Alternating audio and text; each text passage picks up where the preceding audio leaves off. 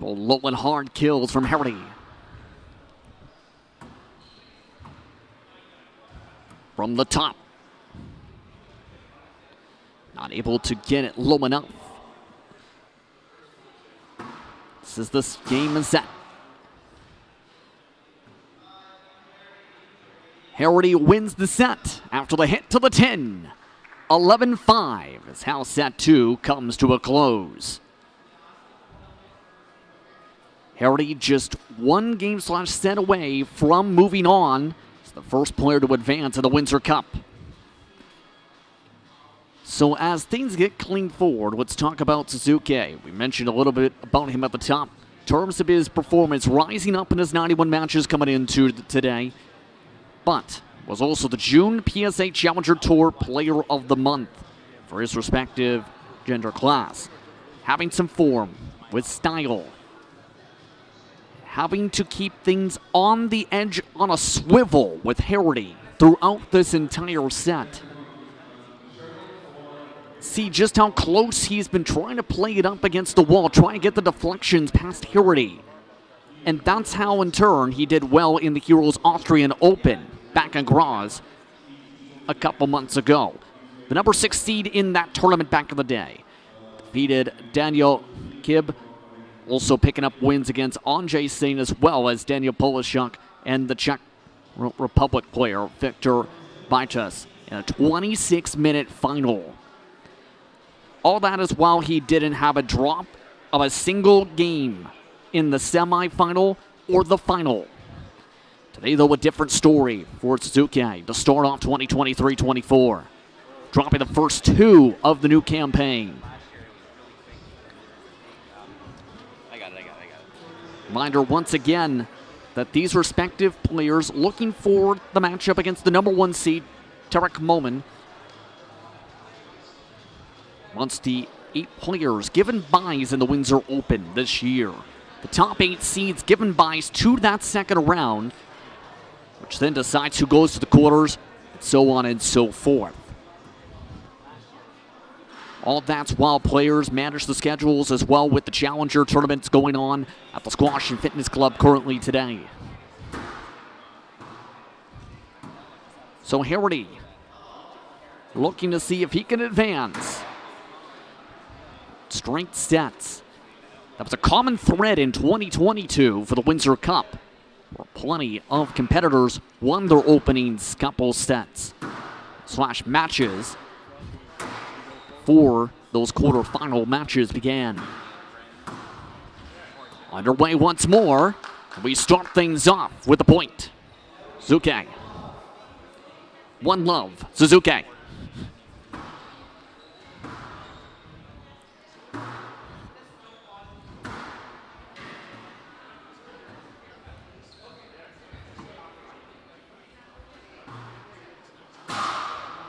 That one hits the tin, and Suzuki with the momentum, 2 love.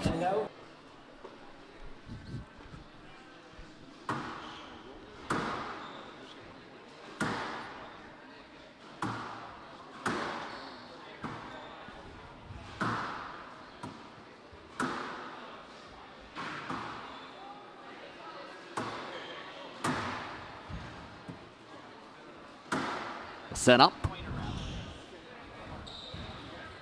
And there's the low drop again. Harrity. 1 serving 2.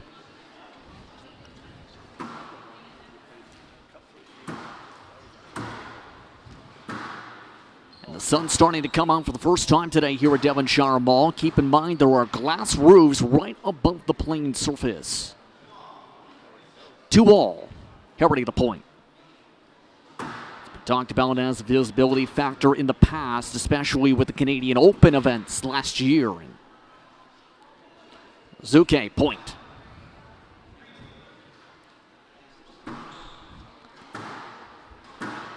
See how bright it is just around the edges of the glass. Suzuki, Harrity. Bounces up. And that hits the tin again. Harrity a couple times this set off the tin. Suzuki point. Look at some of the fans watching along in the stands today.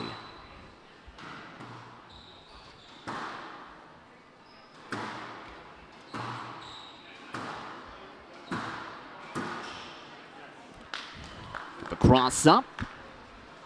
It's like term let 5, serving 2.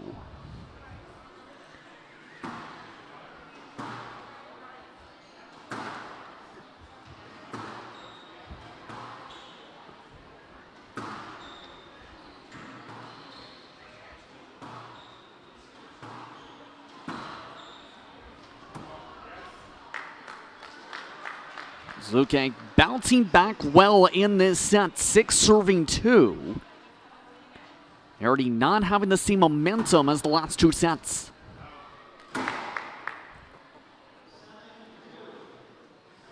Quickly called for 7-2.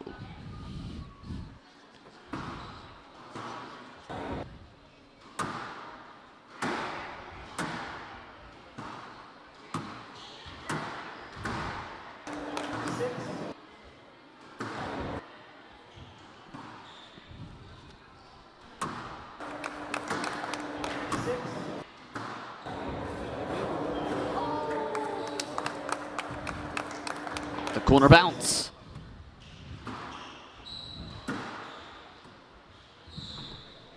Oh!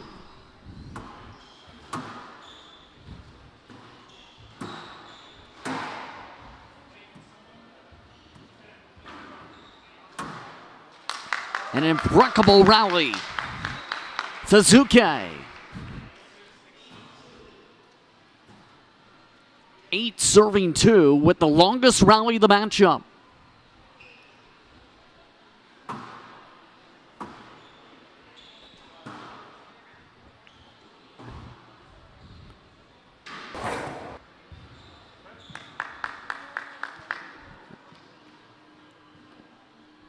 Their low call, 9 serving 2. Suzuki looking for his first set victory on the World Tour.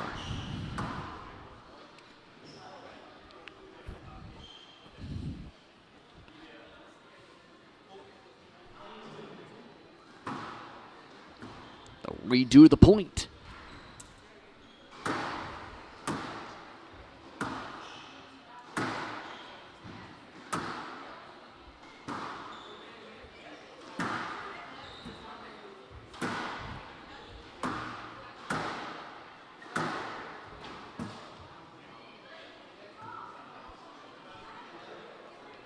As the sun continues to get brighter and brighter, Harrity scoring the point.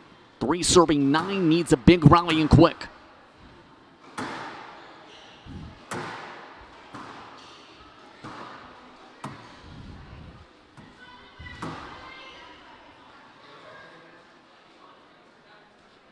Some confusion if it's let or no let.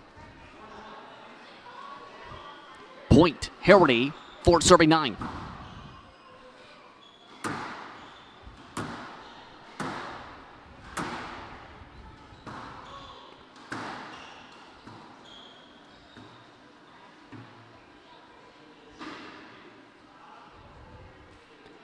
And Harrity's coming and quick. Another point set up in the corner. That was where Harrity scored a majority of his last set.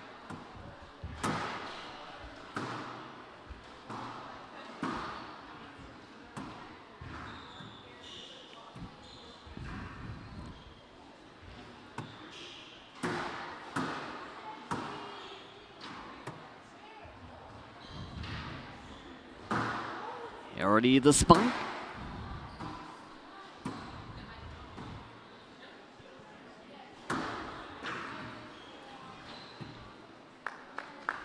A little bit tight on the sequence. Just like that. Suzuki.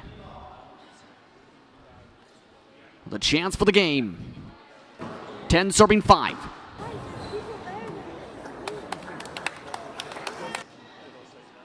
And make it 6 serving 10. Harrity needs a long rally to close it.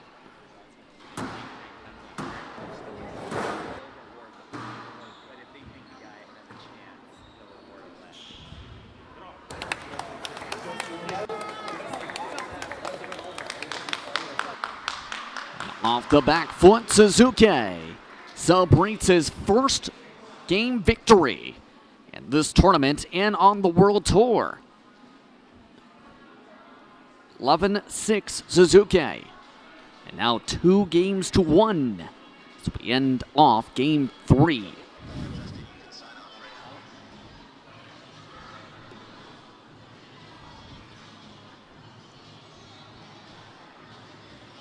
Getting set for set number 4. See how things break down. Be back in just a moment.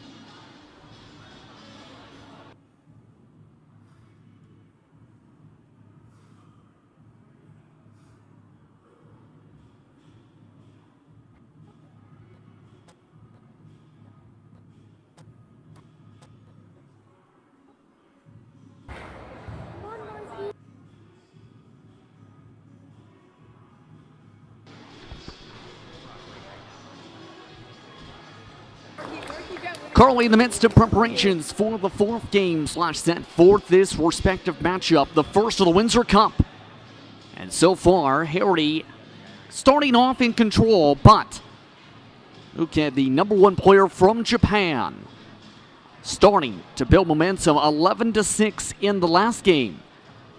Still needs to close up in the next game to be able to have a shot to force a 5th. All this with the chance to take on the number 1 seed in the tournament, Moment, who in turn is also looking for their first win on a big stage in terms of the whole event since 2020. Just about set to get back underway here from Devonshire Mall. Again, today's action produced live by We Digital. Glad to have you with us from the heart of Windsor's largest shopping mall. More than 160 stores inside Devonshire Mall currently. Just a few years ago renovated with a new food court as well as modern amenities. This actually the former food court inside Devonshire Mall. And still bustling with fellow shoppers alike watching along to see if they can find out more about Squash Canada and squash in general. All set for the 4th game. Suzuki, the opening serve.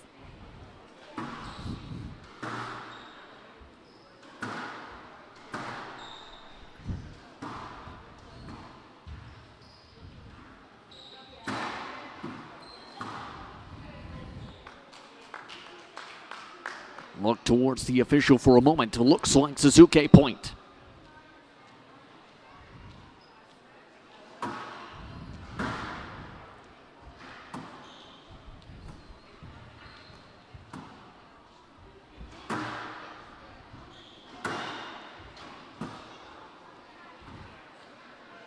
Trying to go a little bit more powerful there. Harrity now takes serve.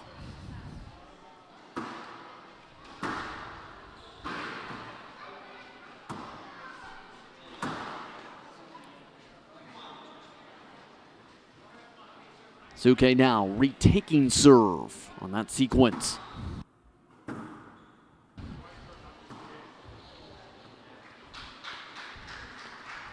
Again, getting crossed up. Suzuki again continuing the rally. 2 straight points.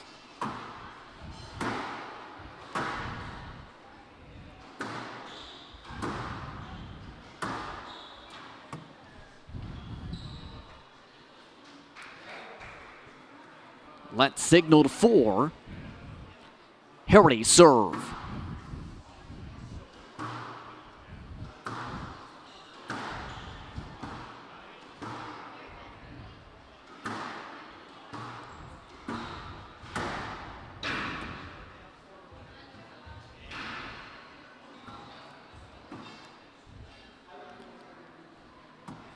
Signaled out just on the back wall bounce you've seen from the corner camera. 4-2. Suzuki for the serve.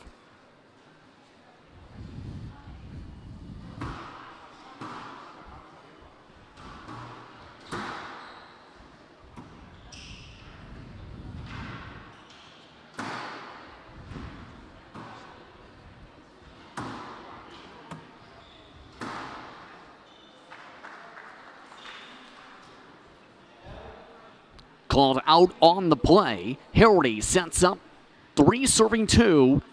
Looking to try and clinch the match here. The set.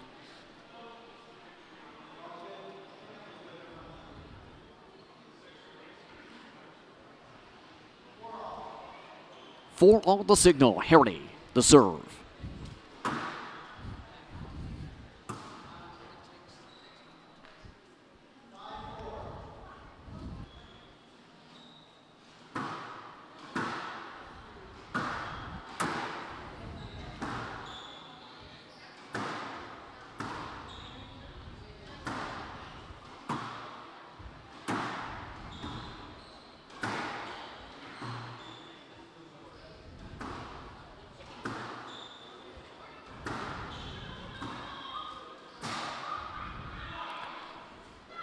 Bouncing off the 10. 6 serving 4. Harrity trying to keep the tempo high.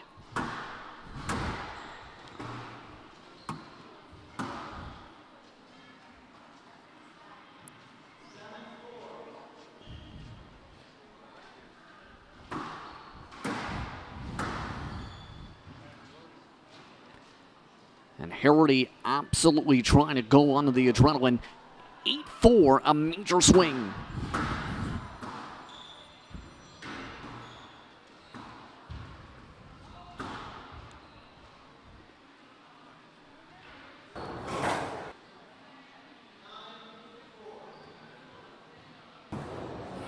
Nine serving 4.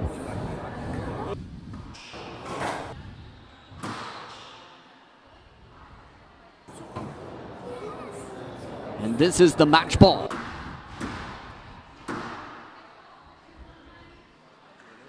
And Suzuki not able to get to it. Harrity swings the momentum quickly and goes from one slow point to saying, let's score them all. Scoring a stretch of 7 straight points in the span of about 3 minutes to close out the match. He'll take on Derek Moment as the first player to the Windsor Cup. Coverage of the Windsor Cup coming up in just a little bit.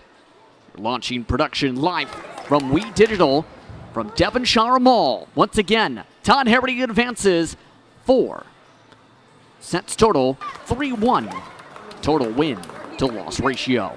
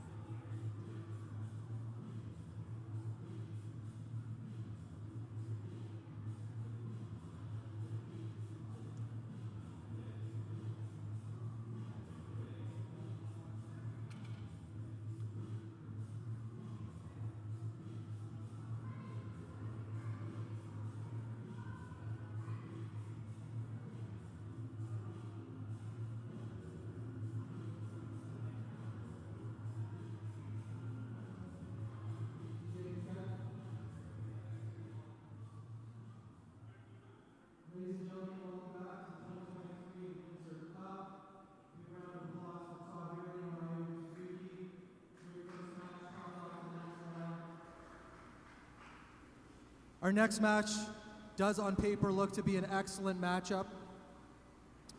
I'm personally looking forward to seeing a couple of these guys play I haven't seen in a long time. First to the court, we will welcome from Colombia, current world number 59. Last month, he was the silver medalist at the Pan Am Championship, upsetting Miguel Rodriguez to make it to the Pan Am Championship. He's got 7 PSA titles, 14 finals. From Colombia, Juan Vargas. His opponent currently at number 48 in the world. He has 9 PSA titles to his name and 15 PSA finals. Welcome to the Canada for, I think, the first time, Rory Stewart. Your referee will be Darren Manley again. Good luck, gents.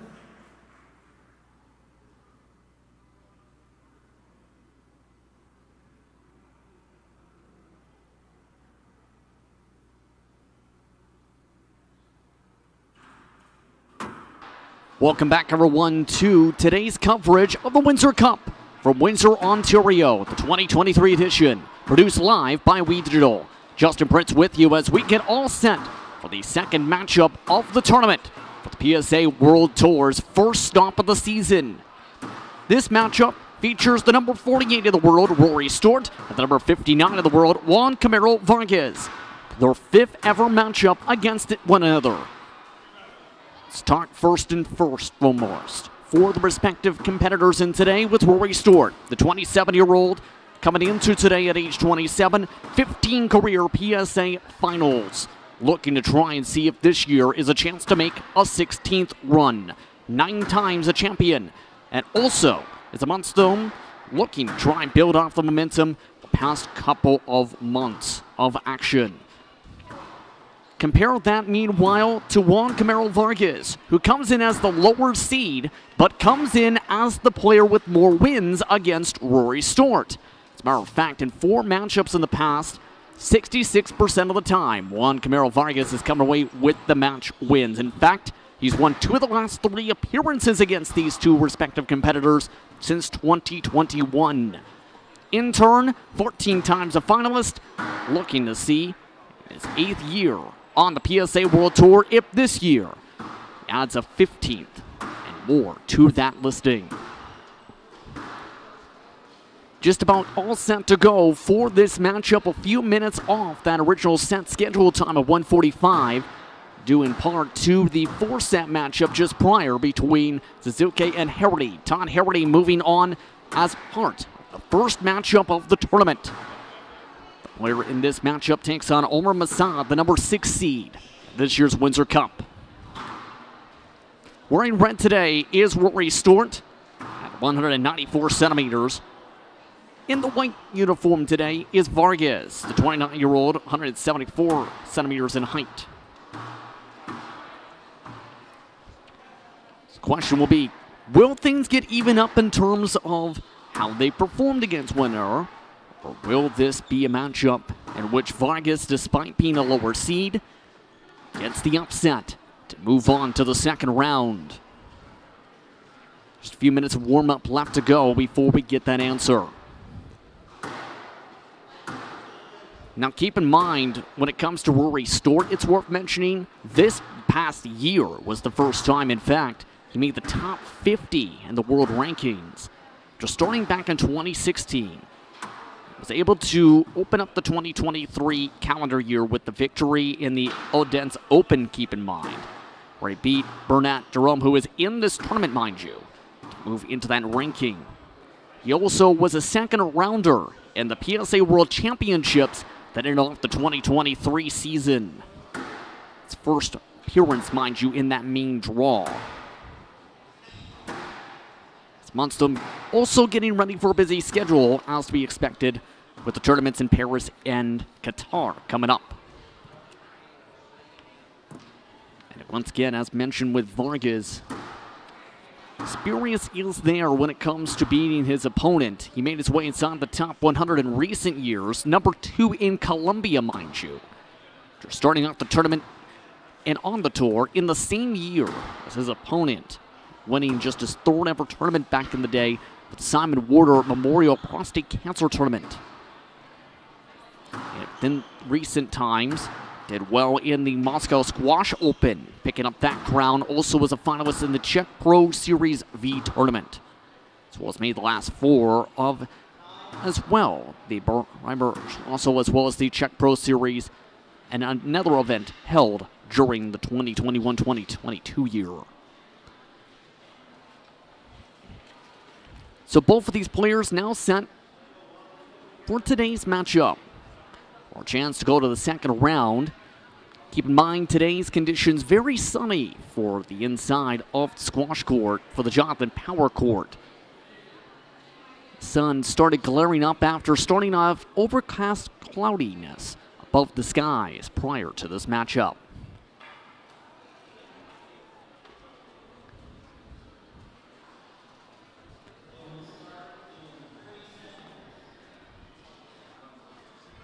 Both players set to go. Rory Stewart, Juan Camilo Vargas, ready to begin game 1.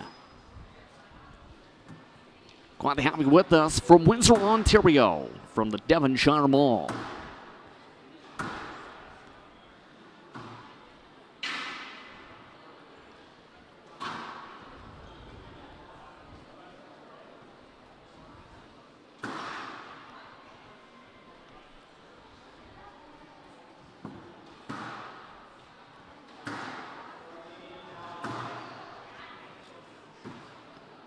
Intriguingly enough, it appears a basket's been brought inside the court area as part of the warm-up period.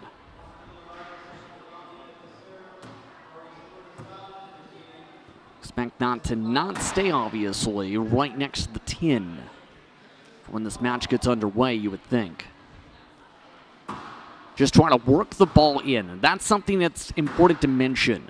When it comes to these respective tourneys, you have to make sure that ball is rubbered in, so to speak. Make sure it's ready for the hits against the wall. Played up by Vargas. And all of a sudden, we're underway, and there is a basket in front of the tin.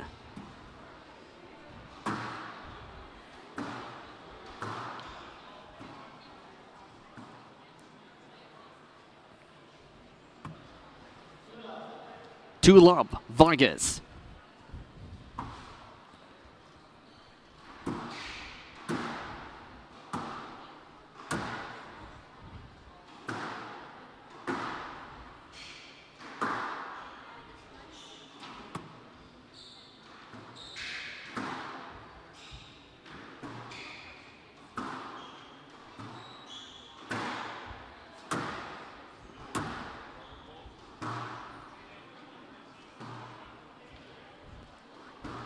Slow tempo, both on the other side.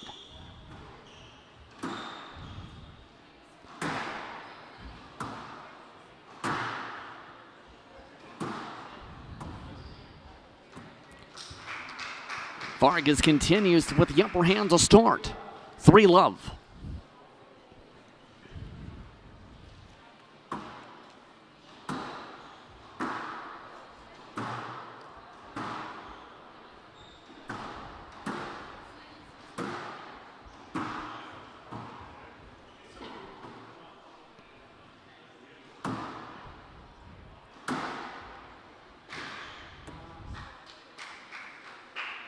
Off the tin.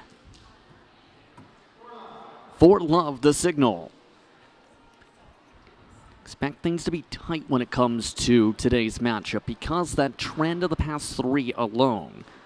Vargas won in 3 sets, then 4 sets Stewart, then 5 sets Vargas. So the more they compete against when they're at different tournaments, the more longer the matchups seem to get in terms of battling for points.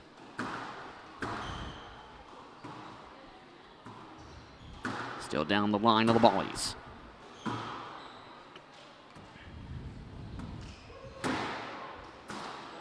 Off the tin again, Vargas. 5-love.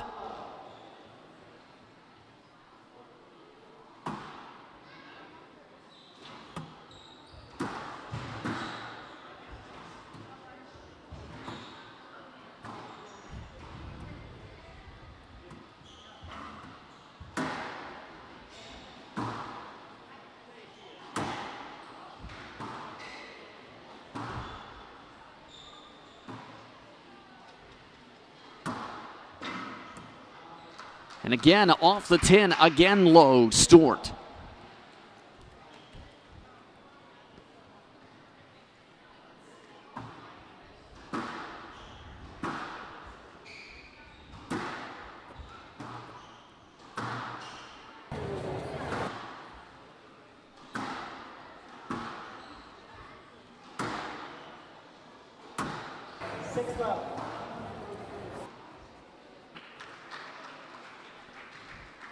Tin coming in as the prominent portion of today's play. Again, out of touch. Again, 7-0.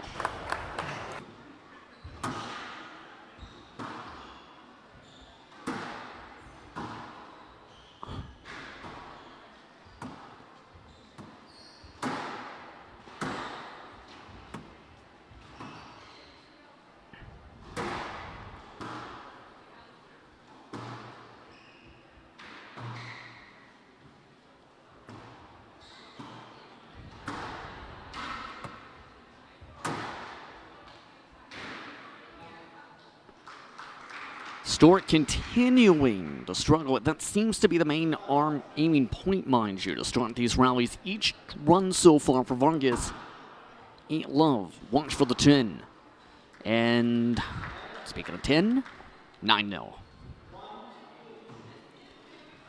Check that, 1-8. 1 serving 8. Stewart.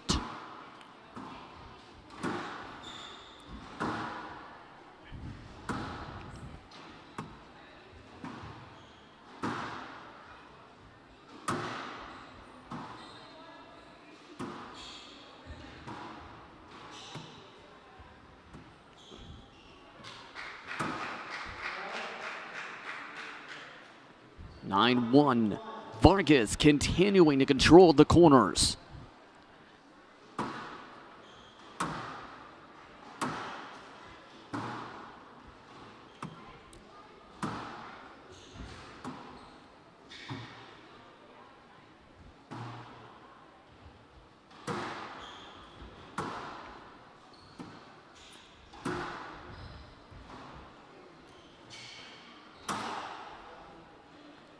And a rare mistake.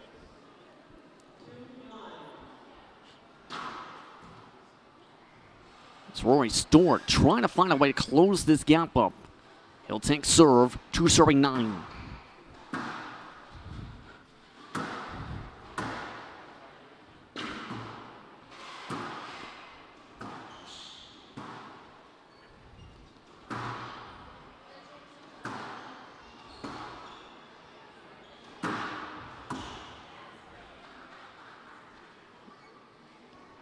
Once again, into the 10, Stewart, 3-9.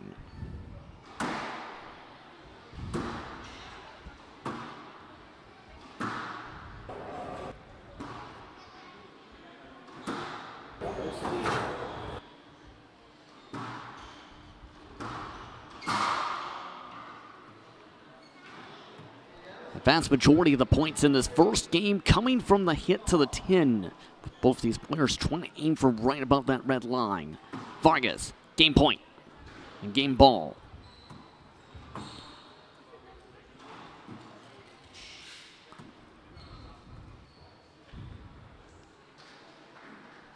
Bounce in the corner. Give it to Stewart. Still game ball.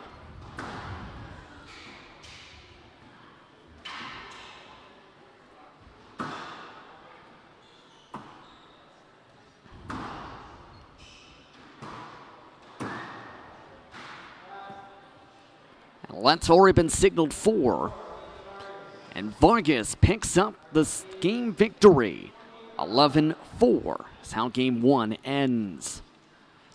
So for Vargas, it's his second time winning game 1 in the matchups between these two. And he's won 3 of the past 4 game 1s. I'll get the chance to get a breather. Let's take a look. Some replay sequences here. This was in the midst of the corner shuffle. You can see just how low the plays are getting to just get to the edge of that 10, just above it, in fact. But so far, Farkas has tried to control that respective tempo.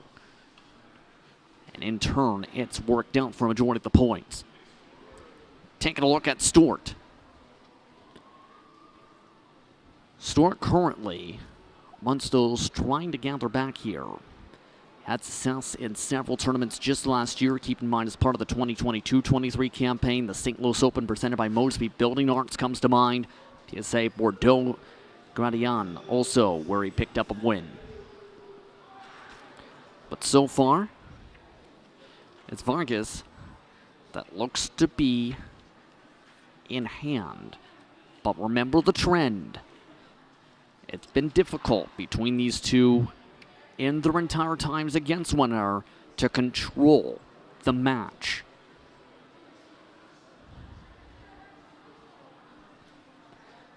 The last two times against one another, it was Rory Stewart who did pick up Game 2 victory.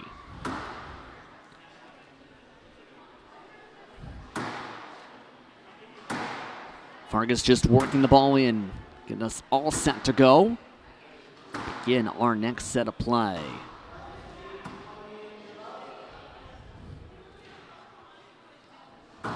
Vargas. All set for the serve. We're underway, game 2.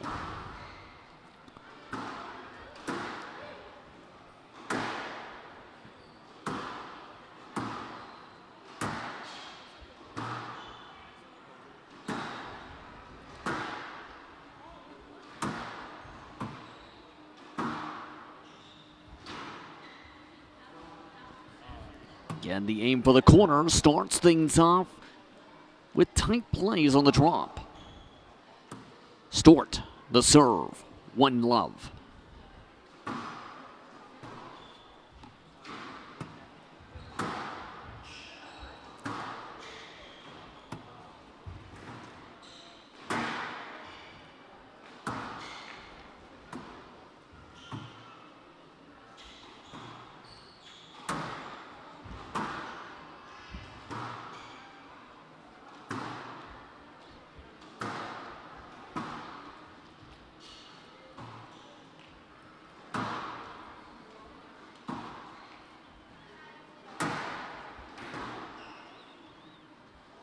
Lots of use of boost in this point.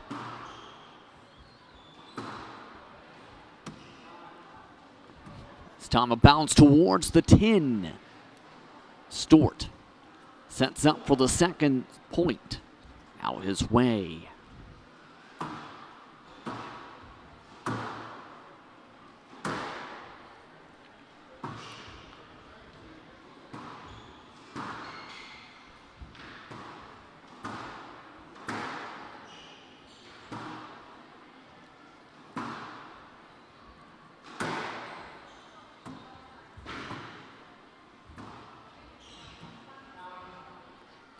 Once again, out signal for majority of the points, vast majority in fact.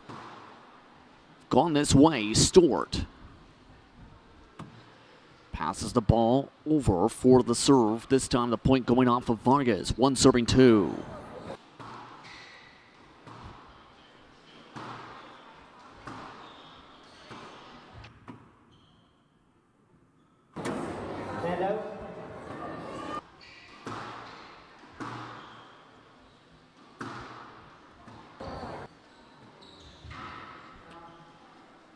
Stewart again on the low play. 3 serving 1 as a result of the drop. Drop shots, of course, known as being soft off the front to the floor in that front corner. It's been a specialty for both of these players this match so far.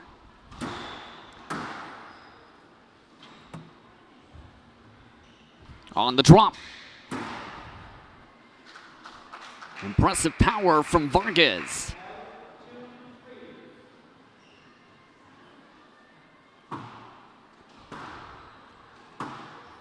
New 3, the signal from the referee.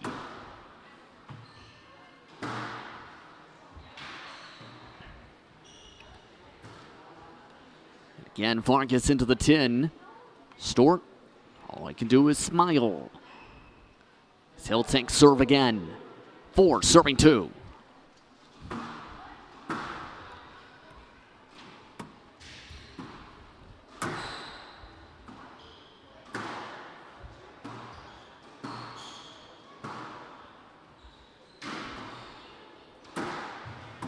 Watching the position. Switching back and forth left to right.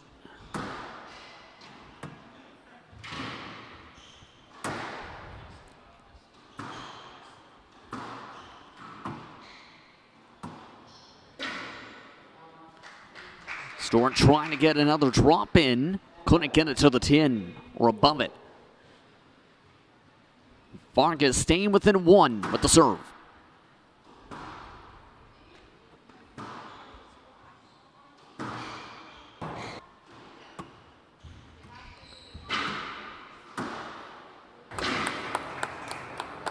Good athleticism, just can't get to the corner. And Stewart continues to maintain a 2-point cushion.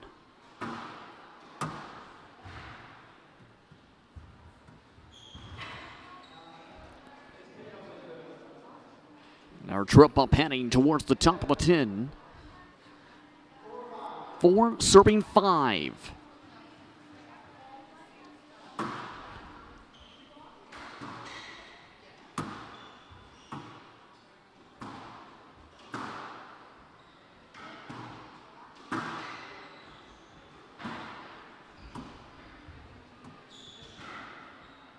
On a let situation. Contact. Point given to Stewart. He retakes serve and retakes the momentum as a result of the crisscross.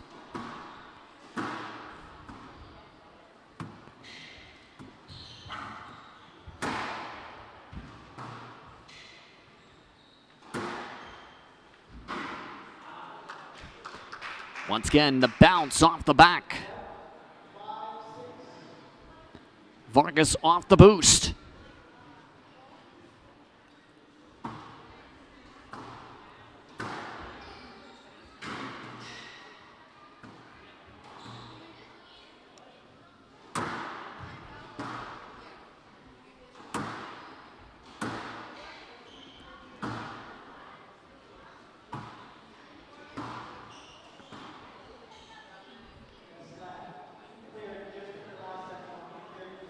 Point signaled for Vargas, and all of a sudden it's 6-6.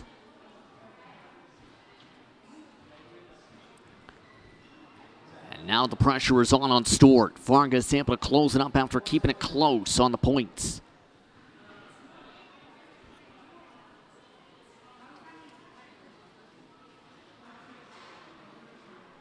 It looks like there is an issue inside the court. They're signaling towards some of the glass.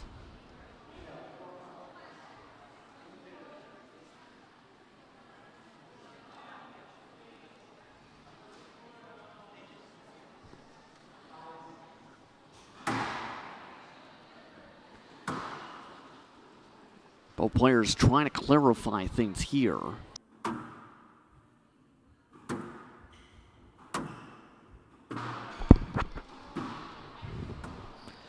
Back underway after the discussion.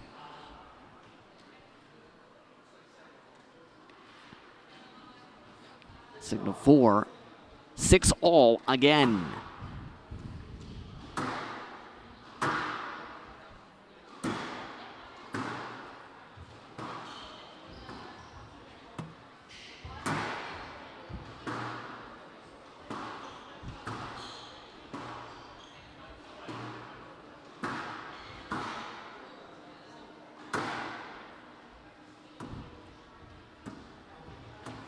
The top of the tin once again, Vargas, and give it back to Stewart. 7 serving 6.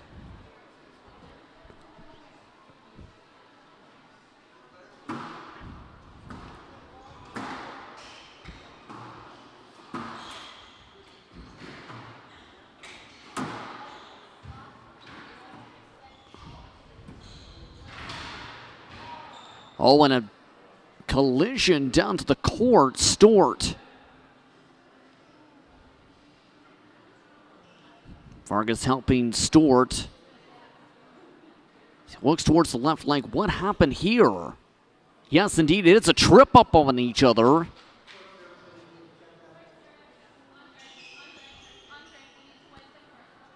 Vargas and Stewart having their ankles getting caught up as well as the heels. Looks like they'll call for a cleanup on the court.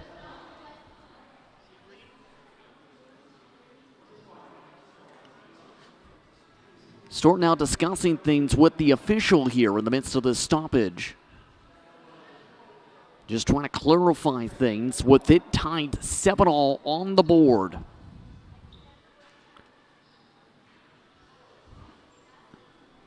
It's to the point where both the players now starting to get involved in pointing to specific spots where they need to get things situated. Again, this is because of this sequence here.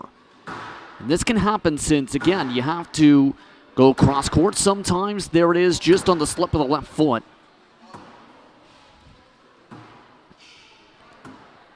Usually, it's let or no let. Once again, if it's a let, it means the point replayed because of interference. If it's a no let, the point stands. In this case, no let, 7-all as a result of that interference.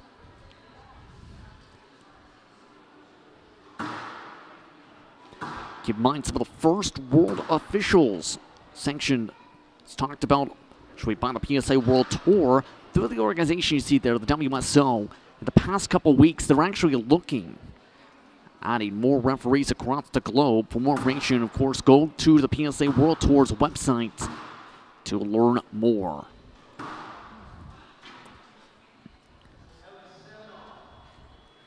Again, 7-all is currently how it is here in Game 2.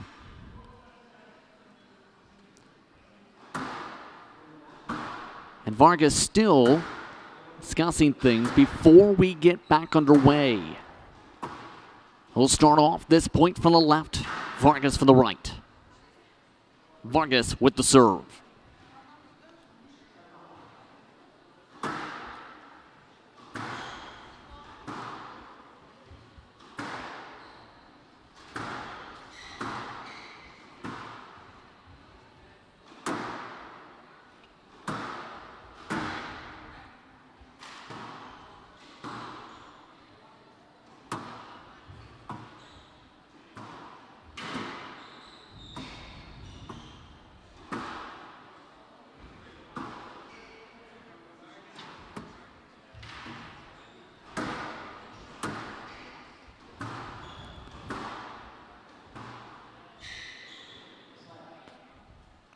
Let's signal 4. We'll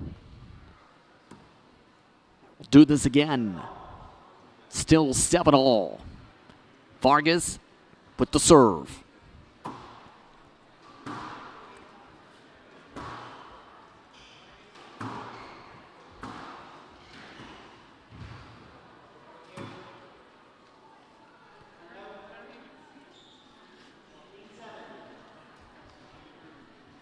Stewart now takes serve 8-7.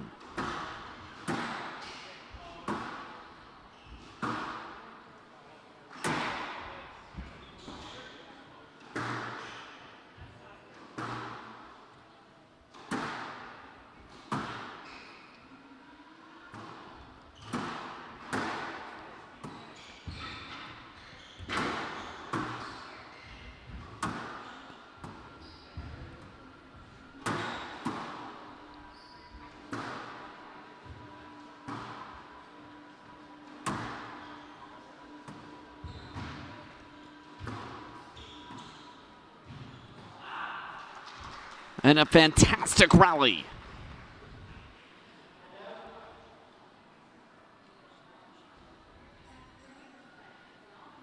Out signaled 8-all. Vargas retakes serve after a magnitude of drop shots. We'll try this again.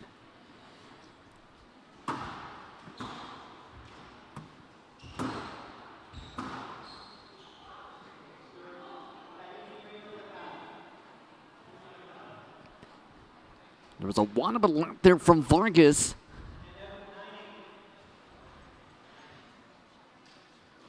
Stewart, point.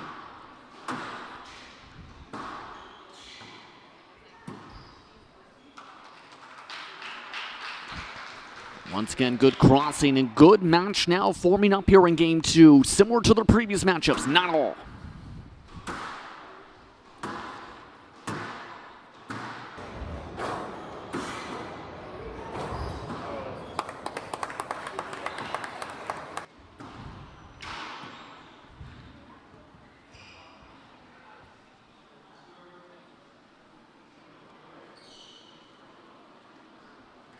And on the board. 10-9 the signal. Stewart, game ball.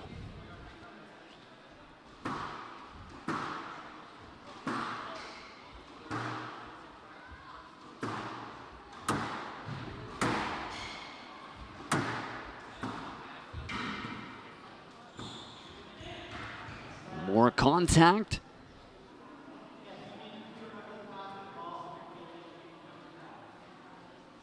Looks like there's a lot of discussion on if this was a let or no let. 10-9, they have said it will be replayed. Let.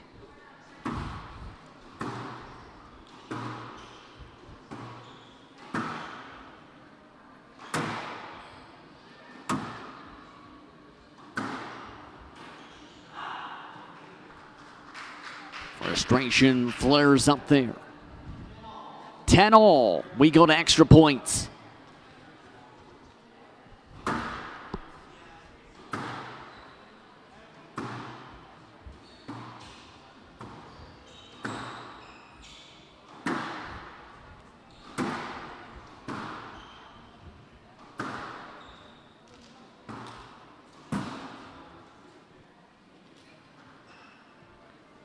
And from the bounce,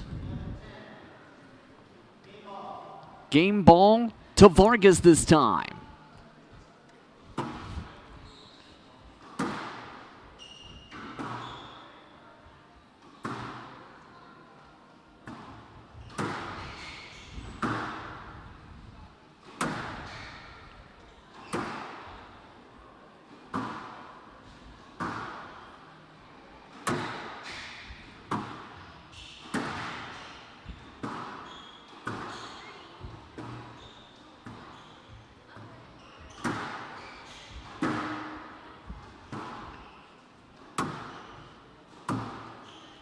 Great crosses. Off the tin for Stewart.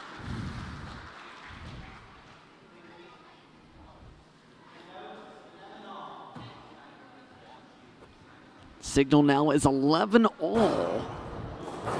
So Vargas. Watch Stewart take serve.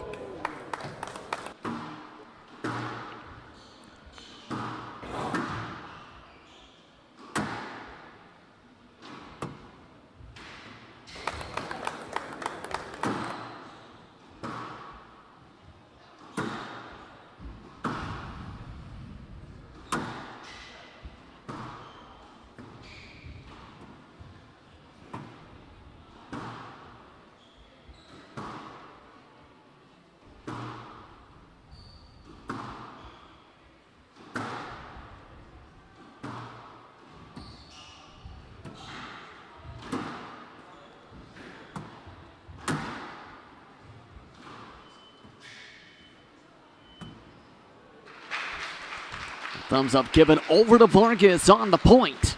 Vargas game ball.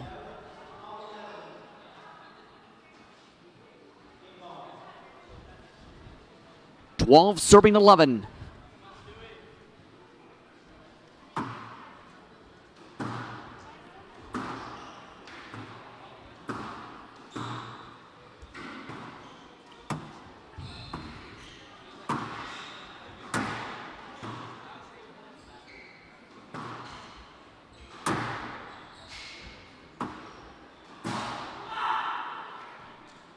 And that does it for game two.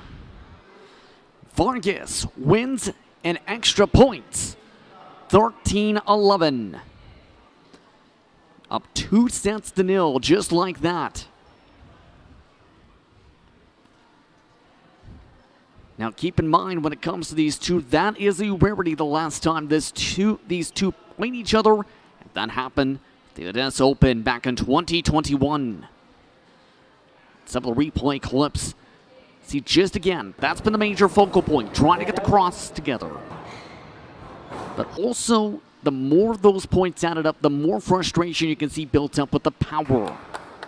Trying to utilize those boosts, but also with kill-like strength. This athleticism big, but also this sequence did change up the flow of that point, that game set. However, it was still Vargas with the athleticism that gets the upper hand in the set. You can see the Scottish player in Stewart discussing things as he gets set for the third game. Number 63 on the road to Egypt. Looking to see if he can claw things back and again go back and forth with the Colombian player. Today's action brought to you in part by Gerald Duffy, Chabon Dental Center, the Windsor Squash and Fitness Club, Devonshire Mall, Advanced Foot and Brace Center, Saz Consulting, as well as Odette School of Business at the University of Windsor, the Windsor Laser Eye Institute and Taylor Clinic. So powered by Scatella, as well as the Squash Canada, Tourism Windsor, Escapili Island, and more. Just about ready for the third game. Juan Camilo Vargas again looking to get the upper hand for another victory over Rory Stewart.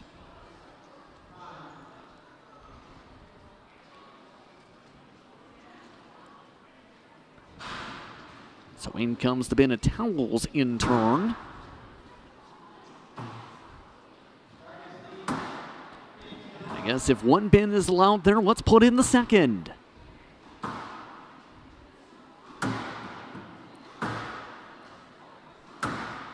Vargas will start from his right, from the left.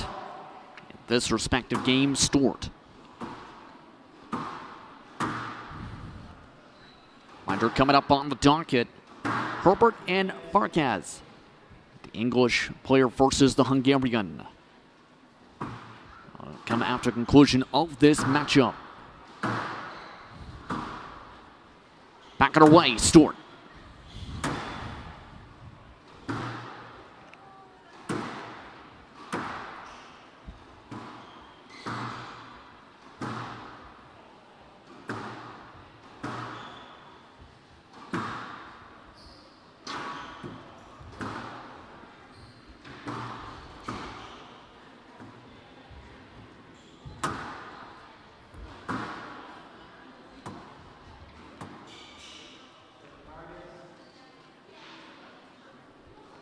And some contact there into the sequence. Stewart gives it over to Vargas.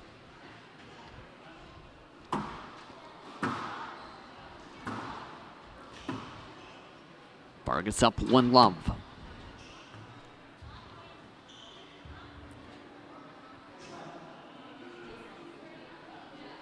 And it appears to be it's let the signal.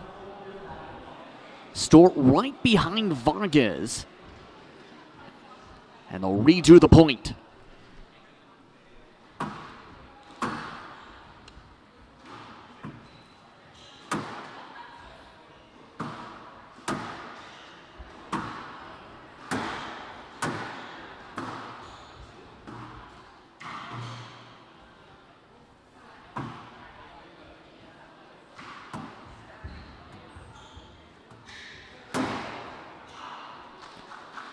Again, the power from the corner.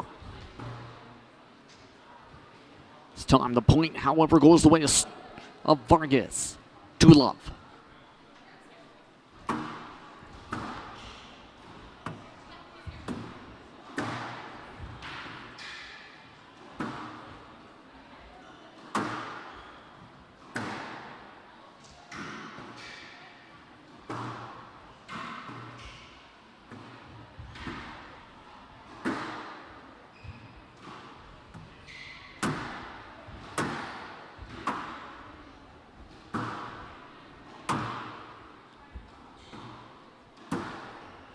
keep things on their toes.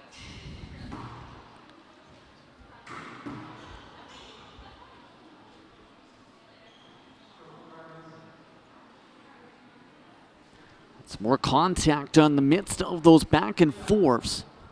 3 left the signal.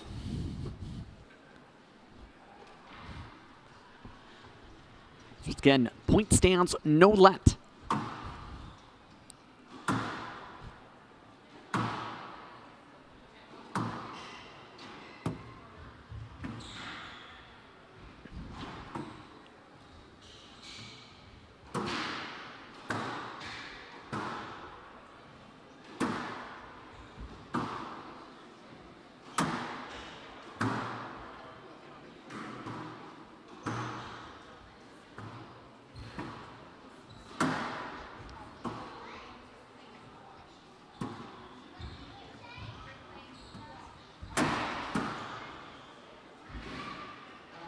Vargas can't get to the corner.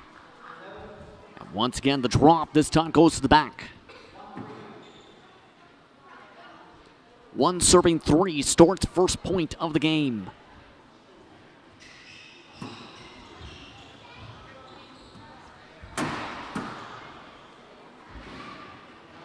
Vargas can't.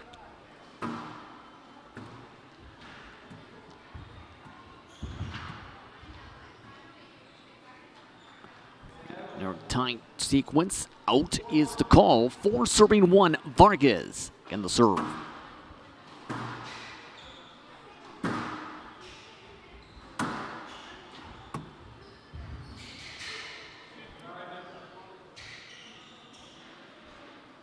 Our whistle. 5-1. Vargas the point again. Lat on the sequence. No lat on the sequence with the contact.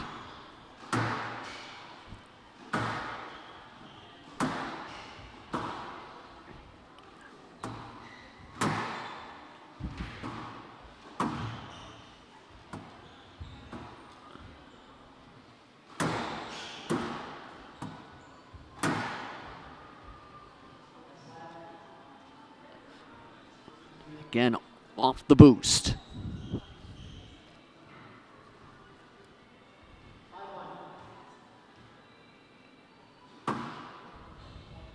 Farkas off the serve. On the replay.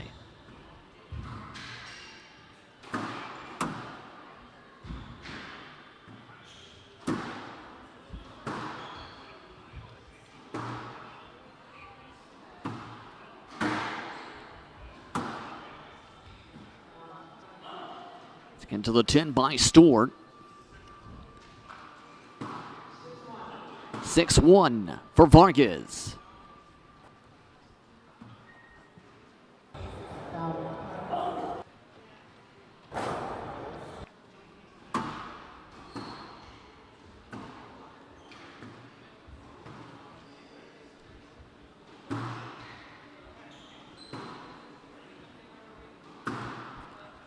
When approaching that top half today of the Jonathan Power Court. Lots being kept to the lower half today. That one does go out above the red line. Stewart with the point. 2 serving 6. Good luck with the glass.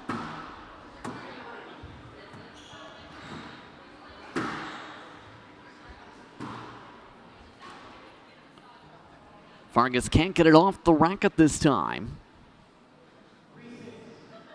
Stewart, for the first time this game, has back-to-back points. Is this the rally once again?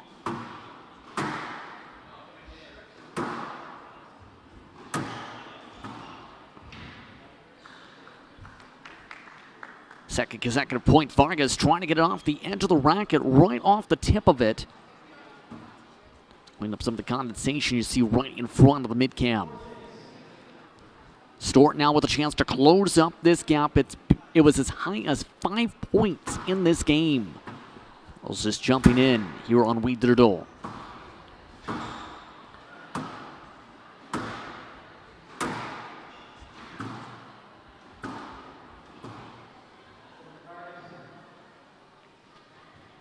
Vargas again the signal. Stewart takes the frustration to the glass. 7 serving 4.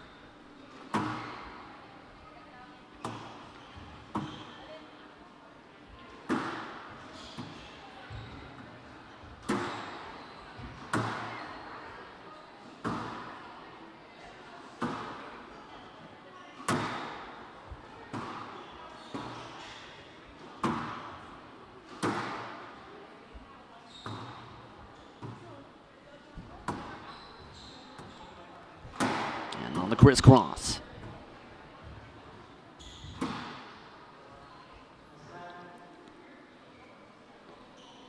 Out signaled 4.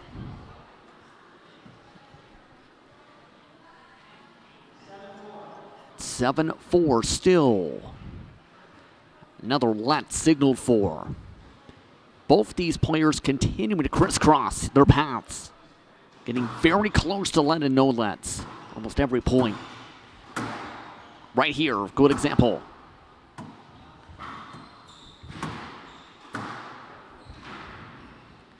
Farkas can't get to the corner. Out is indeed confirmed. And Stewart now has scored a solid stretch for the past 5 points in this game.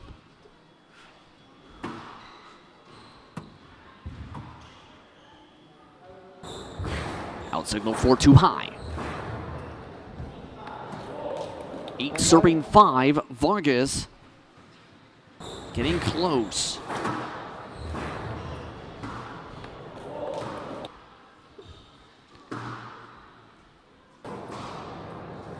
Trying to bounce it along on the straight drive. Instead hits the tin.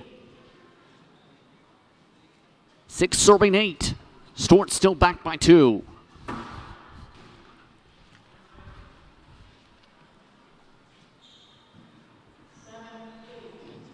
And a quick, solid serve. 7 serving 8.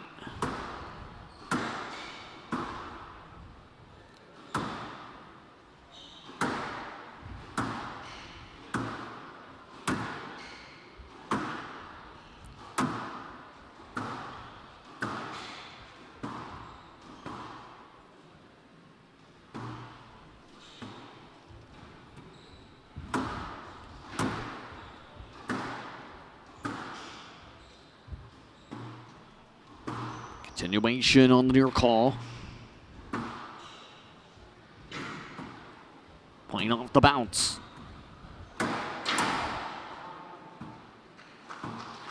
Too hard on the boost.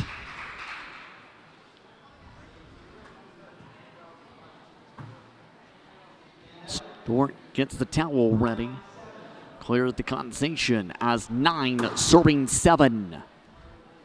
2 points away. Vargas looking for his first straight game victory over Rory Stewart since 2021.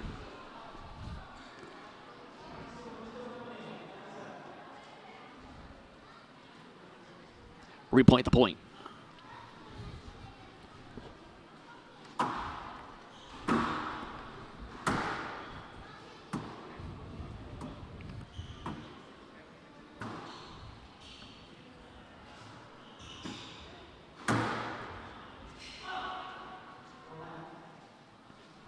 Let signaled 4. As you can see on the board, 10 serving 7. This now the match ball indeed.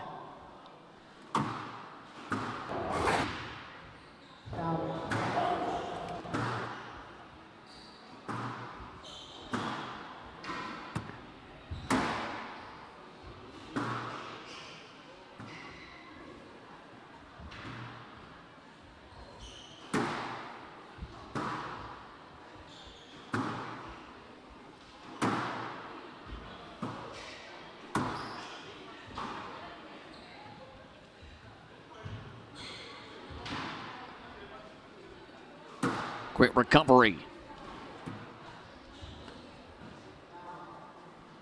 And Vargas pumps his fist in the air. That clinches it. Vargas in straight games.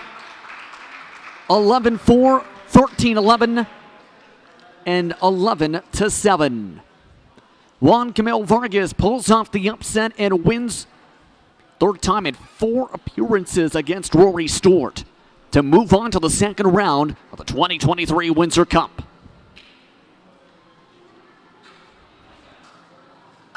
Take a look at a couple of the sequences. A lot of back and forth and corner plays. The drop shot the most utilized, but those tight plays, the big difference throughout the match up today. So as Vargas gets ready for tomorrow's matchup, we get ready for our next one on the schedule. Simon Herbert taking on Balsaz Farkas. An intriguing one to watch, with the latter of the two being one of the players to watch for the 2023-24 season. More coverage coming up. Produced live by We Digital Productions in just a little bit.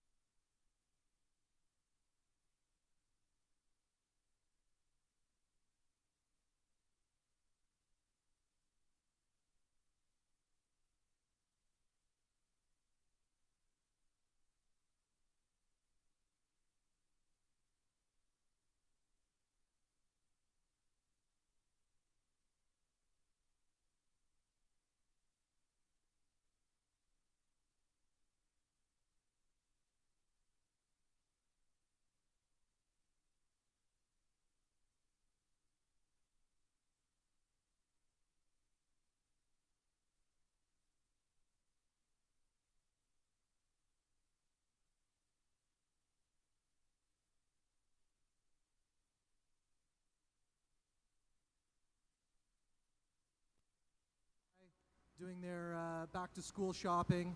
I saw them all stopping and saying, what in the heck is going on in this mall? So really impressive. Our next match looks like a great one. We've got an English-Hungarian matchup just to continue the diversity of the draw. The first player I'll bring onto the court, last year this time was 111 in the world, and since then has rocketed up the PSA World Tour rankings to number 64, which is his highest. He has 4 titles and 7 finals to his name. Please welcome to the court Simon Herbert of England. Come on, you can do better than that. His opponent, welcoming him back to Canada. He put on a great show at the Canadian Open in Calgary last May, was a real fan favorite with the crowd there. He is from Hungary, currently number 51 in the world, peaked at number 47 in the world. He has 10 PSA world titles, 18 finals. From Hungary, Balázs Farkas. Your referee for this afternoon will be Viano from Montreal. Well played. Good luck, gentlemen.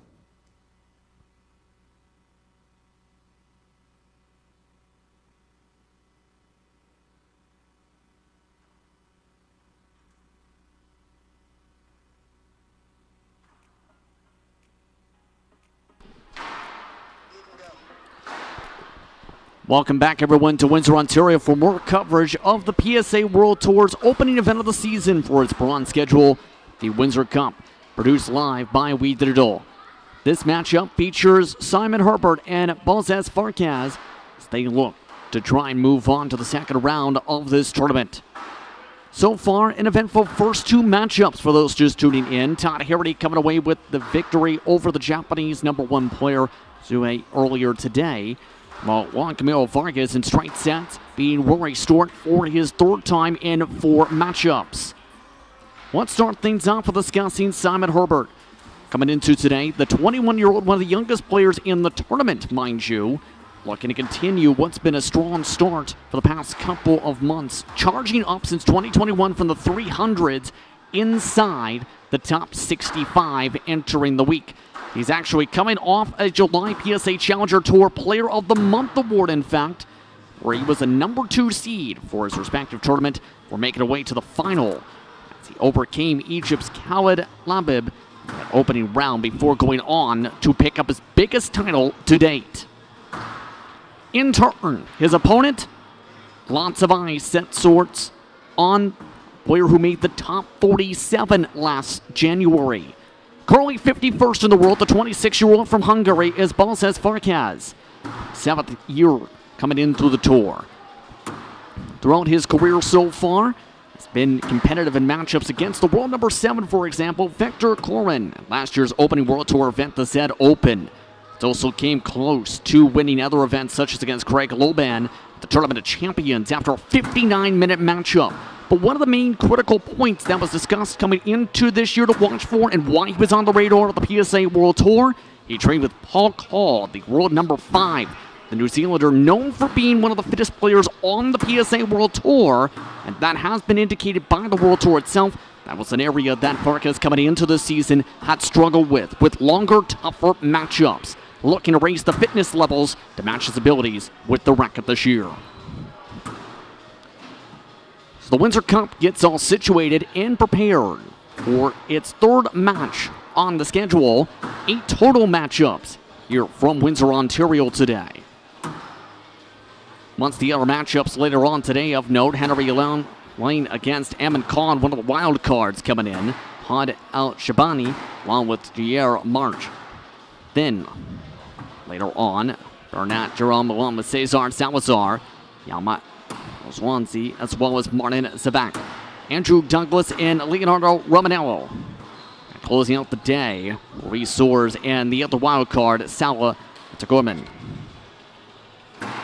Warm-ups now taking place for the next few minutes as both of these players get ready to go. Now, both of these players of note will be wearing similar jersey colors today, both black shirts. The orange hair is Herbert. The blonde hair is Farkas. Take a look at some of the fellow organizers and fellow athletes. Watch along from the side. So far, different mixtures of play so far amongst some of the rallies. It's talked about a lot of shots utilizing the boost, trying to utilize those side and back walls for hitting that front wall. A lot more so the drop. What we'll see today, we'll see. It's two, for the first time, appearing against one another on the world stage.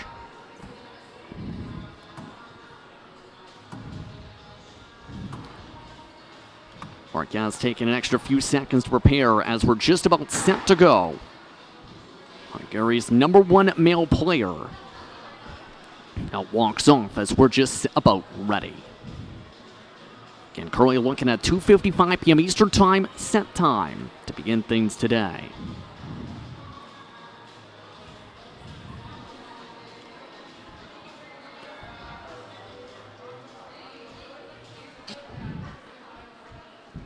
Both players are set. It's Herbert, it's Farkas. It's here from Devonshire Mall in Windsor, Ontario.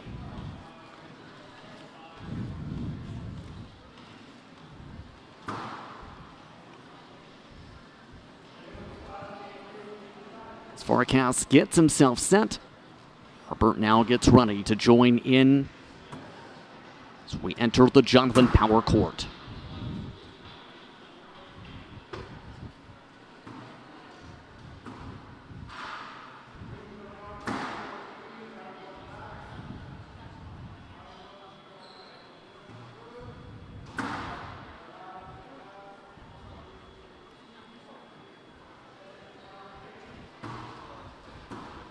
Starting off from the left side, Herbert. Right side, Farkas. See from this angle. Herbert starts off with the serve underway.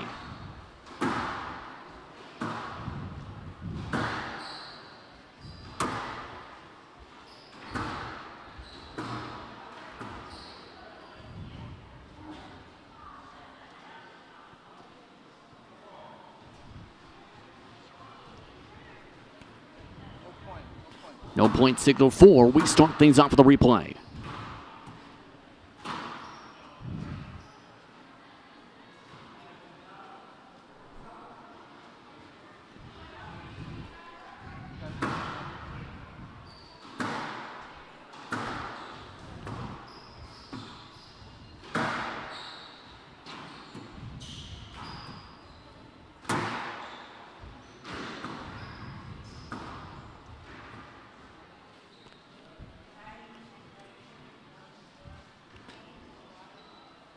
Signal over to Herbert. Keep serve to love.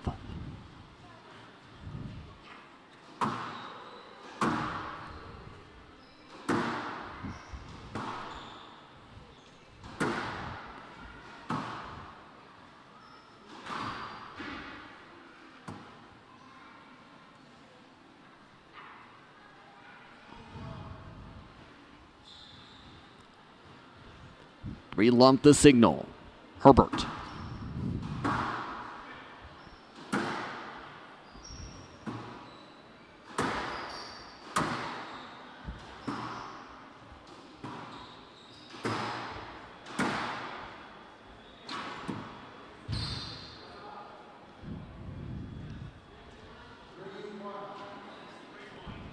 Three-one signaled for Farkas.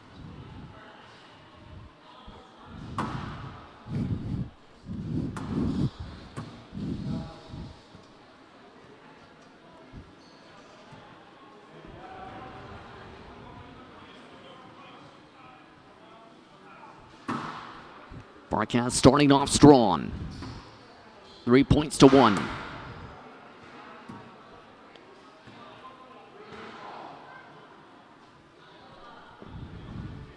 Farkas maintains serve.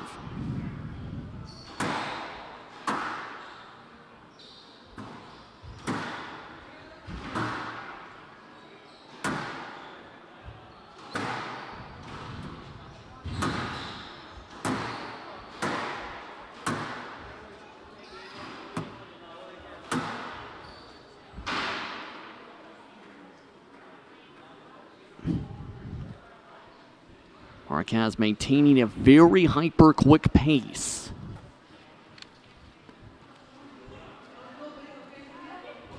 Talked about the power expected to be strong when it comes to Farkas. That's been the mainstay so far in the early going.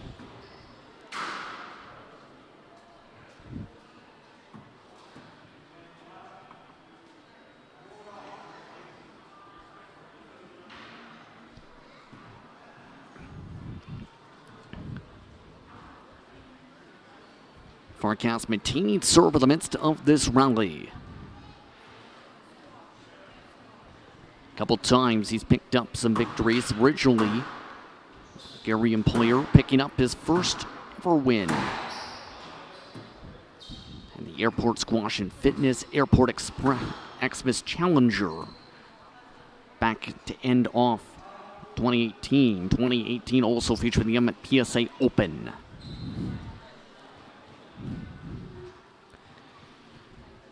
Points continuing to fly quickly. Herbert.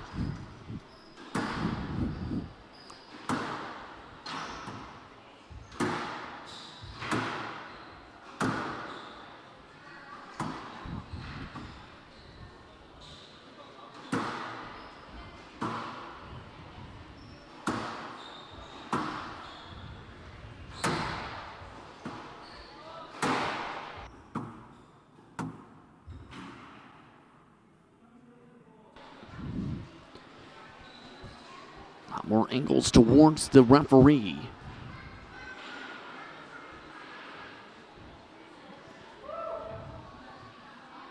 Herbert serve.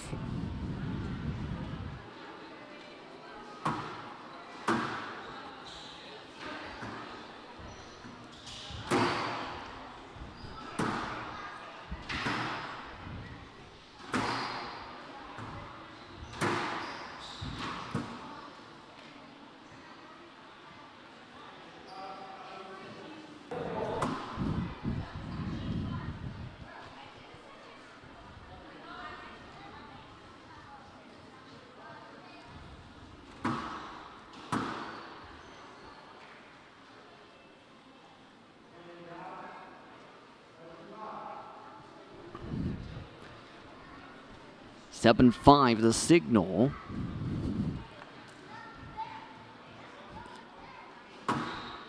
Herbert serve.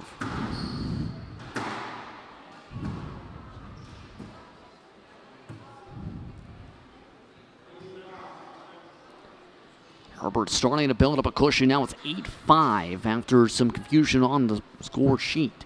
Some of the young fans just seen there watching along. Herbert.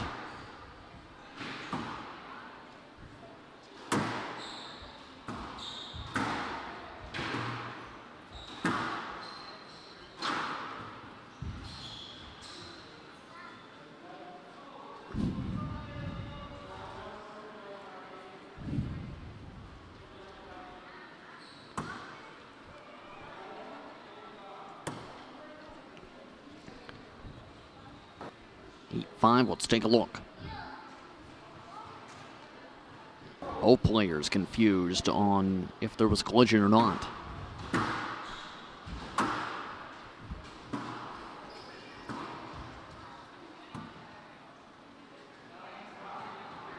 Nine 5 Herbert.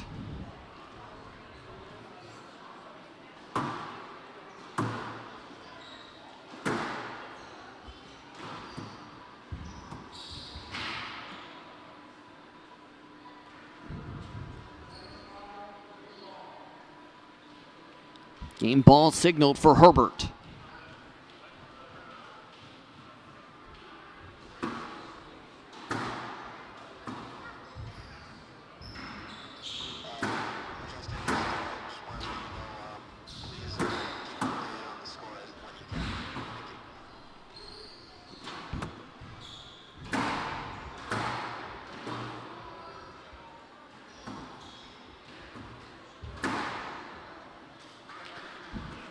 Bounce.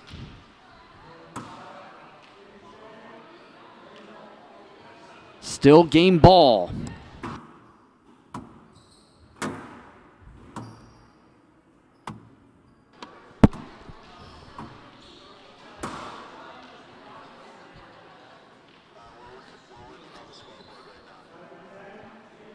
2 straight points picked up by Farkas. 7 serving 10. Still game ball. Herbert.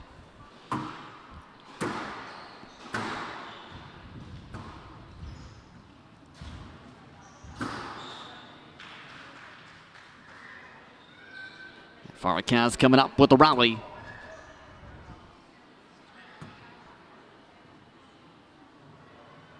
Eight serving 10.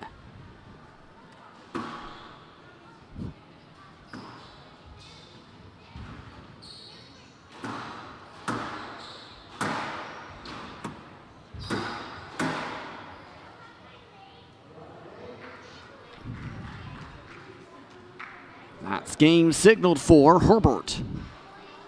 11-8 starts things off in set 1 with the advantage.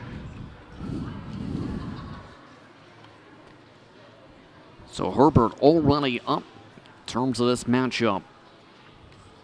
Let's take a look at some of the clips.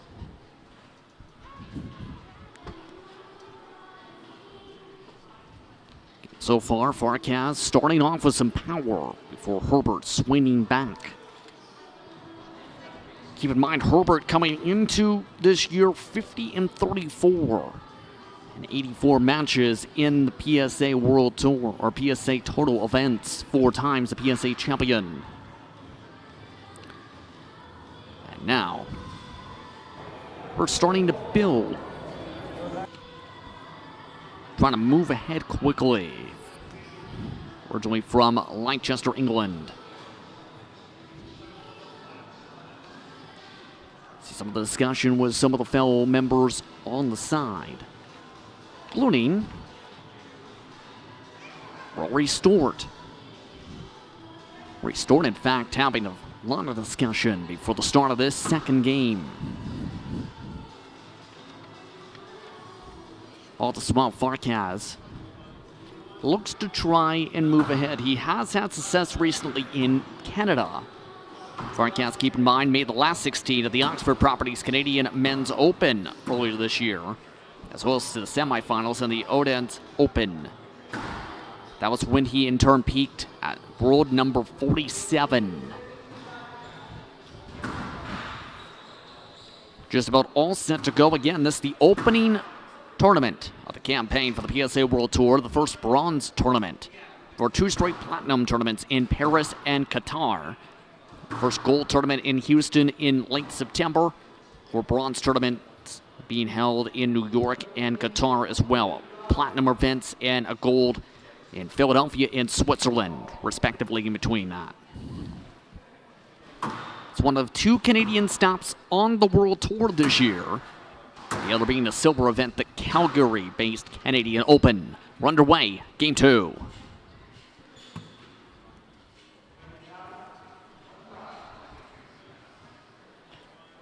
Farkas starts with a point.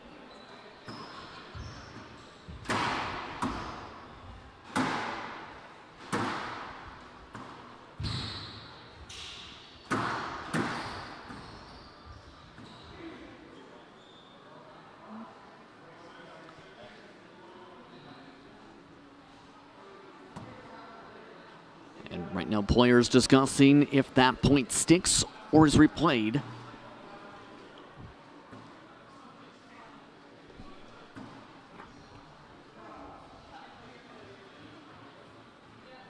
Farkas with the ball.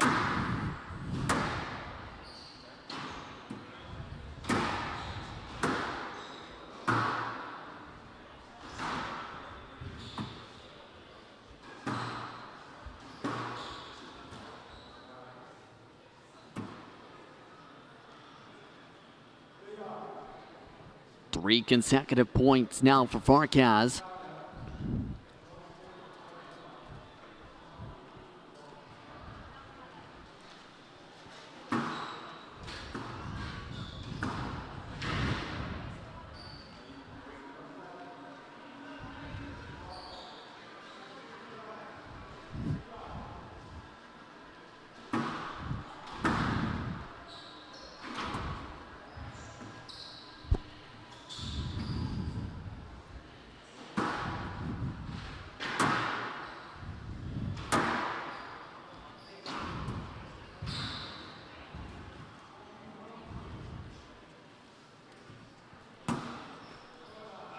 for love, Farkas.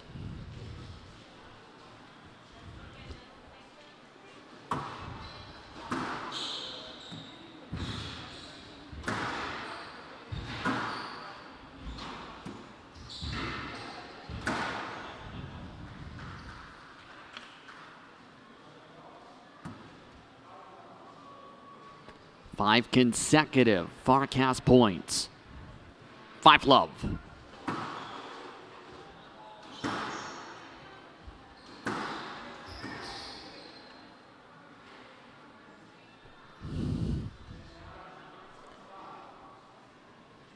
The rally continues on for the Hungarian.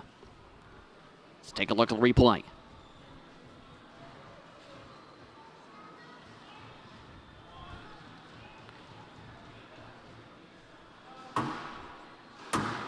Herbert, rather, signal now a point.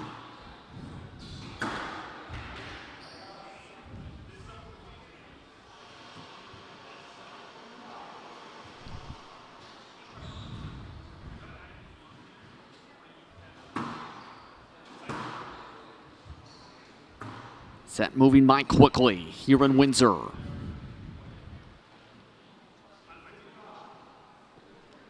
Herbert picks up back-to-back points and now all of a sudden shrinks down the gap. 3 serving 5.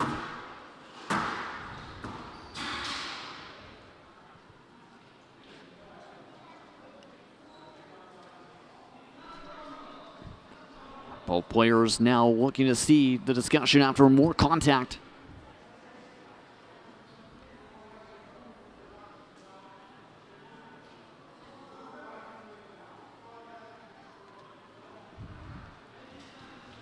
Both players having a lengthy discussion with the official from this.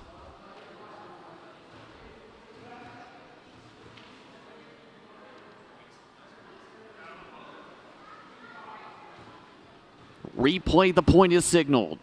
Let.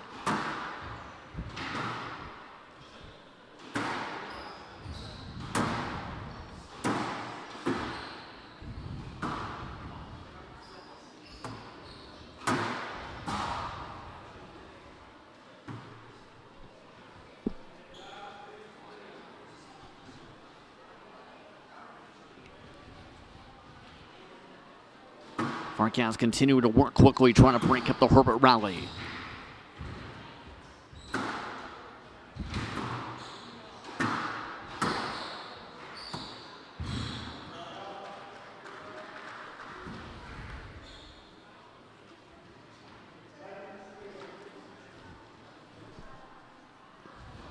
Seven points now for Farkas.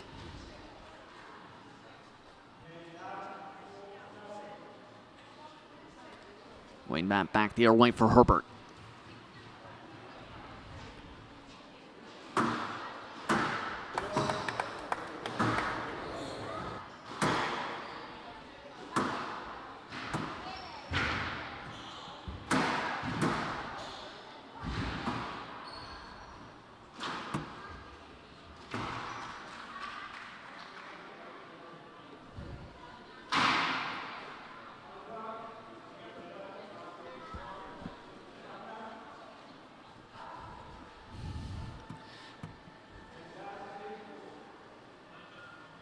Herbert continuing. Try and see if he can get this rally ahead. Contact penalty is now awarded for the smash of the racket.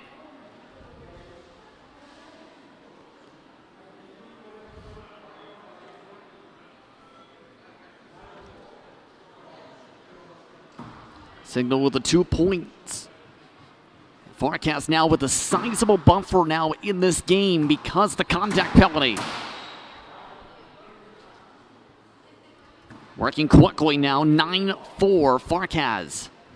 And all the momentum swinging his direction all of a sudden. And a chance to end off the game quickly here. Farkas, game ball. And quickly closed out.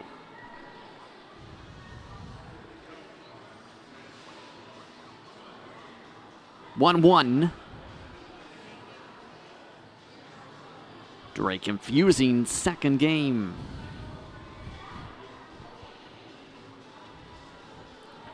Some tempers flaring up.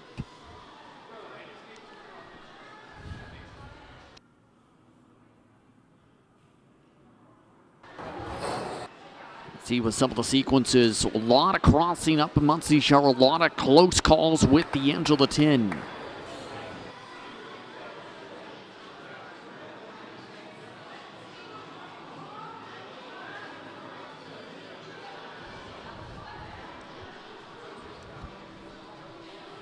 So again, one even when it comes to the games. 11-7 is how things closed for Farkas per official tracking.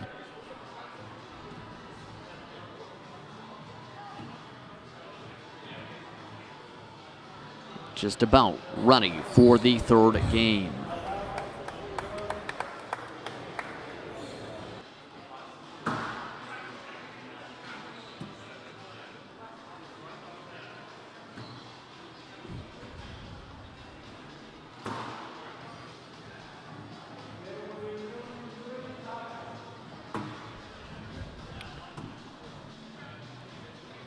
Both players back on in.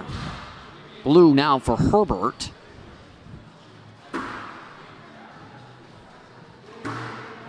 See if he comes swinging in game 3.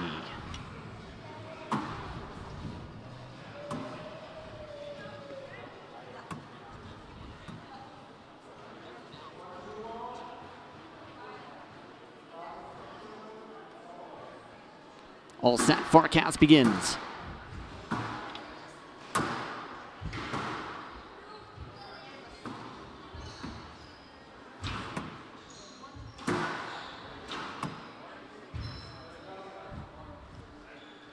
Start off with Herbert's momentum. 1-love.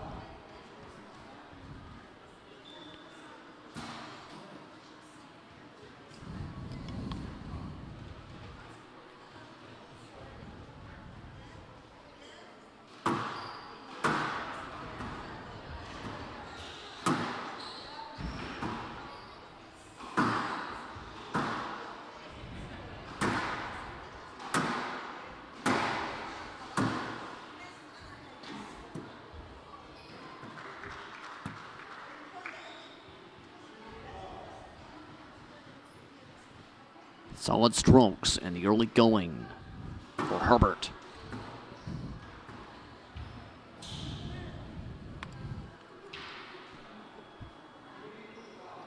Three love the signal.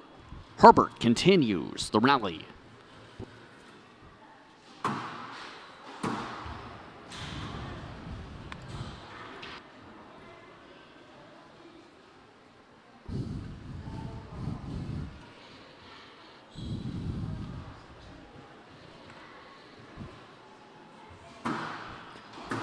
Four consecutive points for Herbert so far to start off in this rally.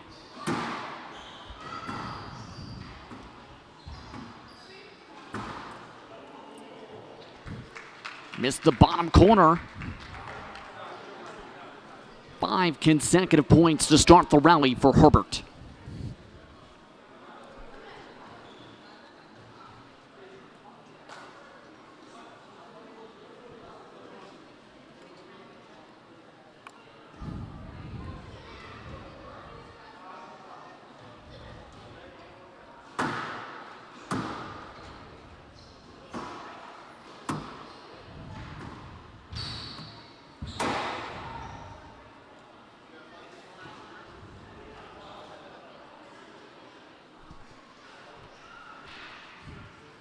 Continuing forward, Herbert 6 consecutive.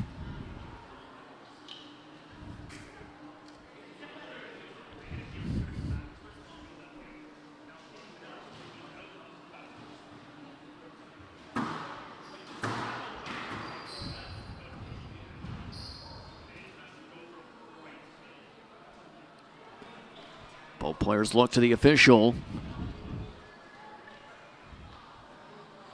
Signaled for a no let, rather for a let.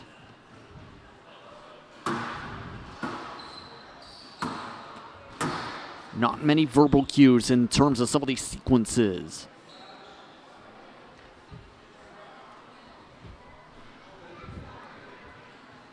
This time Farkas for his first serve.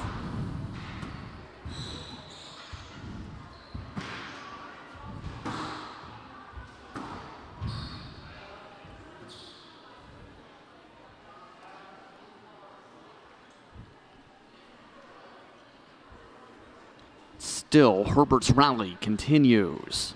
All but 1 point going his direction so far this game.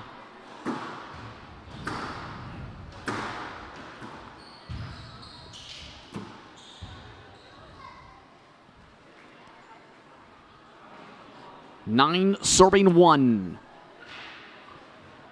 Number 65 in the world with all the momentum.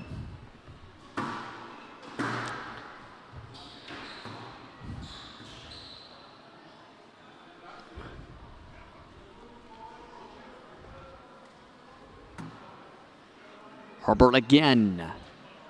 Looking that time to see if there was a let in that sequence. No let. Farkas, point two.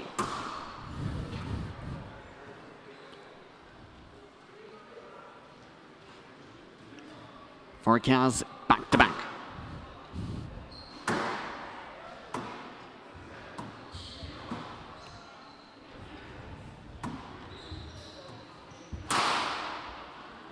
A slam off the tin for Herbert. 4 points now for Farkas in the set. And directly to the tin, Herbert. Now we'll set things up.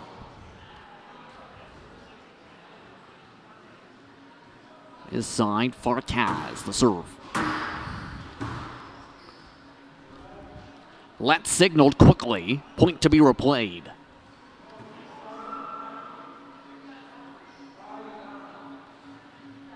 Five serving nine.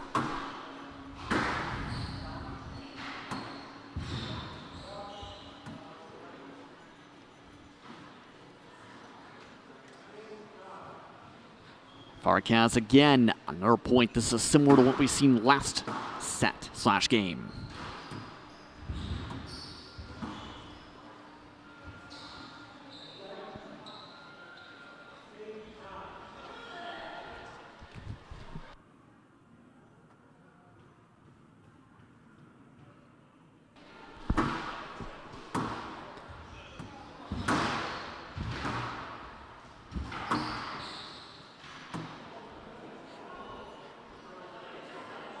More discussions. Herbert stopped the mid-play of the sequence, but he's walking out.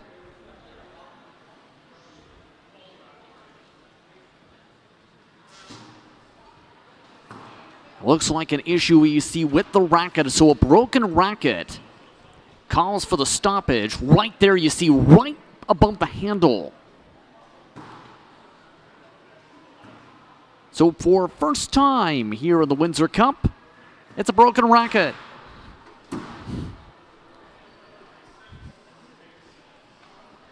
Again, 9-6 still the way the score is laid out. Herbert over Farkas. Herbert give it a few seconds here to get used to the new rack. Farkas still with serve. Now they've given it 7 serving 9.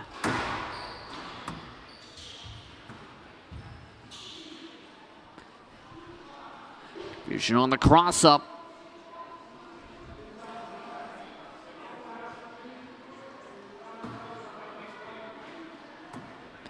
Herbert vocalizing strongly. Remember, there's already been a contact penalty. Farkas still with the serve.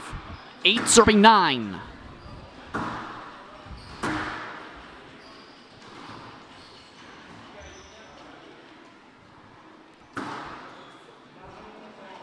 Nine all. Farkas has closed up the gap after looking like Herbert's game. It's gone upside down.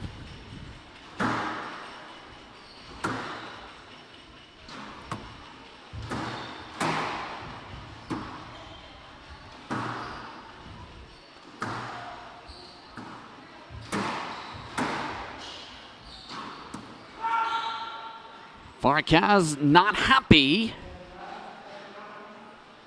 Into the 10-game ball.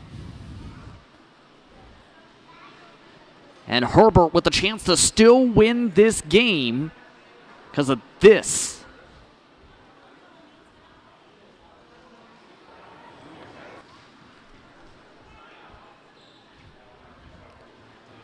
For the game.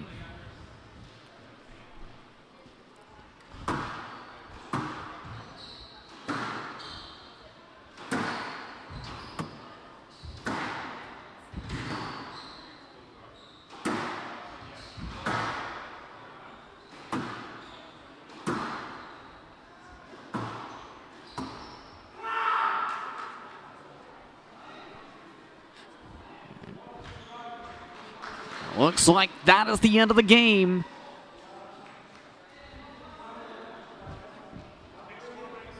Farkas wants that to be a let. Herbert thinks already it's no let. He's already left the court. And indeed confirmed, give it to Herbert for game 2. 11-9, how game 3 ends. See, right there is where Farkas wanted it to be a let and replayed the point.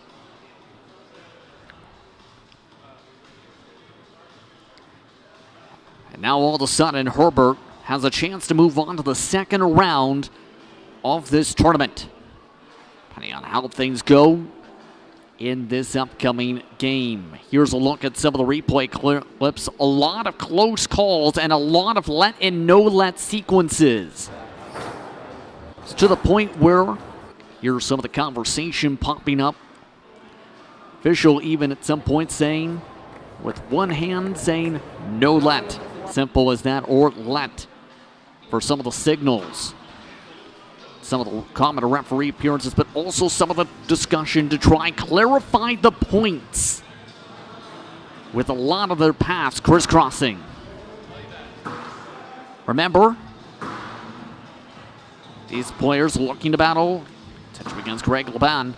See how the seeding plays out. Laban, the 8th seed on the bye. At the conclusion of this matchup, it's an intriguing one. It's the wild card of Amin Khan in his first ever World Tour event against Henry Leon from Hong Kong. Action brought to you in part by Gerald Duffy, Shaban Dental Center, the Windsor Squash Fitness Club, Devonshire Mall, the Events Foot and Brace Center, Eastern Flavors, Sienna Healthcare, Brett Consulting, and much more you see on your screen. And the action brought to you, live produced by We Digital Productions this entire week here from Devonshire Mall. Game 4 of match 3 of the Windsor Cup. And for the third time this matchup, Herbert has changed his shirt. It's a different blue shirt. He starts with serve.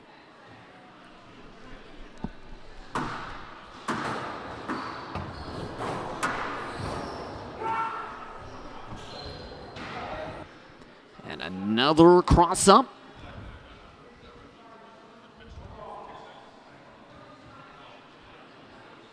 They'll redo the opening serve. Let confirmed.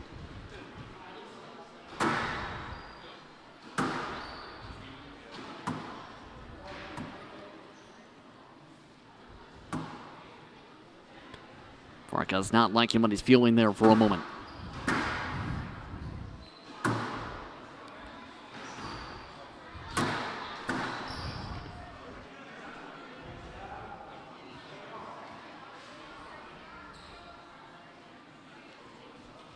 Farkas now watches Herbert take the serve.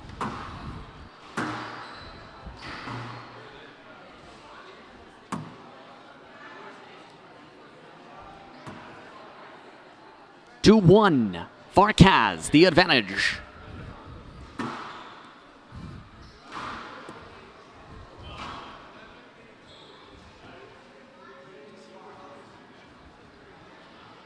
Farkas back-to-back points on the rally.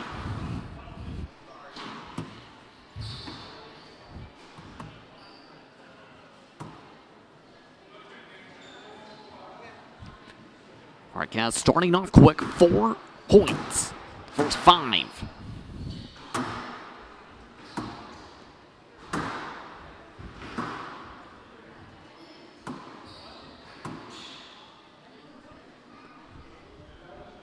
Let called for the second time the game. Redo the point again, crossing paths.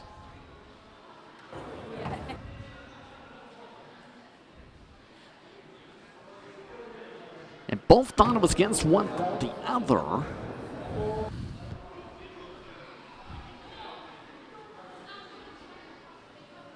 Farkas with the serve.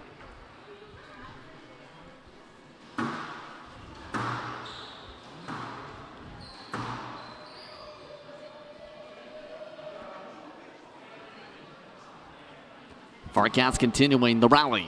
5-1.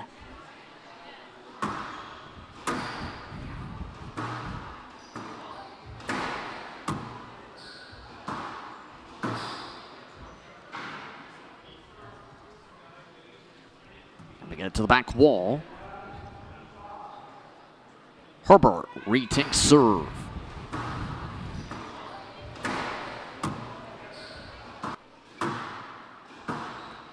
Two points so far for Herbert in this set.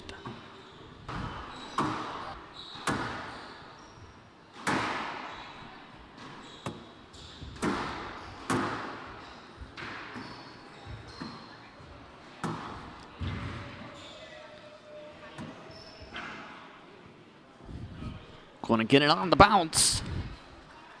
Trying to use the boost off the side. Herbert trails by 2. 3 serving 5.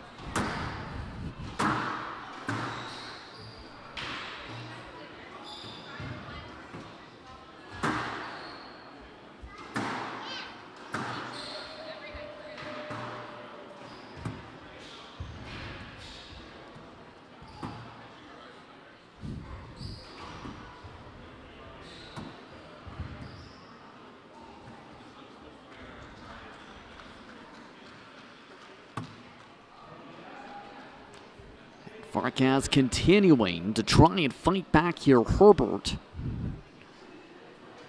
is making this very competitive here. 6 serving 3. Farkas with a good chance to try and extend this to 5 games for the first time this year in this tournament and for the season. Very quick point. Quick thumbs up for Herbert. Farkas even giving a round of applause for Herbert. He sets up the point.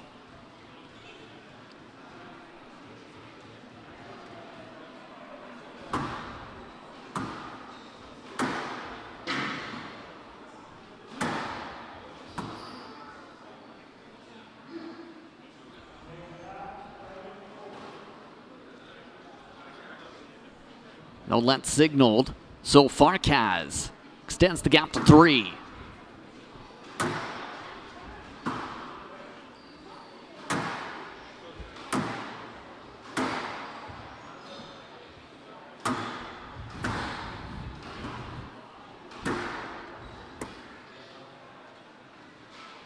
Our low play. 8 serving 4.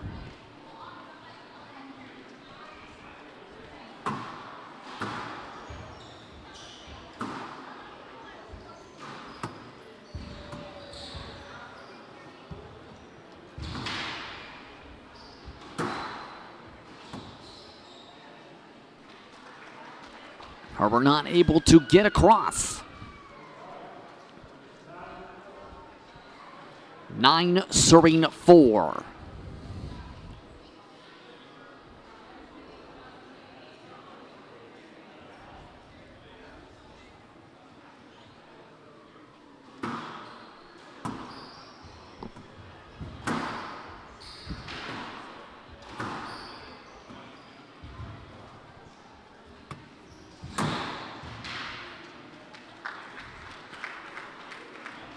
Trying to reach forward there instead.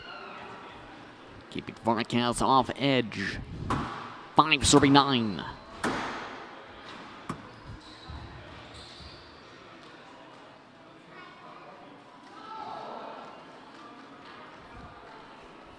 Farkas can't believe it on that sequence.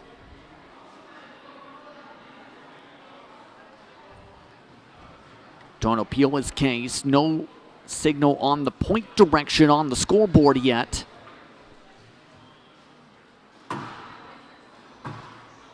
Turn let appears to be that signal.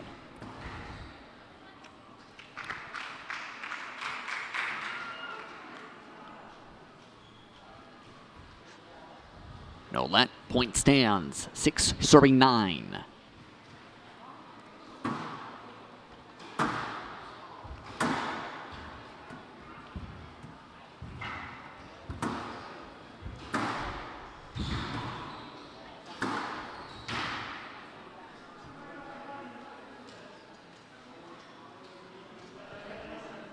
Crisscrossing the paths again.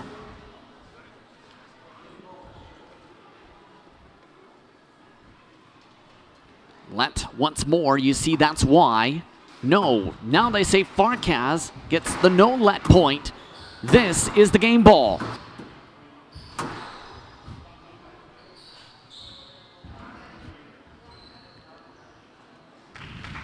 Bert trying to keep it alive, does. Still game ball, 7 serving 10.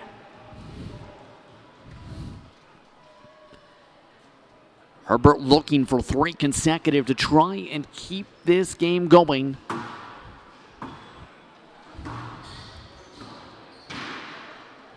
Once again.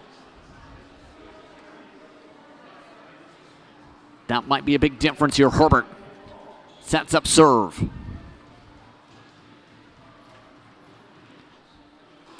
Let. We redo.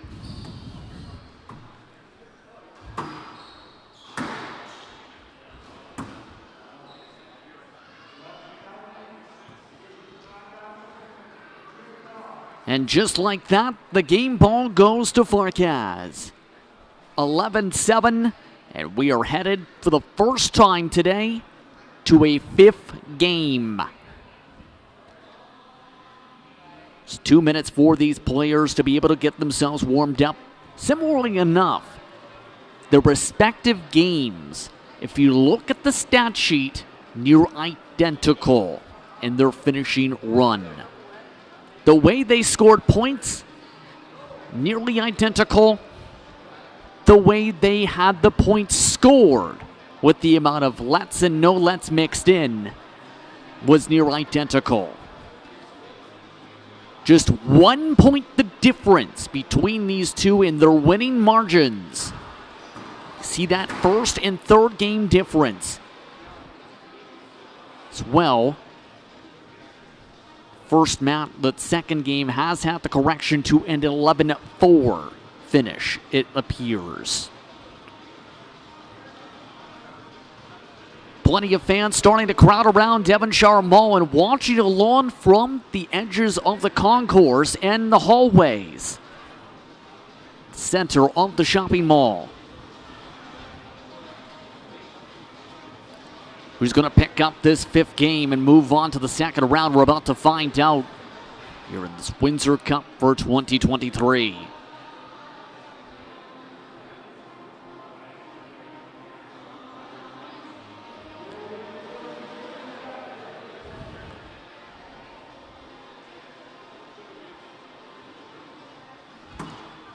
So almost set to go for the 5th game of this match, the opening round of the Windsor Cup.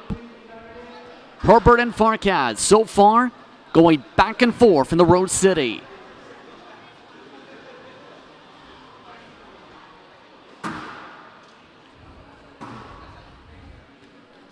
Just about set to begin.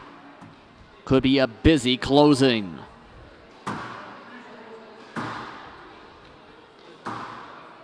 And $45,000 available as part of the prize pool for this year's tournament, as part of it being a bronze level event, the PSA World Tour. We're underway. Farkas with the serve.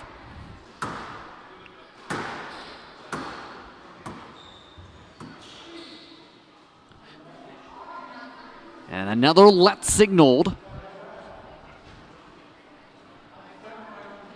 So once again, Herbert sets up alongside Farkas with another shirt change. Herbert now in the teal. It's his 4th shirt in 5 games.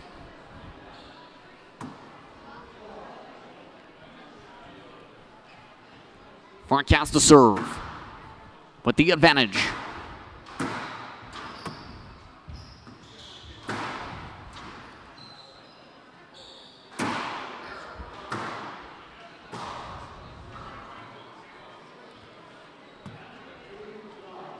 Two one now the signal. So to love rather for Farkas.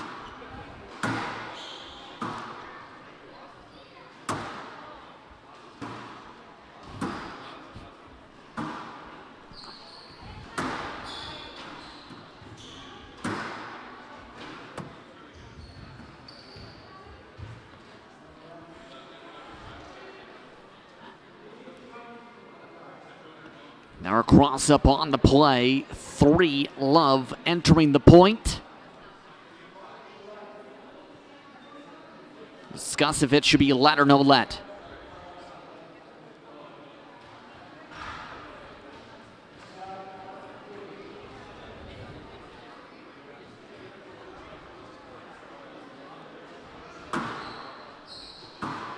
Point indeed given to Herbert. Back way.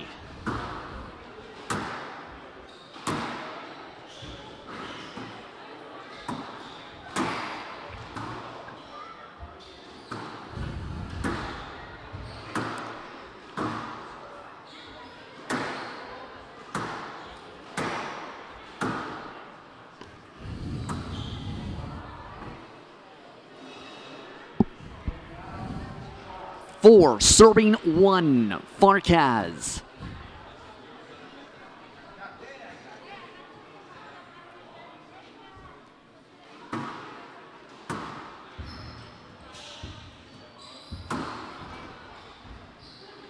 We're trying to get the chase can. 5, serving 1, Farkas just a few points away from victory.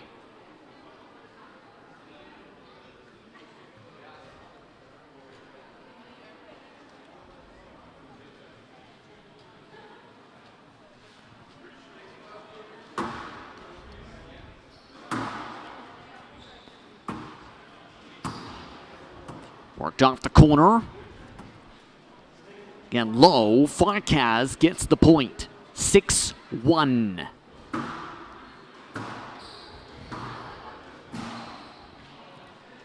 Clank of the 10 once again goes off.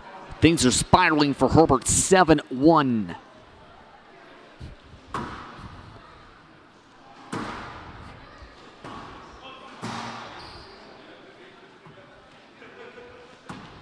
There a claim of the 10 from Herbert, and just like that, an 8-1 rally to start off this game.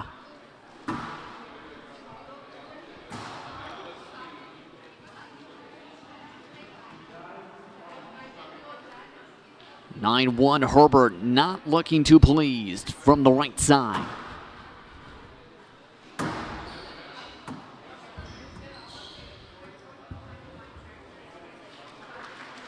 Multiple attempts for the drop shot. This time Herbert does get the point. 2 serving 9. His first point is point 2.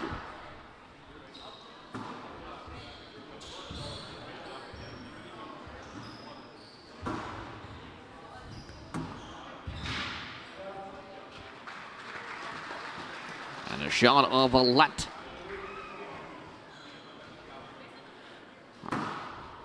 Set. Out of play. 3 serving 9 there quick. And now, just like that, this is the match ball. 10 serving 3. Farkas with a chance to move on to the second round.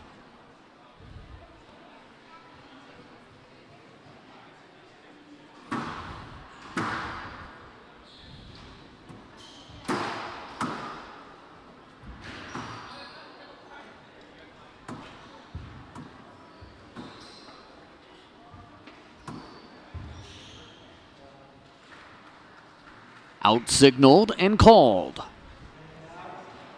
4 points now for Herbert. Needs 6 consecutive. Still match ball. That helps with that step there. 5 points back, still match ball.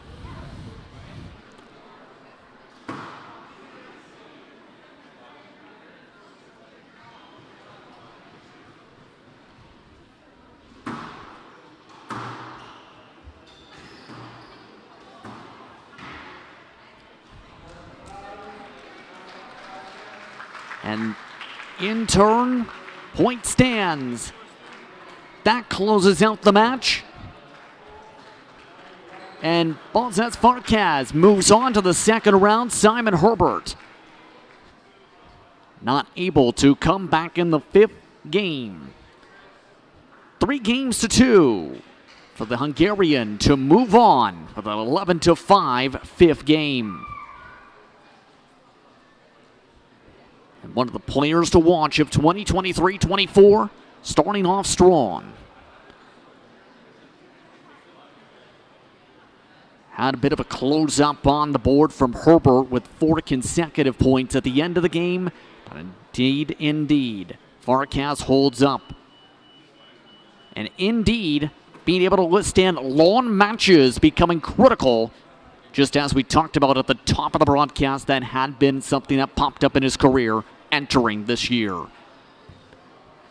Once again, more coverage of the 2023 Windsor Cup coming up in just a bit. When we come back from the break, Henry Leon and Amin Khan hit the court. You're watching We Digital from Windsor, Ontario.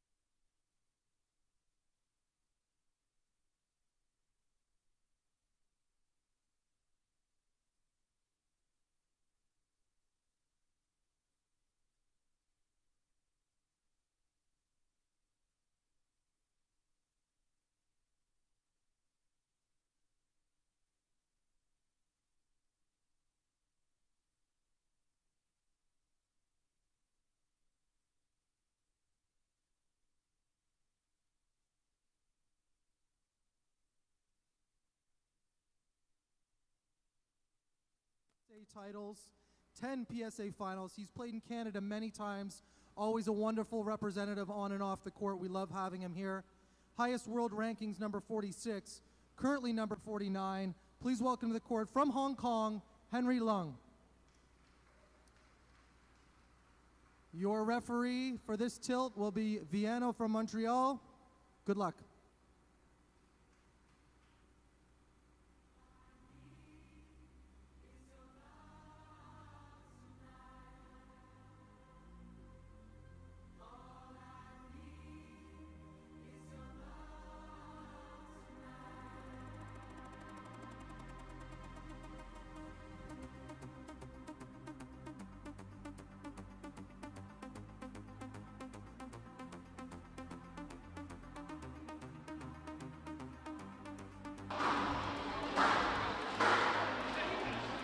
Welcome everyone back to Windsor, Ontario for more coverage of the Windsor Cup, produced live by We Digital.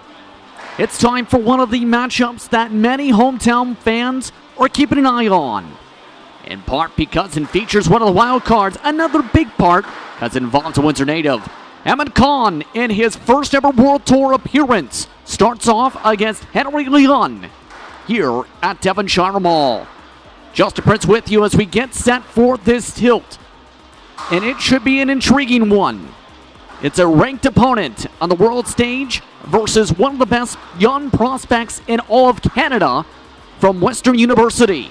Looking to see if they can break through after last year's Canadian Open tournament events. Just moments away from the start of the matchup, let's talk about how things break down today. Henry Leon coming in as the favorite. He's wearing the black uniform today. Coming in 49th in the world. 86 tournaments appeared in, 177 matches, looking to make 4 from 10 previous finals appearances. The 28-year-old looking to see if they can add to their 5 career championship titles in 8 years of PSA World Tour play. But the opponent in particular is the one to talk about. It was talked about extensively in the pre-game introductions. 20 years old is Ahmed Khan. He's from Windsor, Ontario. It's his first ever event above both the WSF and PSA Satellite Tour levels. It's a name you may find familiar from last year's Windsor Cup. He made an appearance back then. But since then, has added to a very sizable resume. The Ontario Junior Champion previously, and this year's U23 National Champion for Canada. He'll be wearing the red jersey today as we get set to see the ranked opponent from Hong Kong can fence off against the Canadian and hometown local.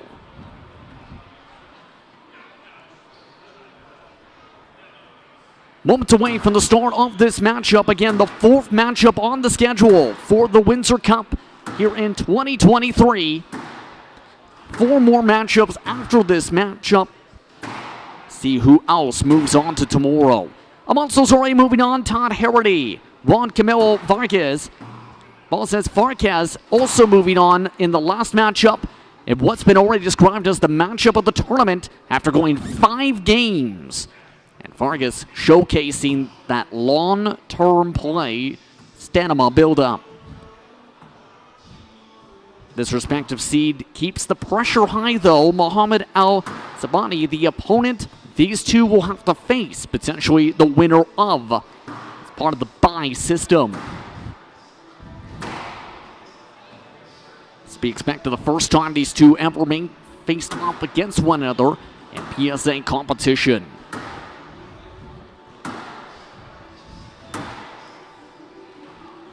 Reminder once more that the Windsor City Open is also currently going on in the Road City.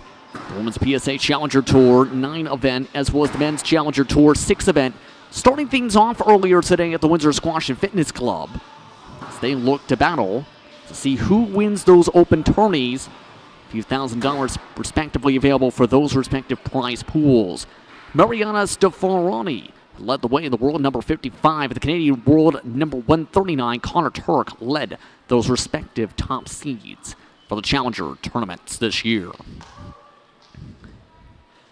It's Leon and Khan just moments away from the start.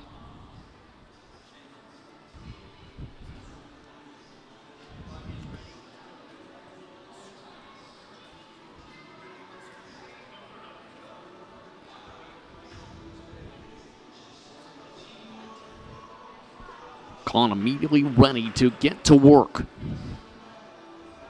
His first ever appearance in anything higher than a satellite event with WSF.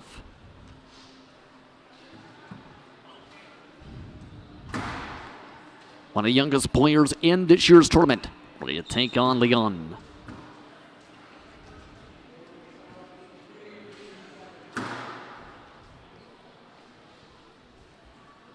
Khan starts off with the right, left for Leon.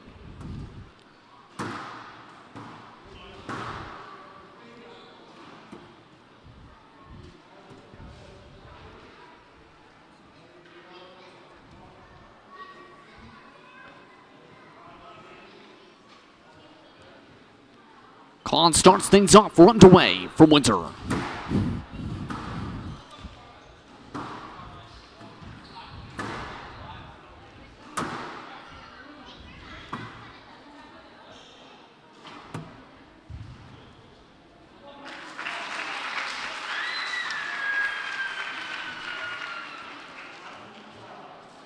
One love for Khan, working fast.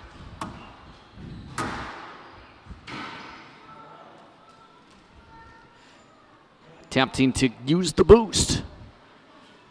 1-all, Leon.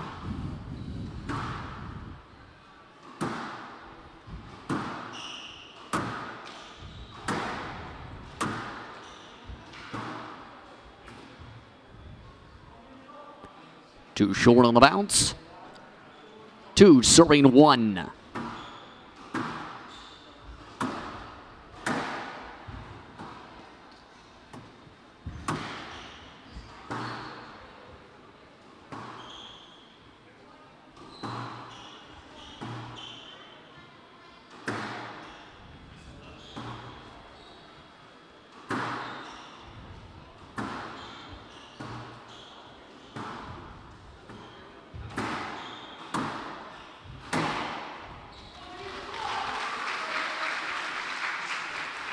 The Windsor crowd continuing to cheer on Khan. 3 serving 1.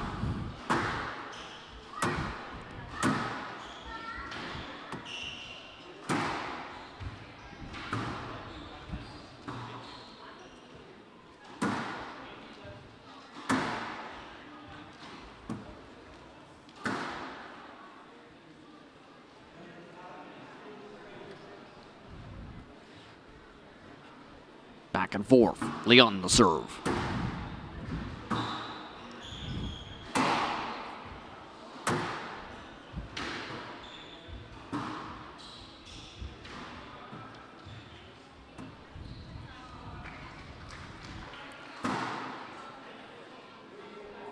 Three all. Leon reclosing the gap.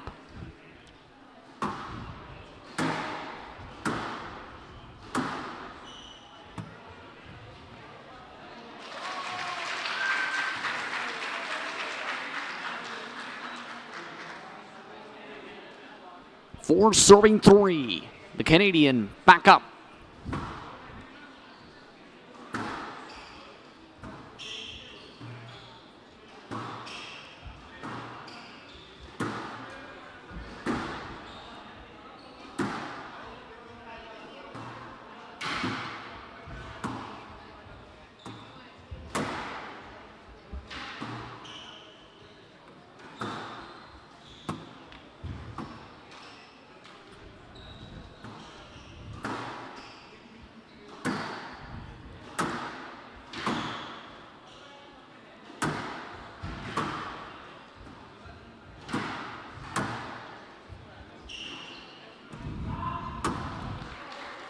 Out off the tin.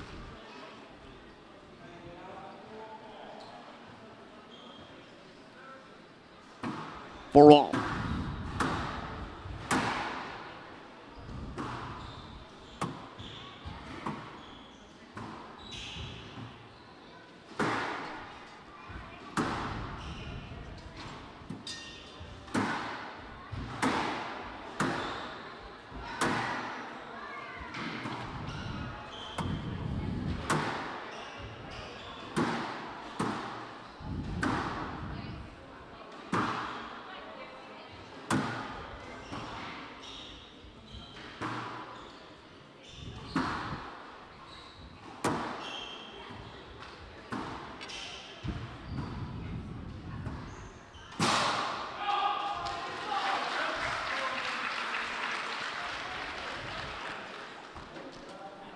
One of the strengths so far for Con, the strength. 5-4.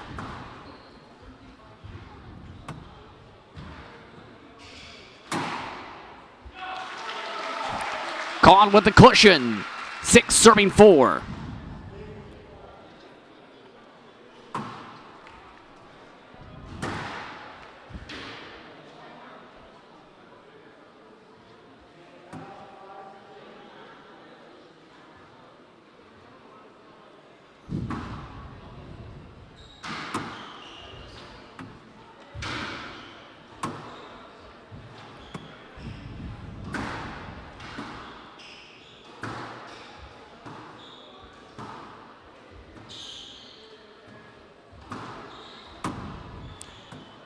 Direct shots for Leon.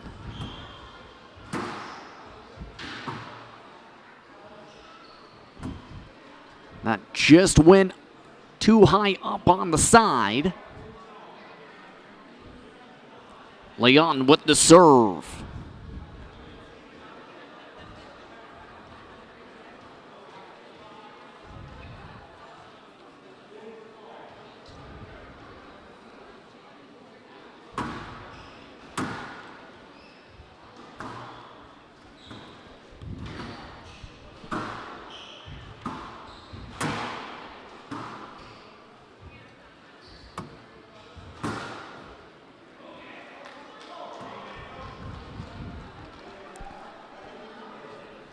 Seven to 6.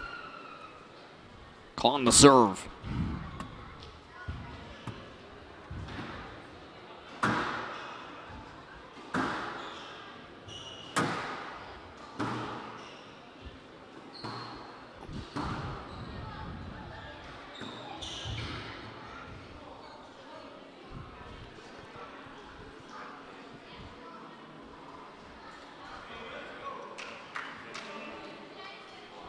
Con switches the serve side after the contact.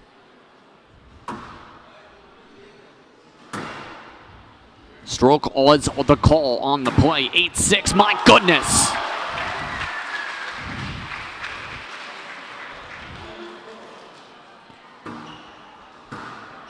(9-6) Con.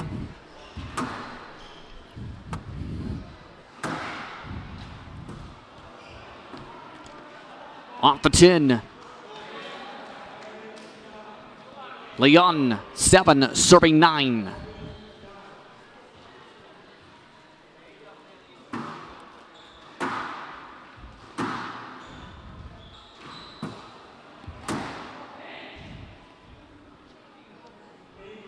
Leon walking away from that chance with the point. 8 serving 9.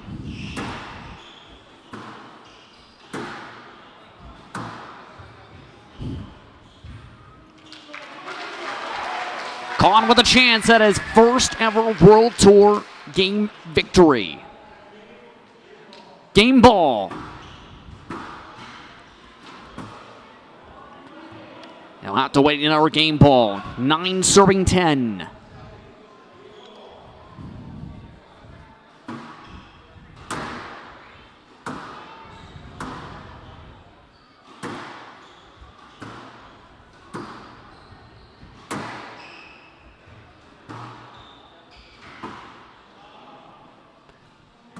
And there goes the game ball with the tie. 10 all.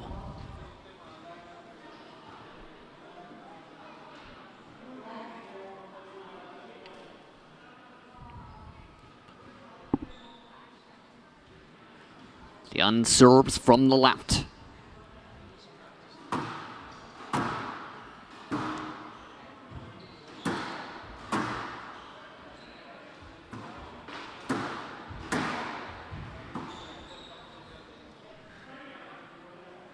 No let.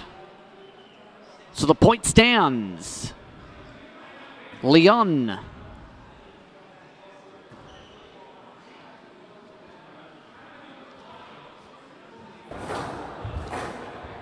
Some of the discussion is what side Con is supposed to be serving from. Watching the serve. Leon, game ball.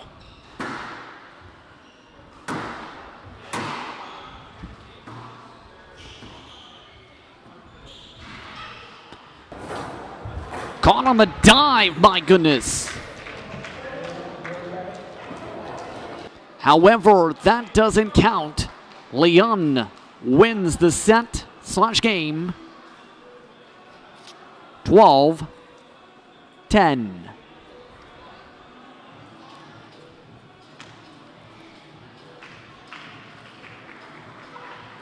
So Leon able to rally back after being a couple points down in that game. Khan showing a lot of strength when it comes to those straight drives. And again, remember, it's not the first time that Khan's been at this facility for this tourney. Keep in mind, in the men's event, he was the player who upset the seeded Nicholas Sorna as part of last year's events. As part of those satellite tournaments. And in turn, looking impressive so far in the first World Tour event today. This play definitely caught some eyes as well because of that strength. Some of the hardest hit balls today as part of that stroke.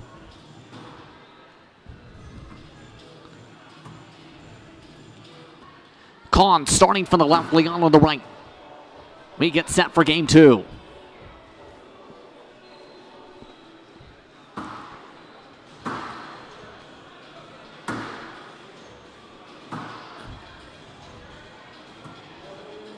Just about all set for game two. Again, Justin Prince with you here. Coverage brought to you by, live produced by We Digital Productions. Game two is underway from the Jonathan Power Court at Devonshire Mall.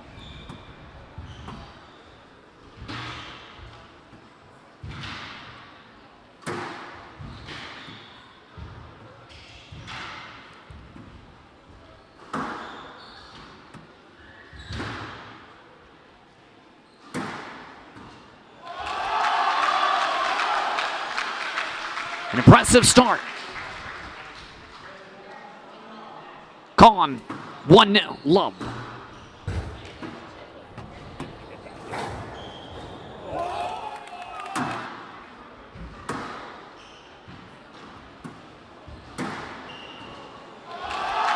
Leon having troubles in the corner.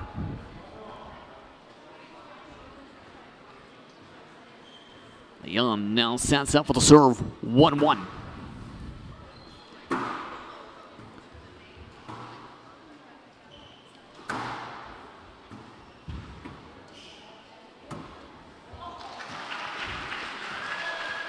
Khan going soft touch that time. The drop shot makes it 2, serving 1.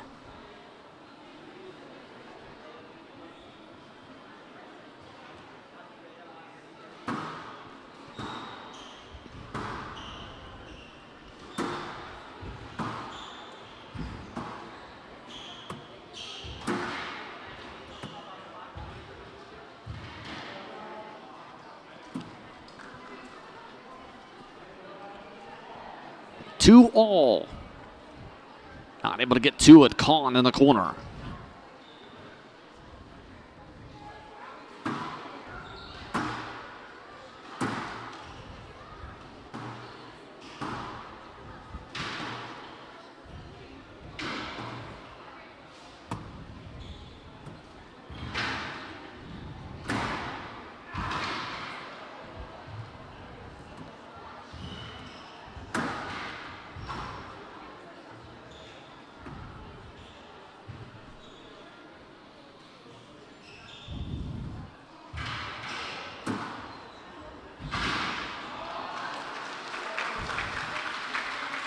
Another tight rally.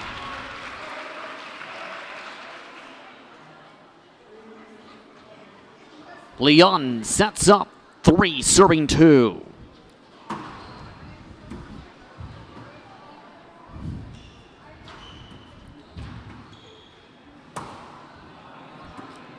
Doubles keeping it up.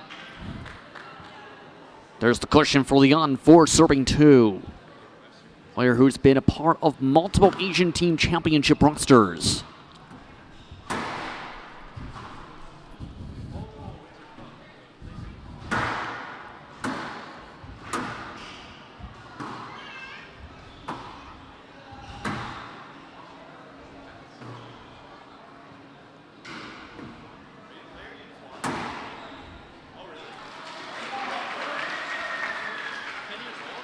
Con again on the power. 3, serving 4.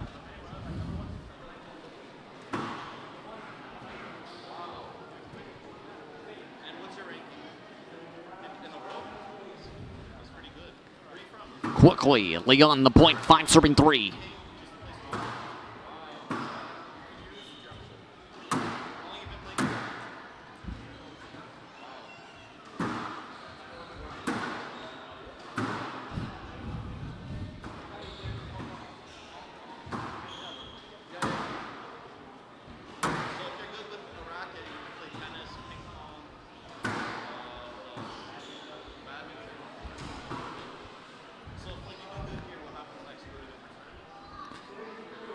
Con to Leon. Leon credit with the point, 6 serving 3.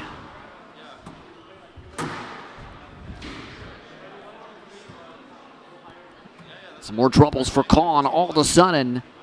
Leon starting to quickly respond, 7 serving 3, trying to capitalize fast.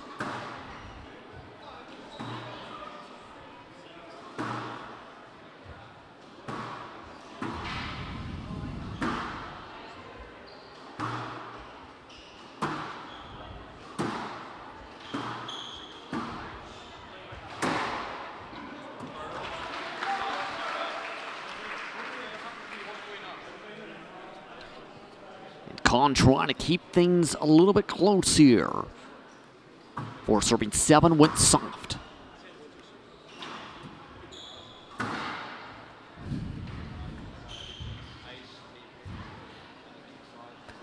Once again, the drop shot effective. Leon up by 4. 8 serving 4.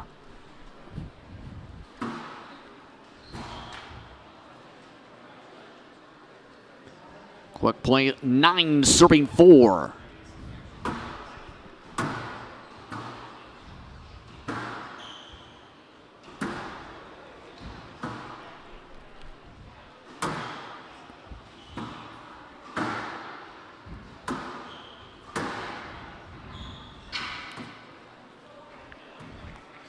Again, corner pocket point. Leon. Game ball. And quickly, Leon picks up the second game ball. 11-4 for game 2.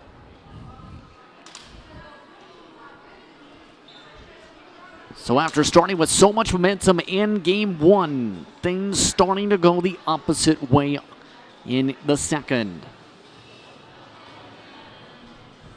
Keep in mind when it comes to Leon, some strong strengths when it comes to the team stage. 2-time bronze medalist in 2021-22 in the Asian Team Championships. Of course, a silver medal back at the 2018 Asian Games for the men's team. Some of the events he's picked up wins in, for example, the Contract Squash Challenge Cup back in 2019. He was also the winner of the PSA event at Atlanta, the Atlanta Open in 2019, and also won the Internazionale d'Italia back in 2018. The second best player in Hong Kong. Looking solid. Once again, today's action brought to you in part by Gerald Duffy, by SAS Consulting, by Squash Canada, by Tourism Windsor Essex, Peely Island, the Odette School of Business at the University of Windsor, Eastern Flavors, Windsor Squash and Fitness Club, Siobhan Dental Center, the Devonshire Mall, the Windsor Laser Eye Institute and Taylor Clinic, as well as the Advanced Foot and Brace Center, and Breath Consulting, as well as Sienna Healthcare.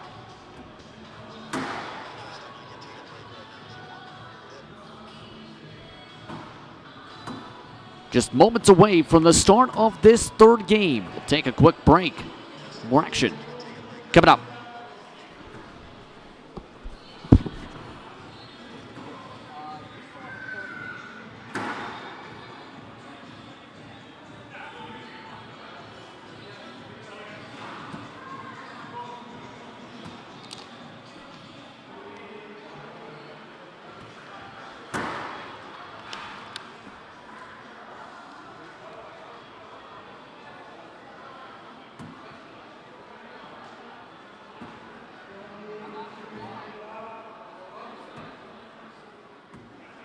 Okay, here we go. Starting off again.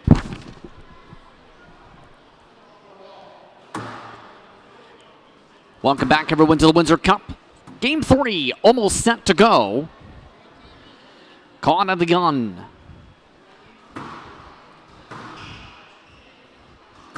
So far, Leon up 2-0. Khan in his first ever World Tour event in the PSA has not competed at anything higher than the Satellite Tour after his win last year in an upset in the men's tourney.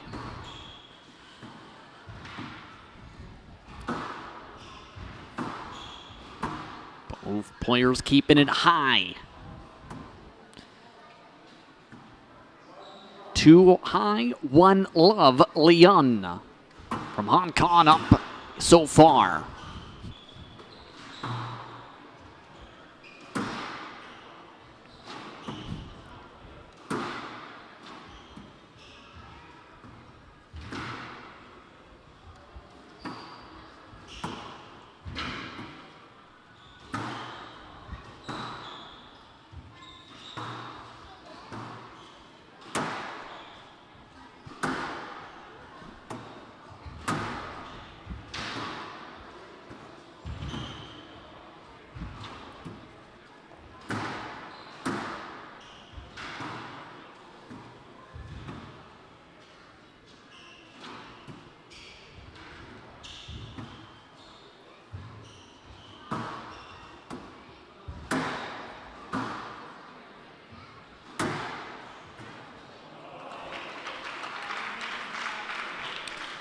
Great play, Leon, just up.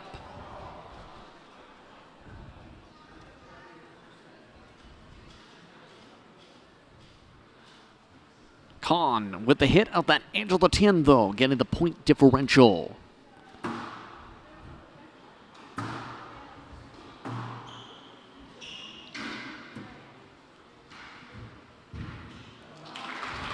Khan back to back. 2 serving 1.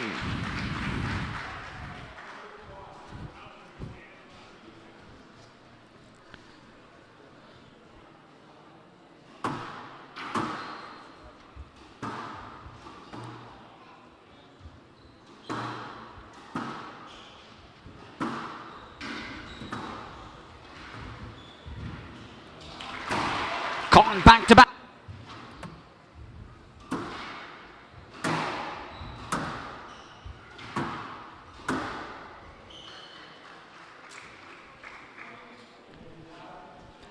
Leon now makes it 2-all.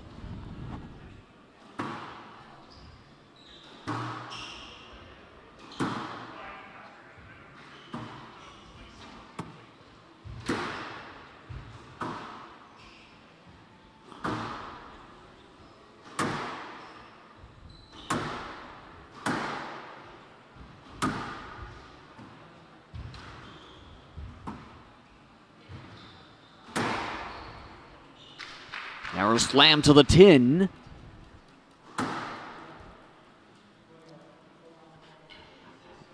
It's confusion if there would be a let or no let signaled stroke.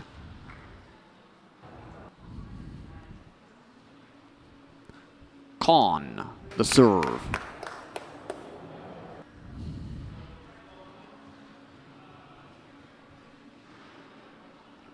The advantage.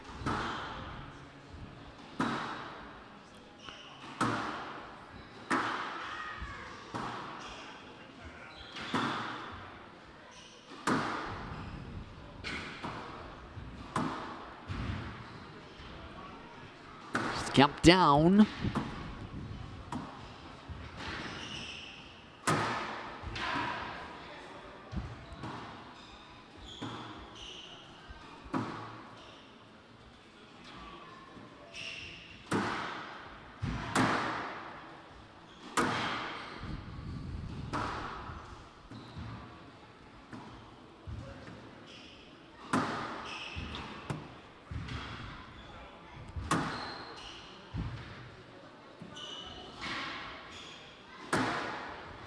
Oh!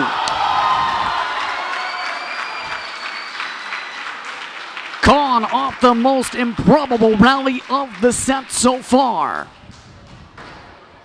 Oh! Oh! 4 serving 2.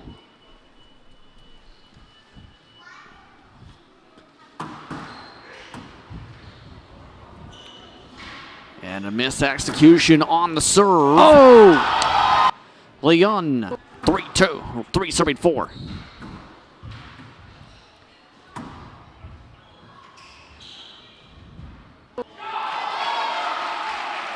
Can't get to it on the drop. 5. Serving 3.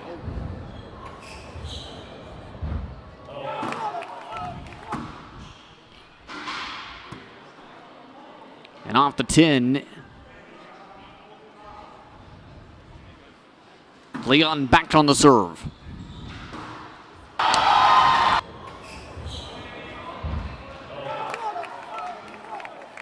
Five all.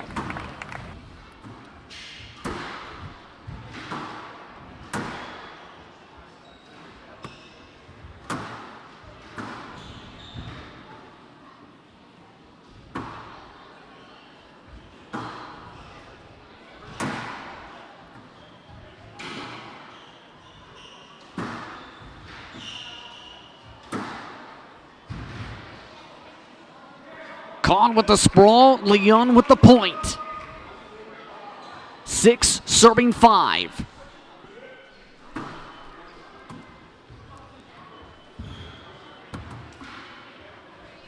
It's close to the top of the 10.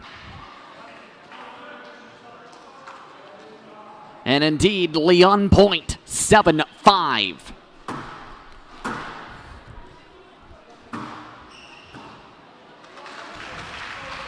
Con quick.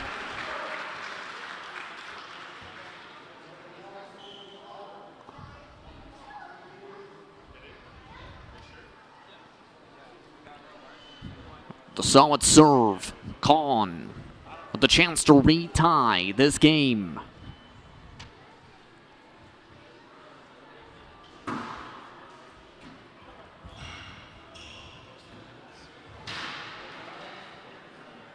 And a whiff on the racket.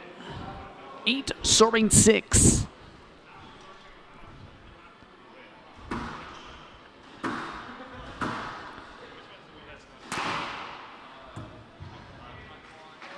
Now top of the 10. Con gets the point. And a chance to re-even this game again. Con just want to double check things with the racket because he's been having issues past couple points with the hold.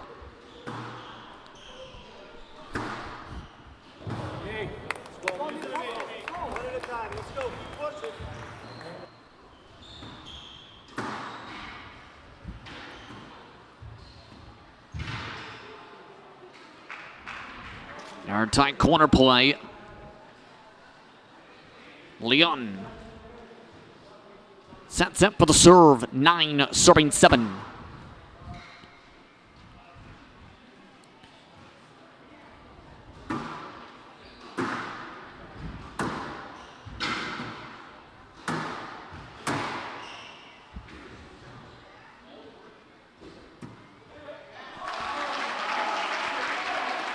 Well, that was tight. Con gets credit. Still trails by 1. And now a chance for the match ball. Leon. 10 serving 8.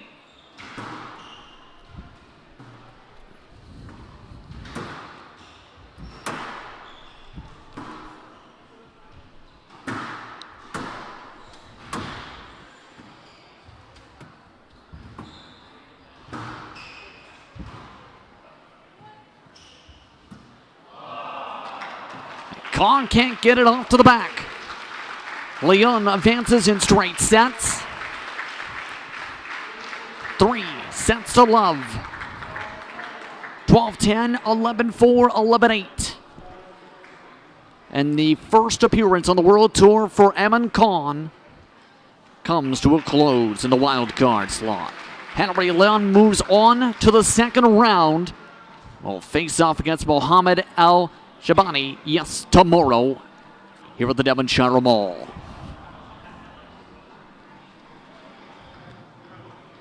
Give Khan lots of credit, though. Some of the best rallies of the tournament so far coming in this match, as well as some of the highest power levels. But experience comes in at the end for the Hong Kong player, the second best in Hong Kong. Just getting situated now for matchup number 5 in a little bit's time. Burnett, Jerome alongside Cesar Salazar. Set up next. Continue the first tournament of the 2023-24 season for the PSA World Tour. It's the bronze global matchup for the Windsor Cup 2023 edition here on We Digital. Back in just a bit.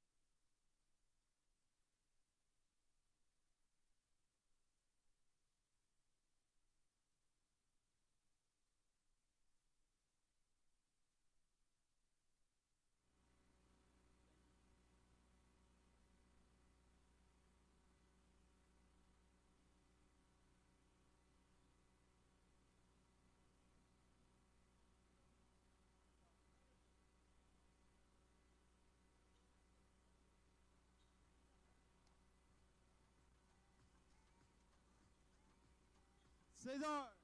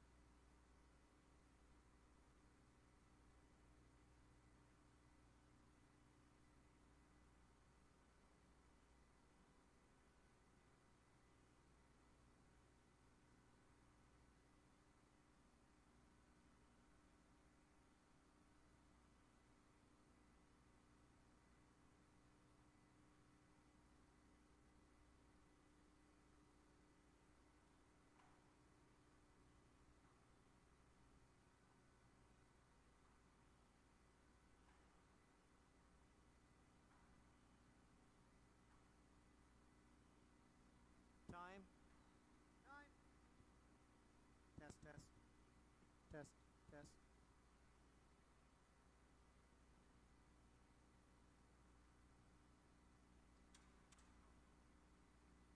Testing 1, 2, test, test.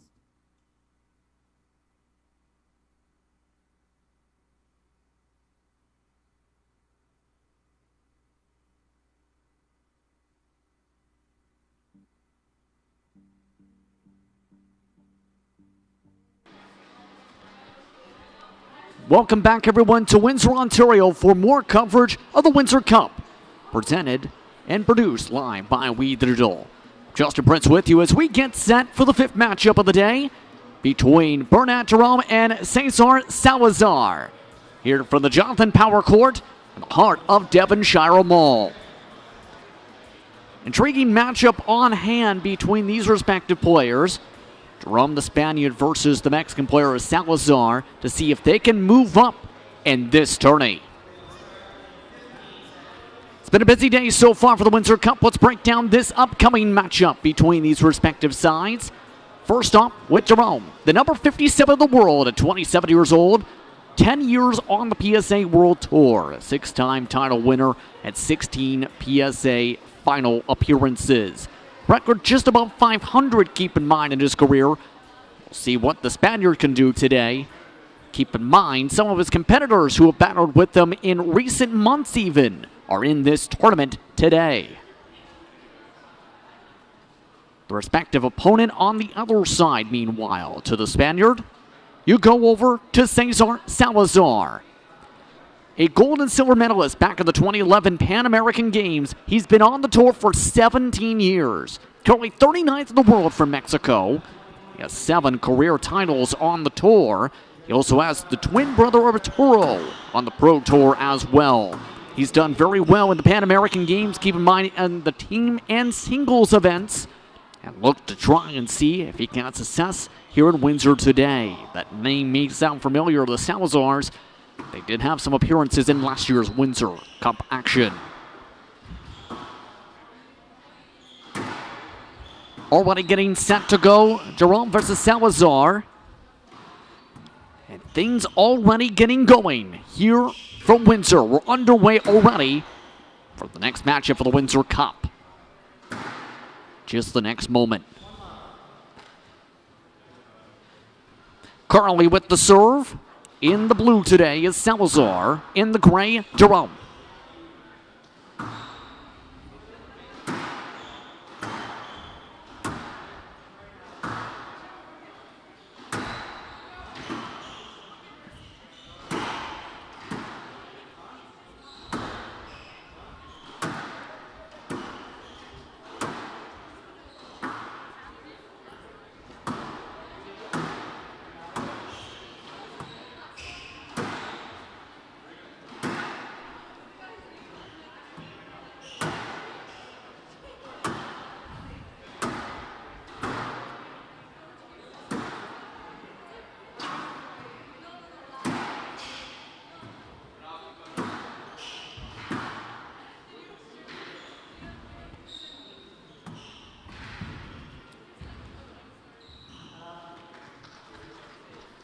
Not high enough. 1-all. That sets up Jerome for the serve.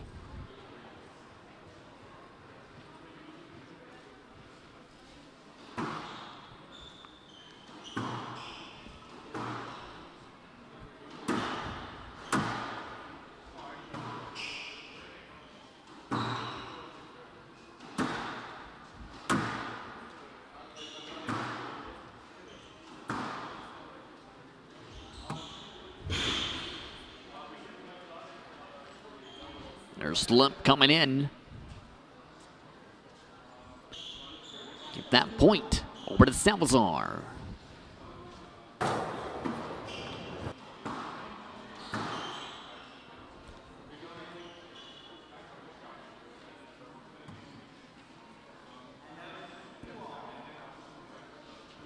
Three 3-1. Salazar.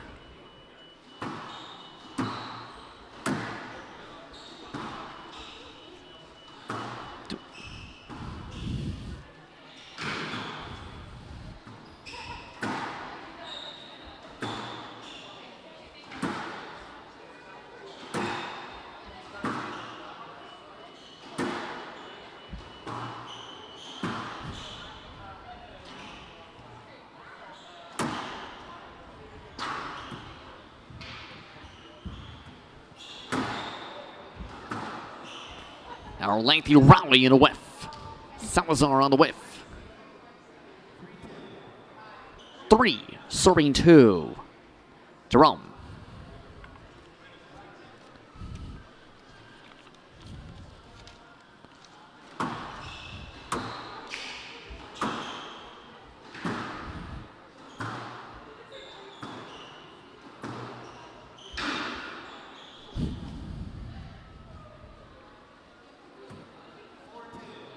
Four, serving 2. So Burnett holding serve early.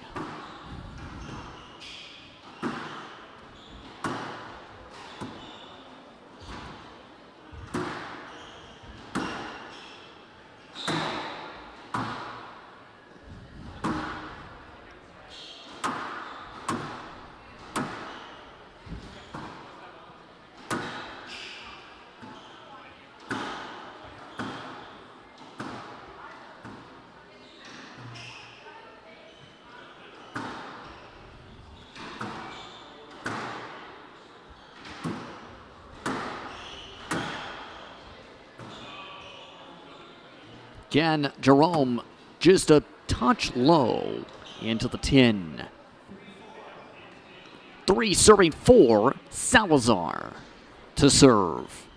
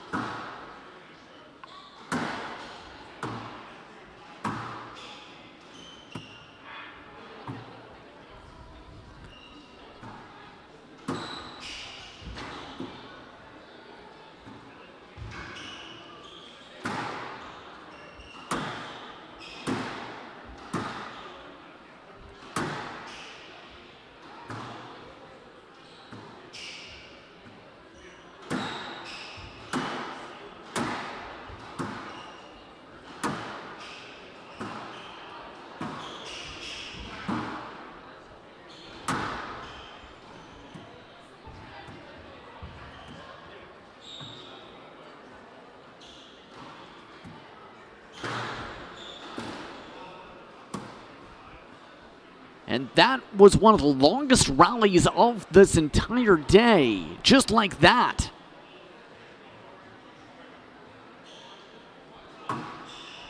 For all, quickly going.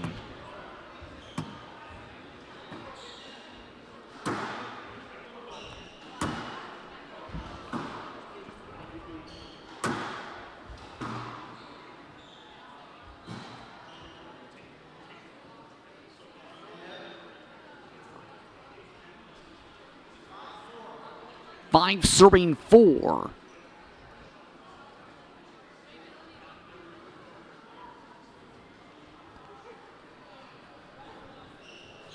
Now we'll set things up. Jerome with the serve.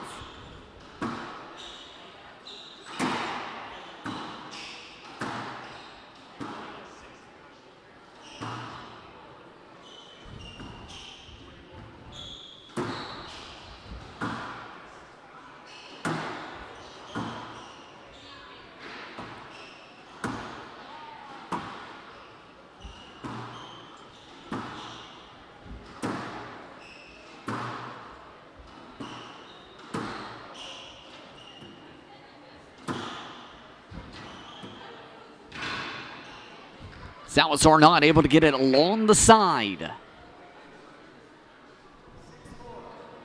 6, serving 4.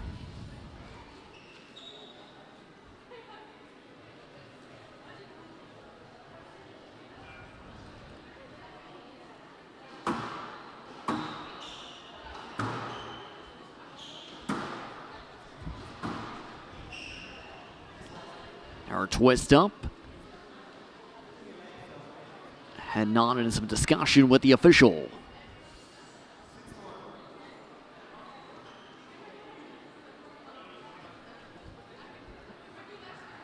Jerome now sets up for the serve. Change on the score sheet. So a Pearson-led situation, and Jerome once again rising up.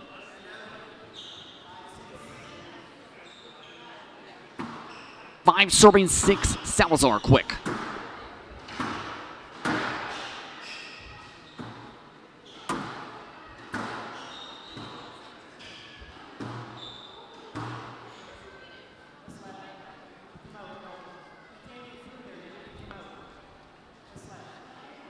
And right now, a lot of talking back and forth for Jerome on what he can or can't do in the positioning there.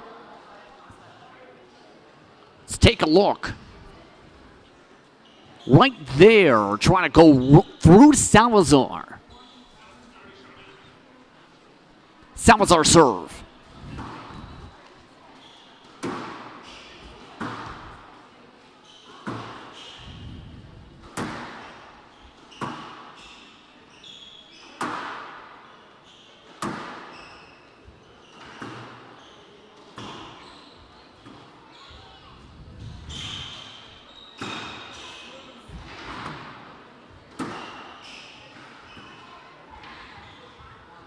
Not able to reach the wall.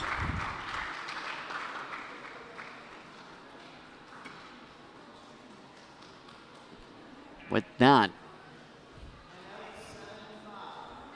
Jerome with the advantage after 2 lets in the past 4 point attempts. 7 serving 5.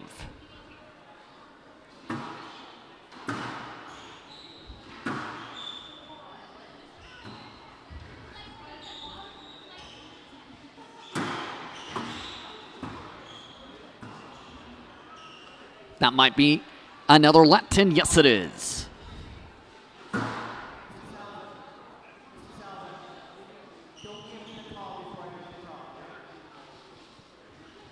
Salazar to reserve.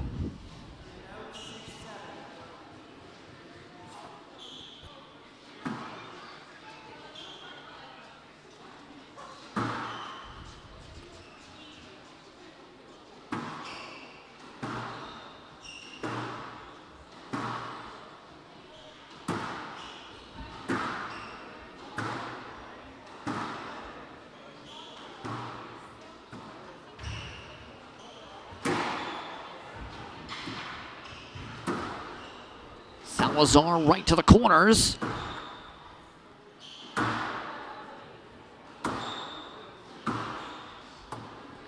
See, just some of the smudges are ready for the run up to the corner last time.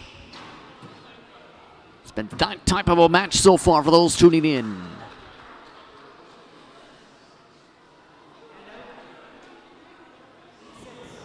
Eight serving 6. Jerome with the point. Every bit of glass starting to get smudged up with the ball.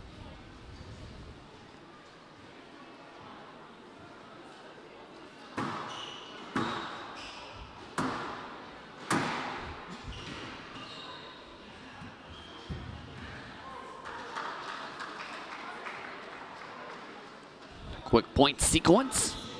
9 serving 6. Jerome quickly extending the gap.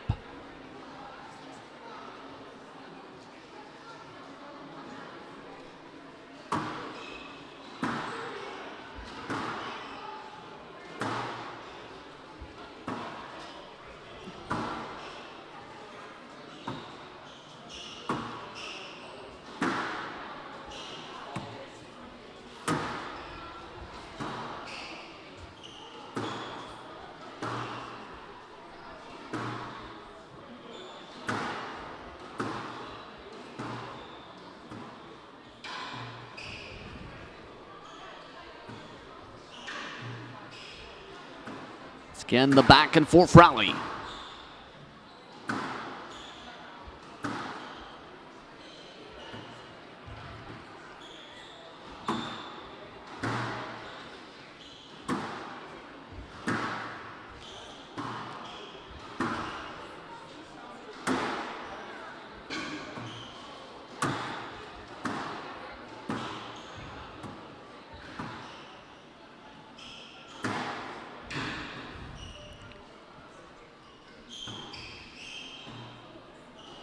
Longest rally of this match comes to a slow close.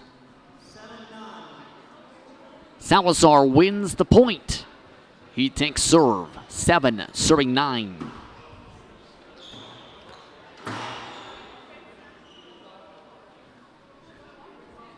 Quick swing, Salazar, 8, serving 9.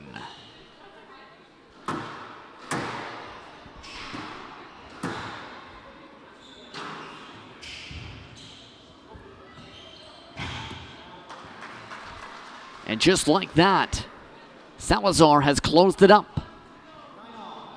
9-all.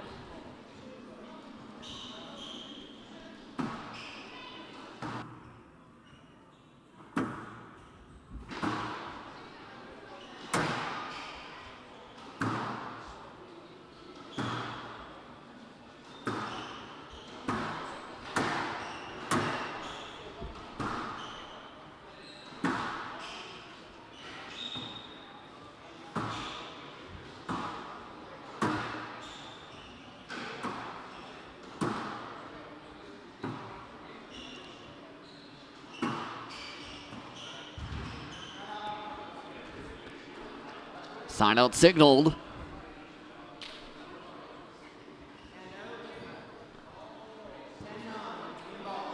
Game ball coming up.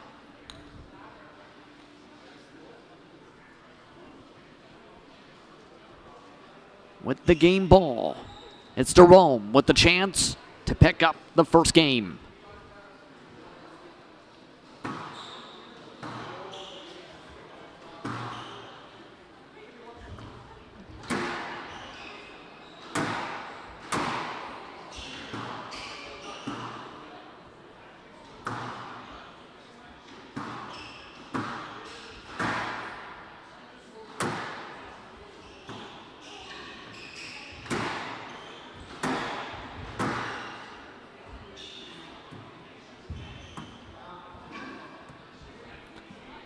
Too low.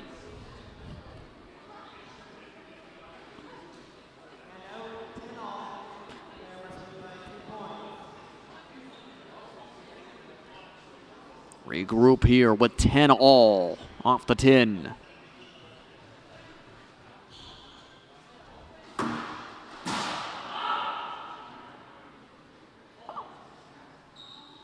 Jerome not happy there with a quick swing.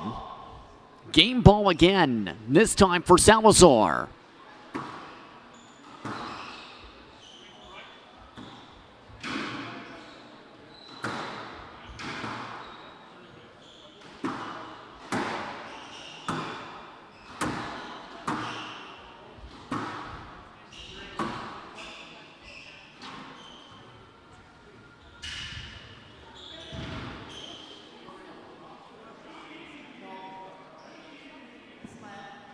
Let is the signal on the trip up, or second of the match, or match day.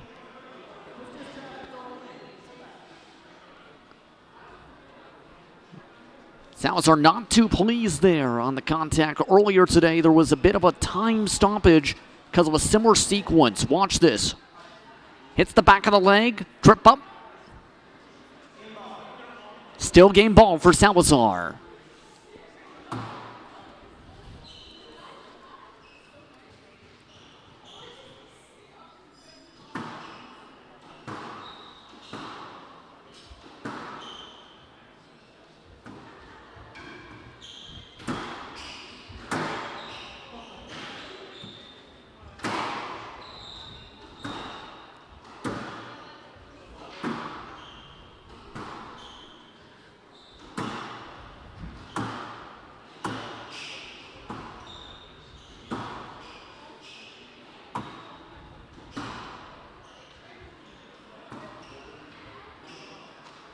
Salazar not able to get a hold of that. 11-all again, evened up in this set. This game continuing. Jerome and Salazar. Now it's Jerome with the serve. 2 game balls already in this game.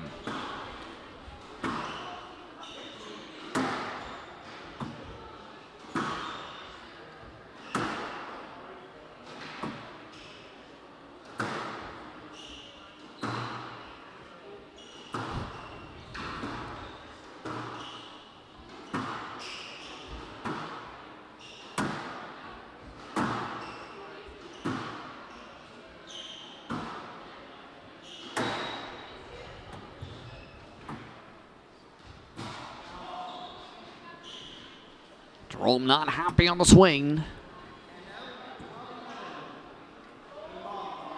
12-11. Game ball. Salazar, his second this game.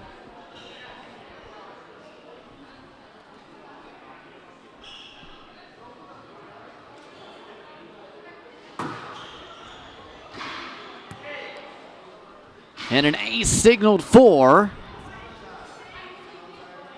And Salazar, just like that, wins game one. 13-11 for Salazar.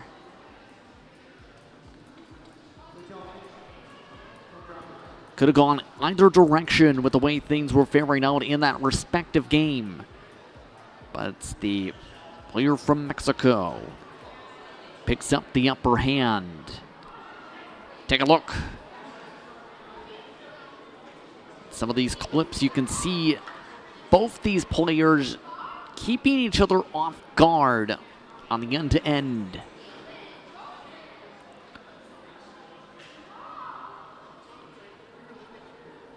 Those in turn will open up a lot of opportunities for the points. But also a couple of those lets, such as this one in particular. Salazar on the trip up. So Salazar leads one game to love. It's moments away from our second game. I'd like to remind you today's action brought to you in part by Squash Canada, Tourism Windsor, Peale Island, at School of Business, University of Windsor, Eastern Flavors, Breath Consulting, and more. We'll take a quick break. The second game coming up after this.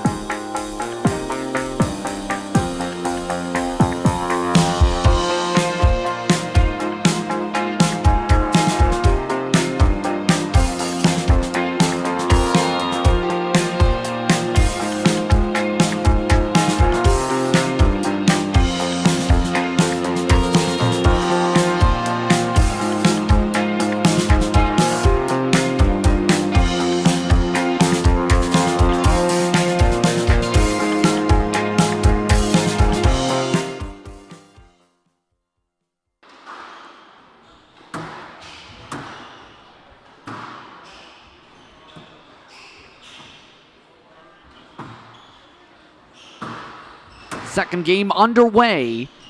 Back here in Windsor, Ontario. And so far, Salazar with the upper hand in this match. Now in the second game, Salazar immediately trying to keep things on the back foot for Jerome. That one ramps up the 10. One love. Salazar starts off game two with the advantage and quick.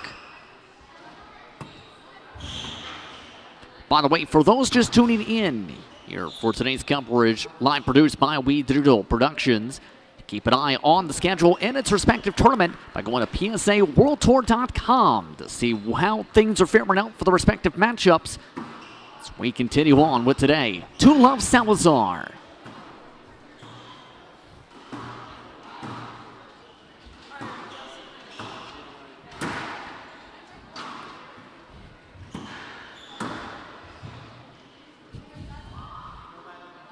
No let, stroke, point stands. Salazar starts up 3 love.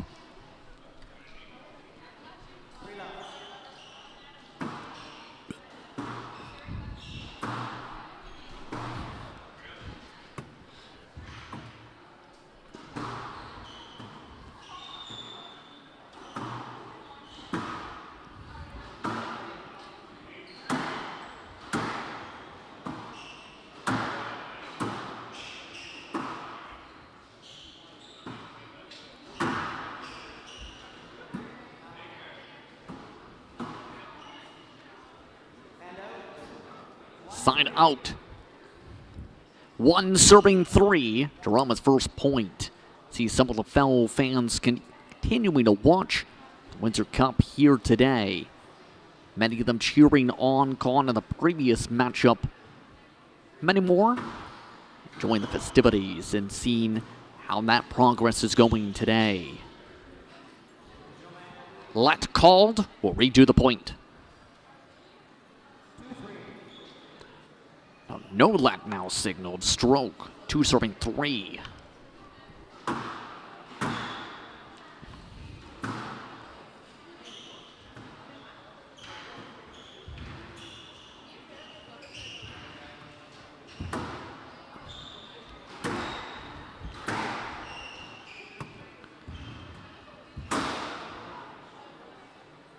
Salazar trying to bait it towards the edge of the tin, instead off of it.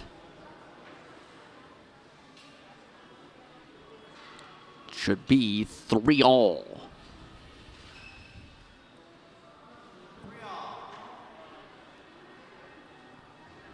Change sides for the serve.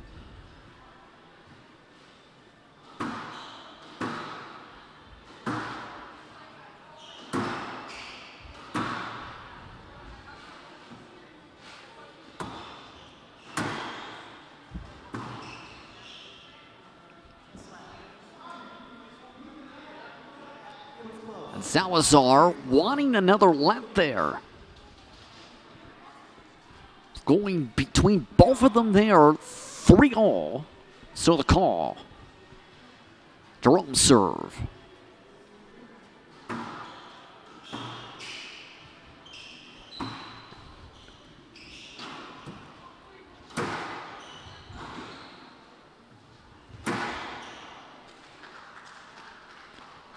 Or strong shot. 4, serving 3. Jerome from the left side service box.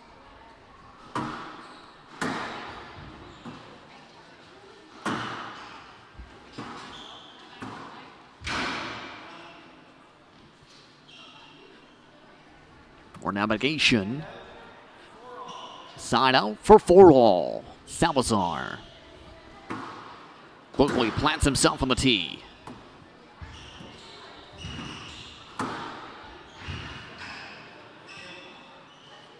Jerome waving his hand up there. Thinking there was originally the call for the no-let.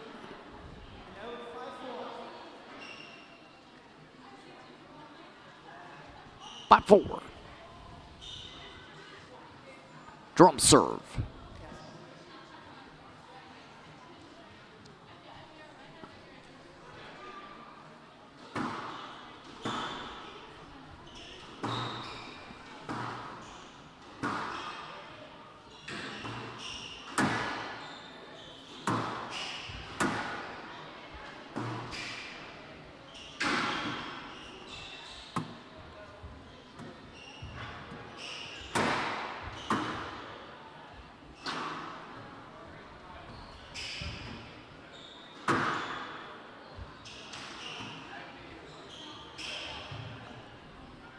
Salazar, more contact.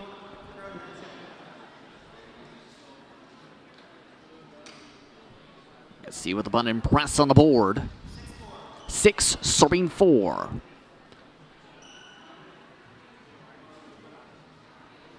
Continuously, both of these players trying to use each other almost like pylons, like grassy field.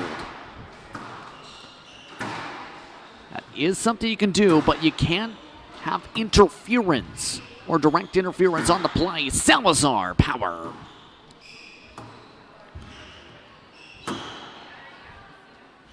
Salazar makes up for it. 5, serving 6.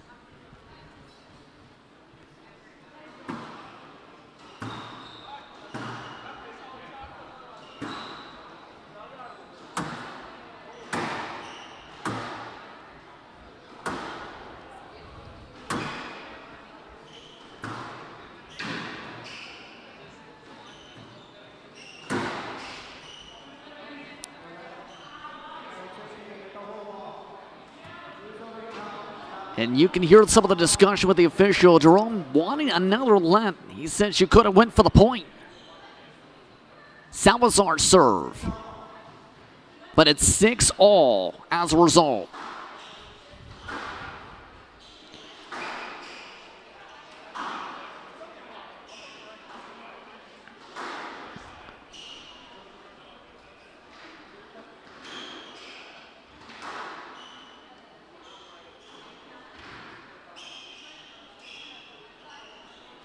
Nice drop. Salazar confused.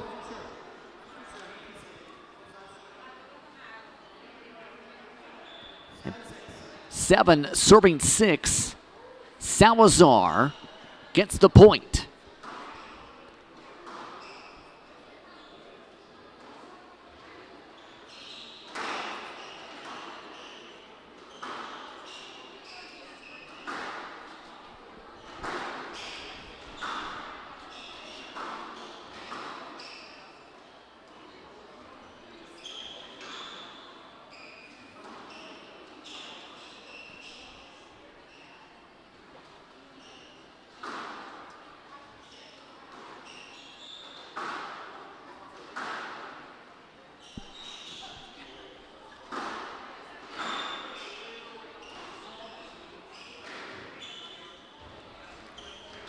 Here we go again.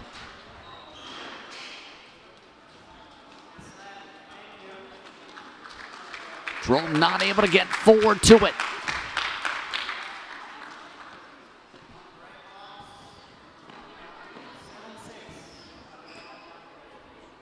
Redo the point is the signal on the let.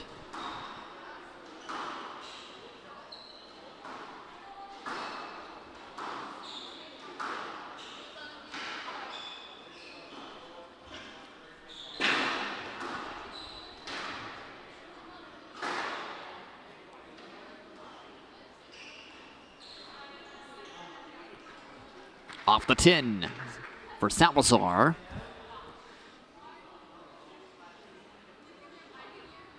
And in turn, try to even things up at 7. 7-all.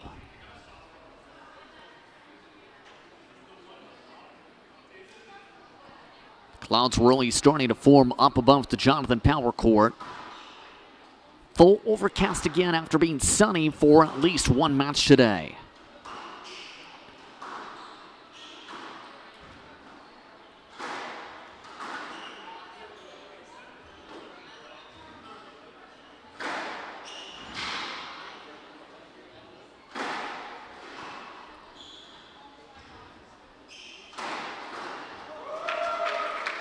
More power slams.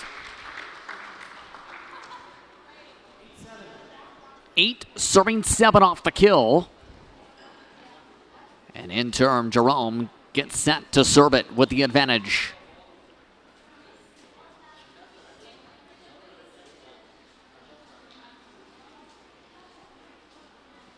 From the left service box.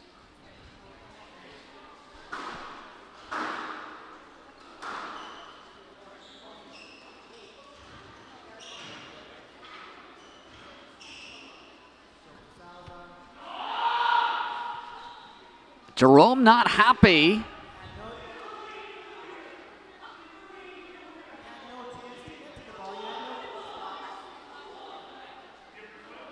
This could get close for the conduct. Salazar just walks away.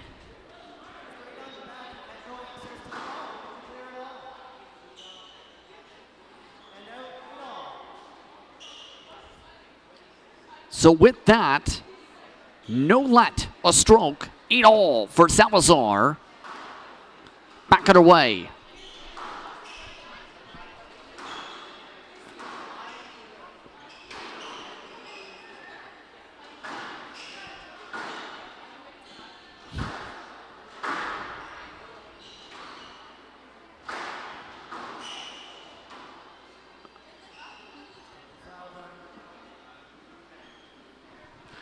Again, they meet each other at the tee. 9 serving 8. And just about every single play, they've nearly made contact or had a let or no let decision this entire game. Salazar, the serve. Doing another one. Side out.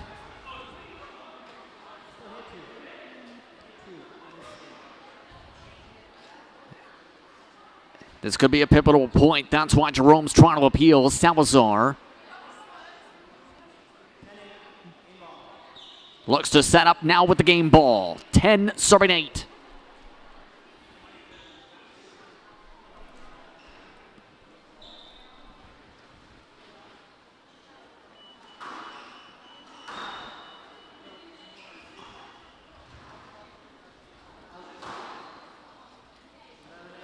And that ends off the game.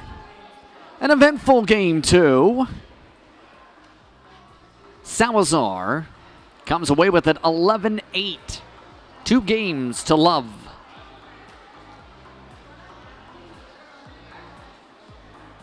So Salazar with the upper hand heading off to game 3 after what's been a chipper match. Let's take a look at some of the replays as we get set for game 3 in a let and no let filled affair. Be back in just a moment. Game 3 coming up here from Windsor.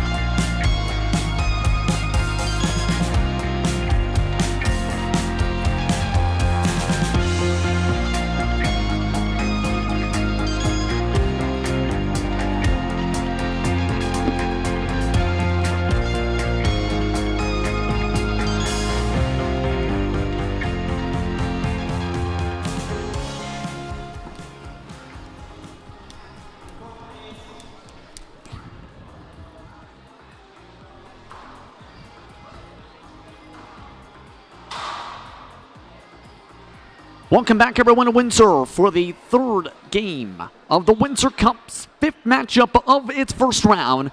Jerome and Salazar. 2 games to love for Salazar so far. It's been a bit chipper so far today. That's the understatement of the matchup as we get set. Move forward here. Remember, Wozny and Martin Sevich up next, Egypt versus Czech Republic representatives. Then Andrew Douglas and Leonardo Romiglia later on. Followed by Resource and El-Turkmen. We're all set to go. And a shirt change taken from Jerome, electing to go, instead of his gray shirt, to now a black and pinkish one. Game 3.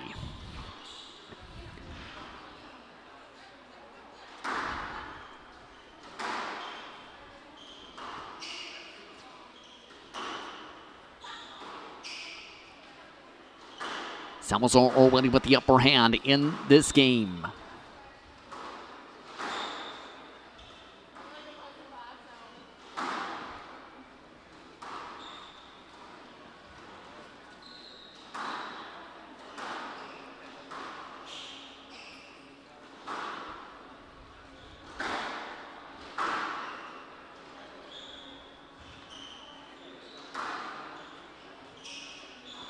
These two known for the lengthy rallies today.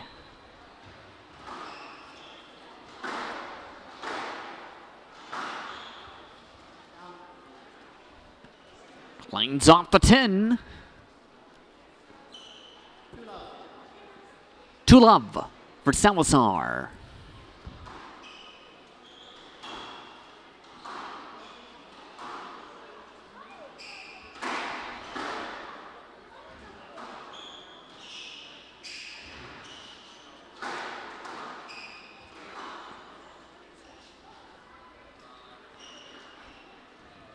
There a quick sequence. And now a quick point. Salazar, 3 love.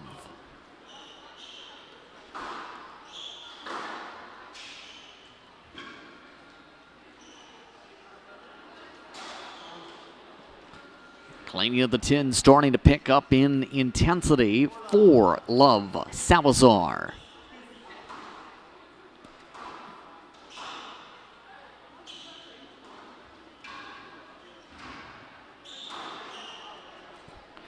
Salazar with all the momentum again. Ricocheting off.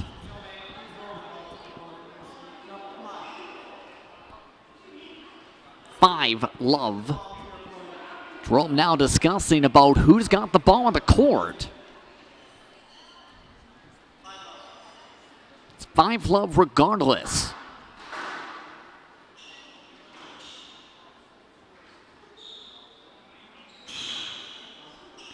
Another slide and make it 6 love.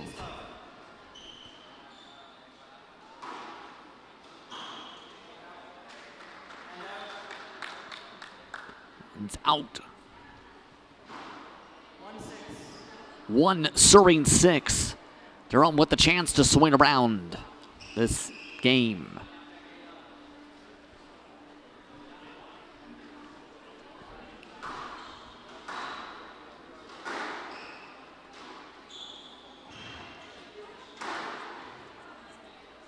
Jerome can't get to it again. Salazar, 7-1.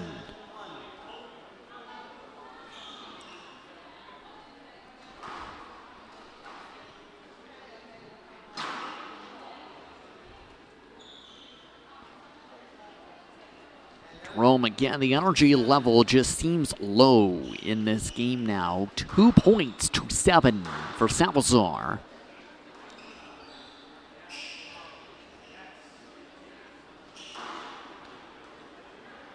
Again, off the 10. Again, Salazar, 8-2 on the straight drive. Looks like rather flip to Jerome or Salazar, and Jerome wants to just bounce it around. 3 serving 7.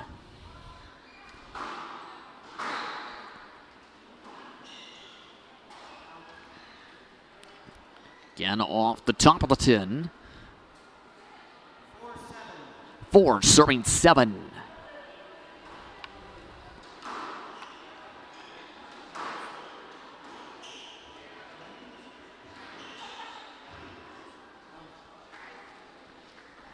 Our tight sequence, Salazar pockets it. 8 serving 4. Couple points away from the match ball.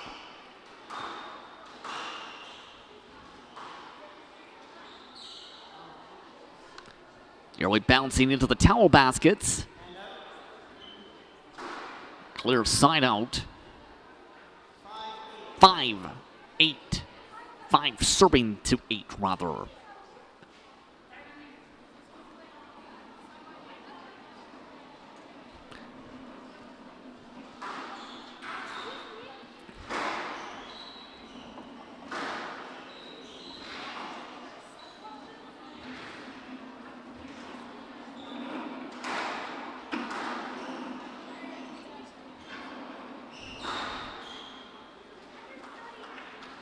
The back glass.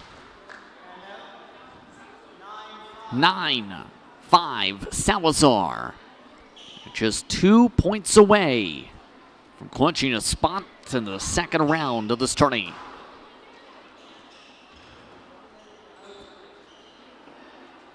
Salazar just bounces it down.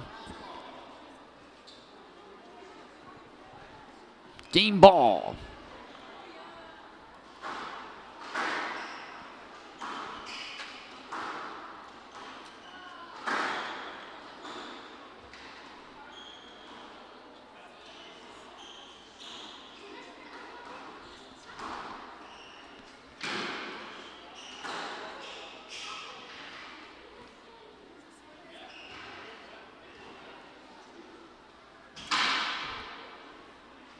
Good recovery, but not able to get to it. Salazar wins in straight sets. 13-11, 11-8, and 11-5. So Salazar moves on to the second round with 3-game victories. I'll take on opponent the 4 seed, Gregor Marche tomorrow, the Frenchman.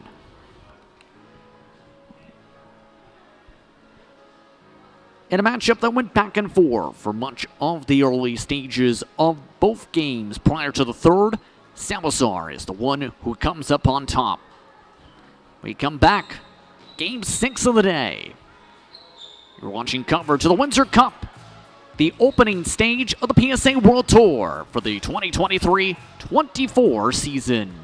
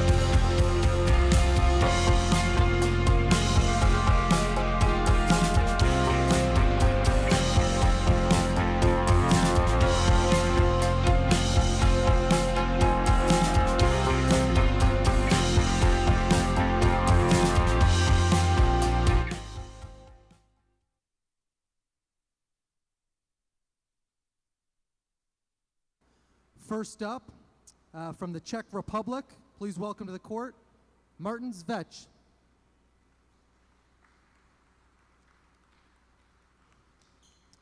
His opponent is the first of 4 Egyptian players in the draw. We all know about the Egyptian dominance. We're here to see it tonight, perhaps for the first time in Windsor in a long time. Please welcome to the court, Al-Nasawani. Your referee will be Paul Alexander. Good luck, gentlemen.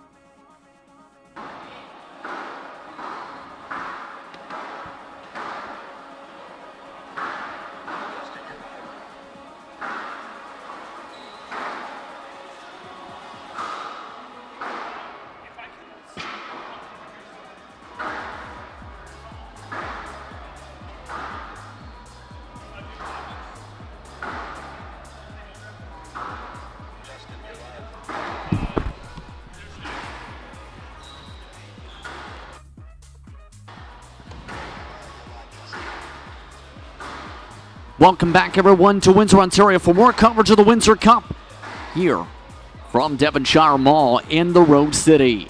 Just Prince with you as we continue coverage produced live by We Digital with our next matchup on the slate. The number 34 versus the number 57. Al-Nasawani and Martin Sevich. Taking a look at some of the details from one of the previous matchups here on screen. Keep in mind, these two respective competitors we're about to see looking to see if they can move ahead, but two different career pathways entering the day today. Keep in mind, when it comes to the first of those two players today, Al-Nasawani, amongst those of just very few on the tour, born in the year 2002. One of the youngest in the tournament today at 21 years old. But a rising star already from Egypt, winning his first title in the 2020 Egyptian Squash Tour just a couple of years ago. Already 4 years inside the top 35 with 5 PSA World Tour titles and 11 finals appearances in a short span already. Martin Sevich, also amongst those, keep in mind, who's the opposite direction because he's had 11 years of playing experience on the World Tour. And in turn, it's amongst those who broke through for the first time inside the top 80 just a couple of years ago in 2021. In turn, 2 times a title winner in tournament play. 10 finals appearances, however, and 119 tournaments. Looking to keep above 500 as the year progresses. Each today will be wearing the blue. From the Czech Republic, the Egyptian of Al-Nasawani will be wearing the white uniform to start. We've seen a few uniform changes starting to come into play already. Al-Nasawani, Sevich, coming up here on We Digital.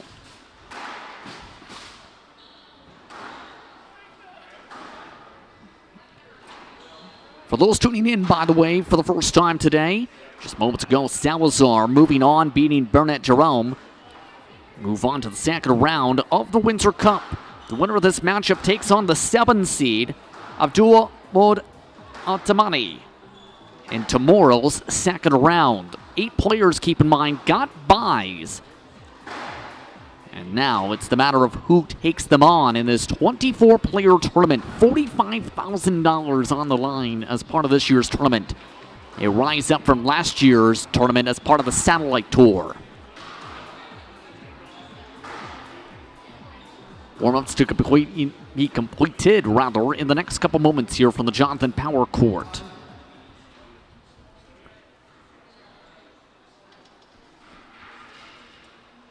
We're all set to go, taking one more moment before they start off today's matchup. Our 6th on the docket today. Keep an eye on the schedule. Go to psaworldtour.com. Keep an eye on how the tournament bracket is going and who's taking on who, as well as the score and stat lines entering the day today and throughout today's festivities. It's the youth from Egypt and the veteran presence from the Czech Republic coming up.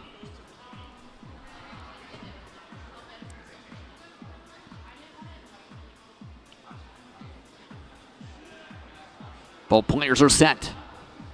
Play will start in 30 seconds. Long string to success. Currently in his world high in his career in 34th, Al-Nasawani. Especially after making multiple last 16 appearances in Singapore, Malaysia, and Hong Kong, part of the stretch.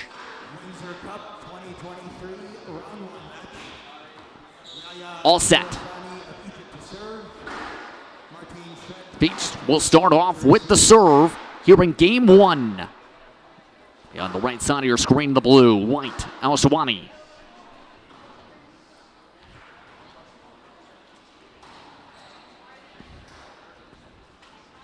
Best of 5 games. Love up. Check that, Al-Nasawani now gets serve after the spin, and we're underway for game 1.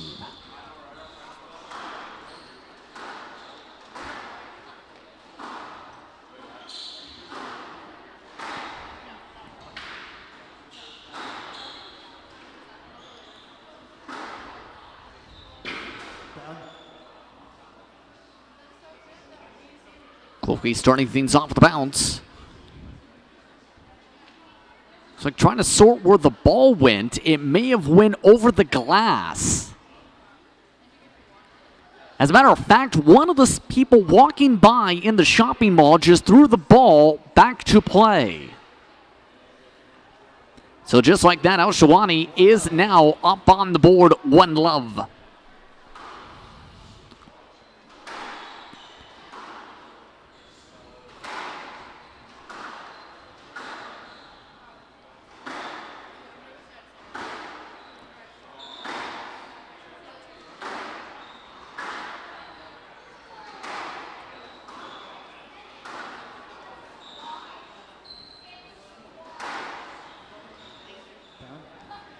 Bad bounce for Al-Nasawani.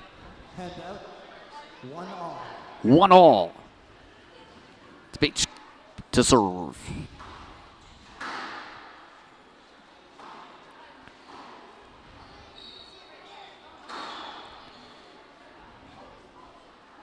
Head out. 2-1. 2-1. Al-Nasawani.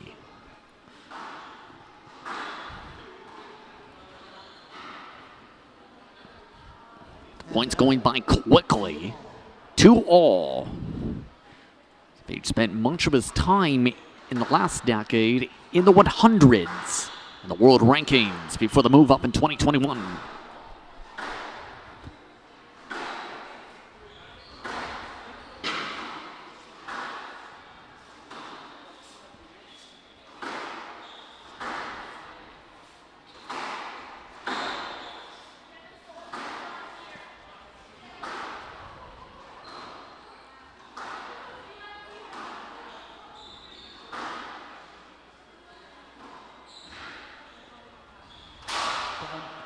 And off the 10.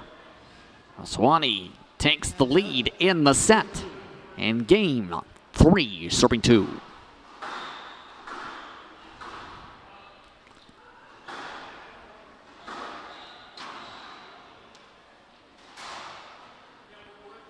And there's the cushion for serving 2. Back-to-back hits to the 10.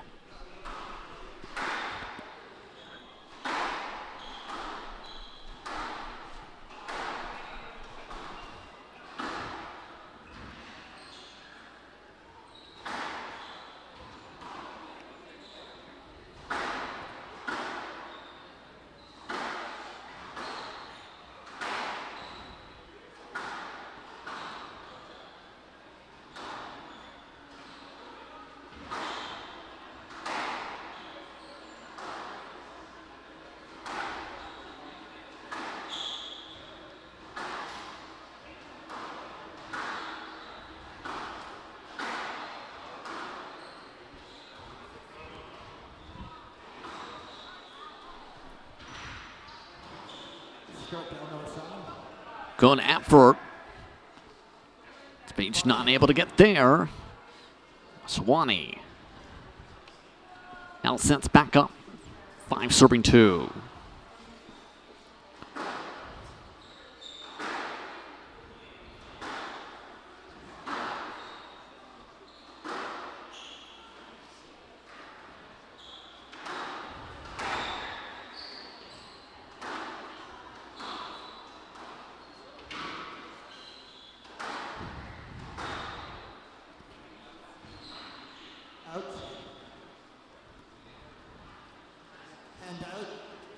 Side out.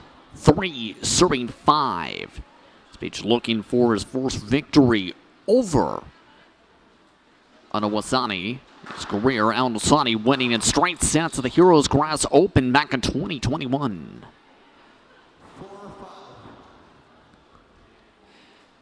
Sevich still a serve. 4 serving 5.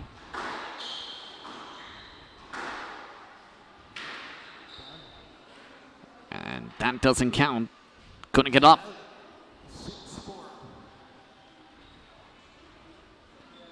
Al-Nasawani to serve.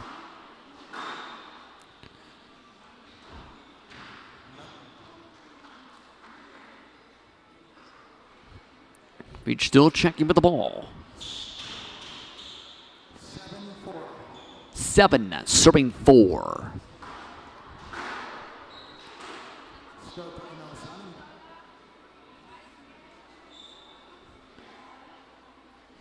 The regroup here. Still 7-4. Al-Nasawani serve on the let.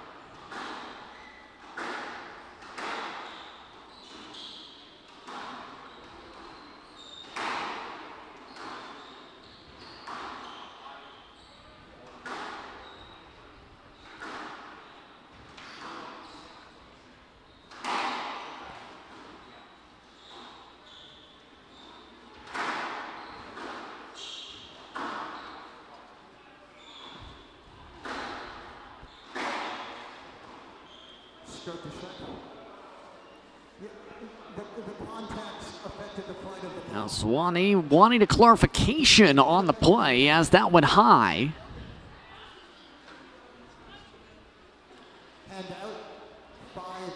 And it is ruled to be point Sevich. 5 serving 8.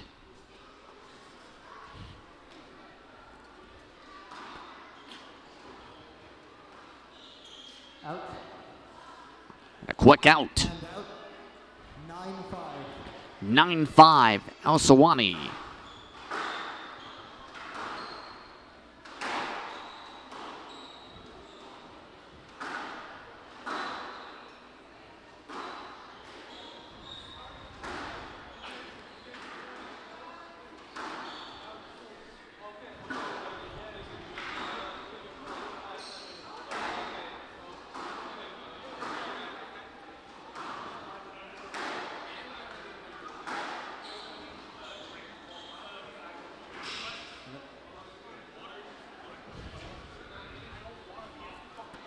Now a quick point sequence. Game ball. Al-Nasawani sets things up for the right serve box.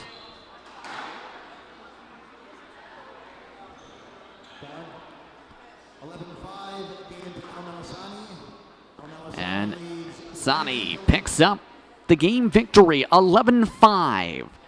And quickly off and away. So one of the rising stars from Egypt, starting things off strong here in the Windsor Cup. He starts off with the advantage, 1 game to love.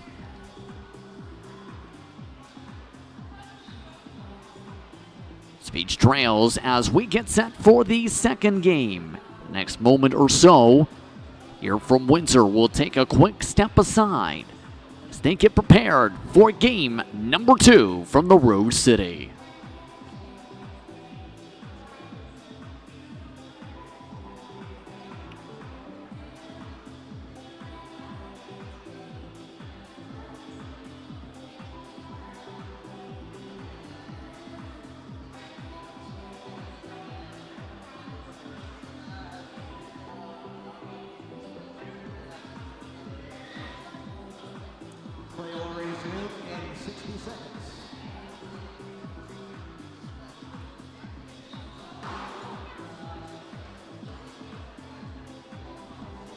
Less than 60 seconds away from the start of Game 2. An eventful time continuing here in Windsor. It's been an interesting start to the day and the start to the tourney play. Play will resume in 30 seconds. Slightly off topic, but one of the players involved in tomorrow's matchups just recently celebrated their birthday on August 12th, actually.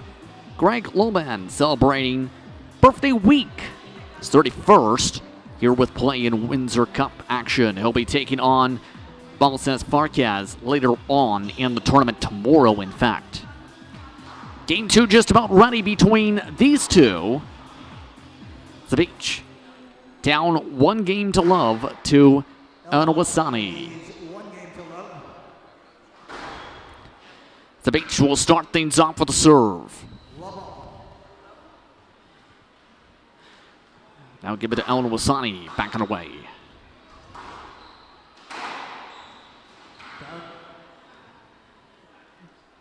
Called out. 1 love. 1 love, Sevich.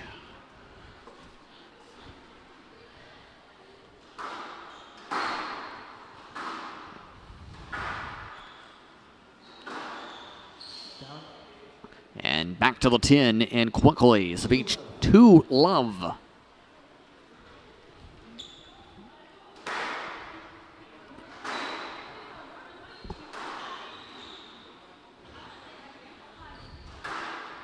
Just below the tape.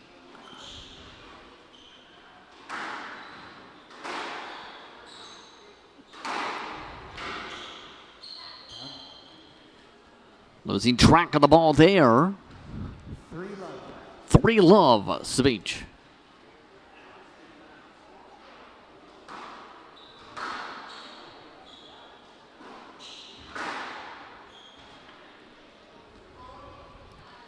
Points continuing to fly quickly. And our side out this time.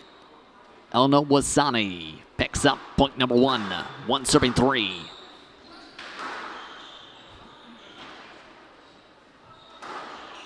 Start to Al-Nasawani. Point once again. Al-Nasawani back to back. A chance to tie up this game already.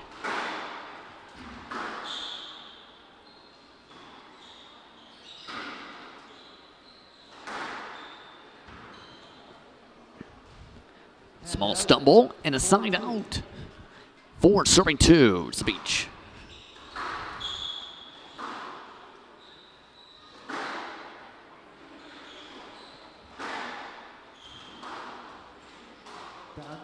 Off the 10, Al-Nasawani. Al-Nasawani, rather.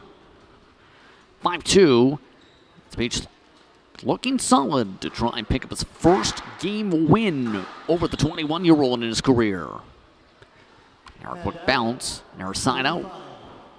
3 serving 5. And Al-Nasawani.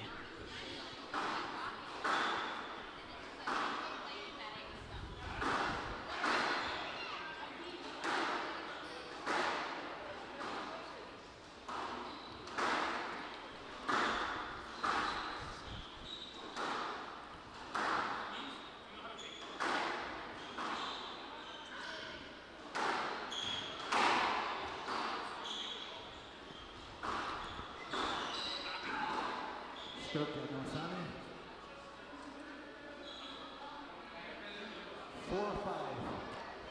4 4 5. 5. Al-Nasawani closing up and the momentum swinging his direction. The ball is good. Hand out. And out called 6-5. Or 6 serving 4, rather.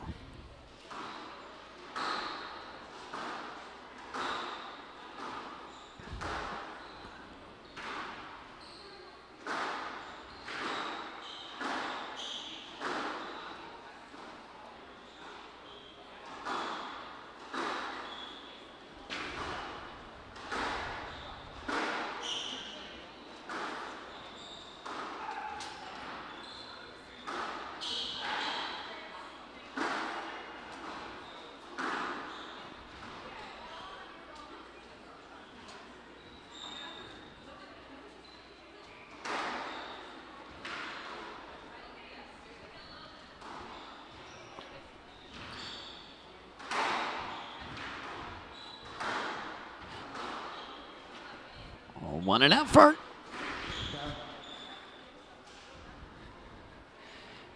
Al-Nasawani with a stellar rally.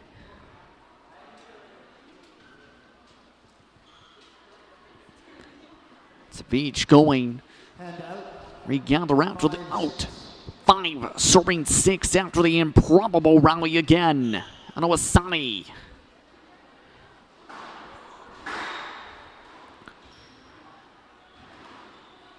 On the bounce, and welcome to the first row, says the ball. Hand out. 7-5. 7 serving 5.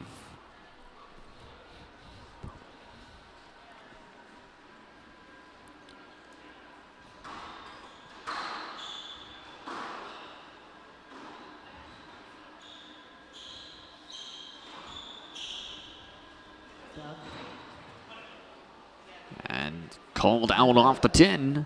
6-7. Al-Nasawani once again retakes serve. 6-7. Start the second. Hand out. Quick issue with the out. Sevich retaking serve. 8 serving 6.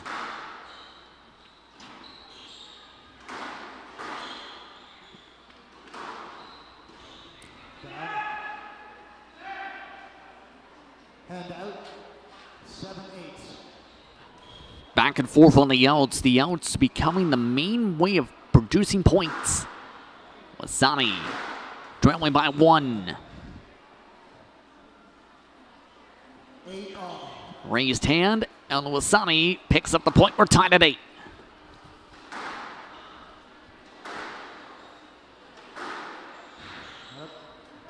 Gonna get the footing. At the beach now. 9-8. Up 9-8.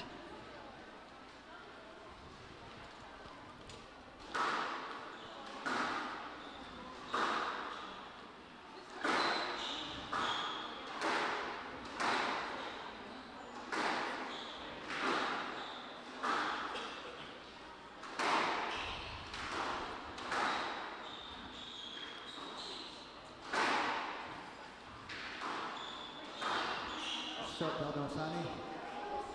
Point given to Al-Nasawani. There was no direct action. Beach wanting to let, Hand out. but 9-all.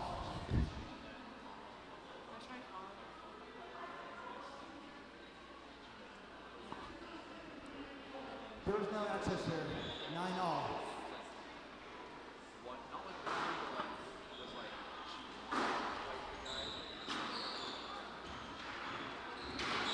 Start the second. Too tight on the outside. Hand out.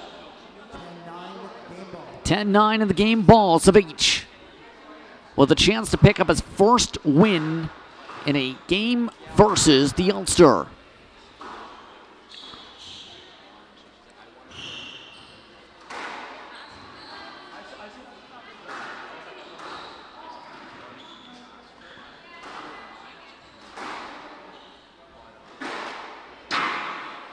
Getting tight on the sequence.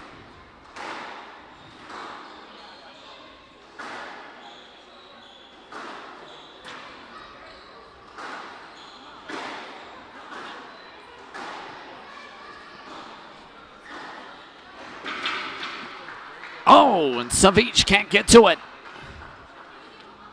There goes the game ball. Al-Nasawani retakes serve. By 2 points.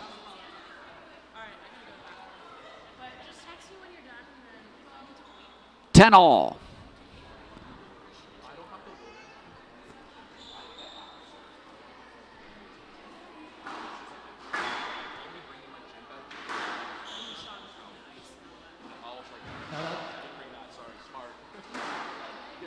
The official waving off the point. Hand out. 11-10 game ball. 11-10 game ball. Sevich again. They tried to sprint across the midline.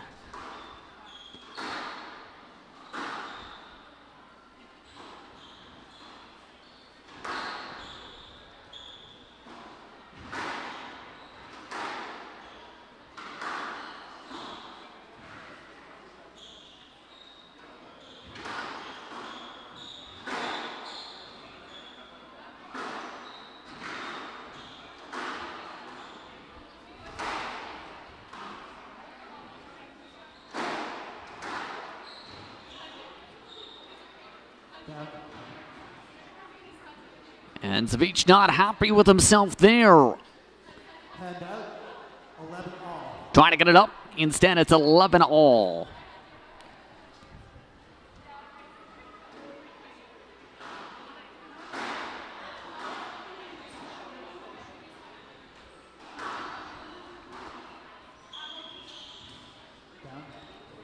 Dulo on the return. Hand out, 12-11, game ball. Game ball yet again. Sevich with his third chance to win this game. 12-11.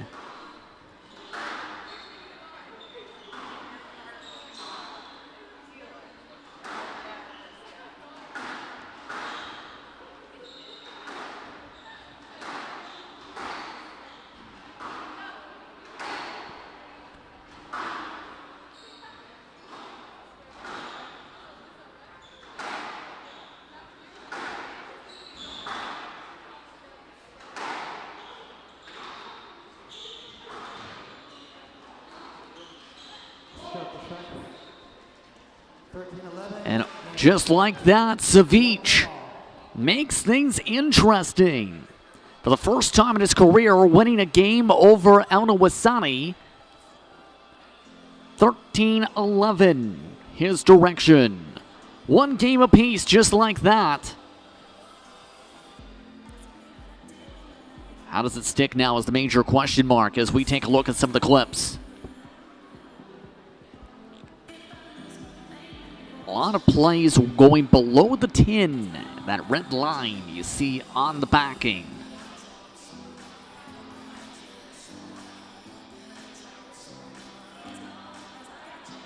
Tell with the lighting conditions, things start to get a little bit darker as we reach the evening hours here at Devonshire Mall. Could play a bit of a factor.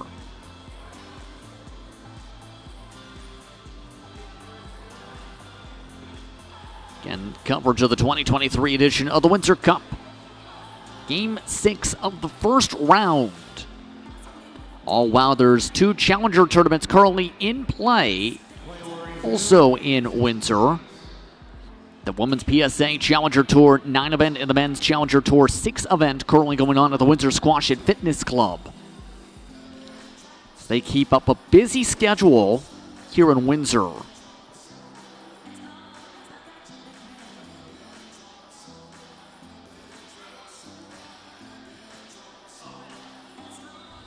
As we continue on with today's action, once again, those tuning in earlier today, amongst the winners in earlier matchups, going on to the second round to take on the players with buys.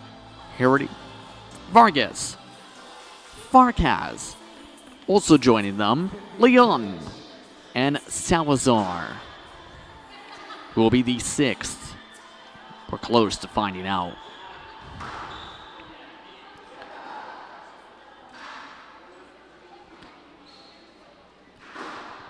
Just about all set for Game 3. Minimum, we'll see 4 games now between these two. One game all. Set to serve. Love all. All set.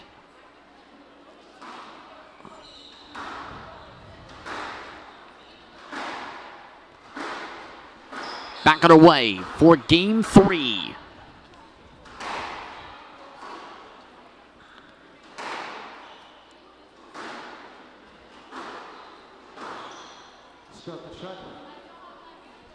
And a stroke given. One love. Given to Sevich.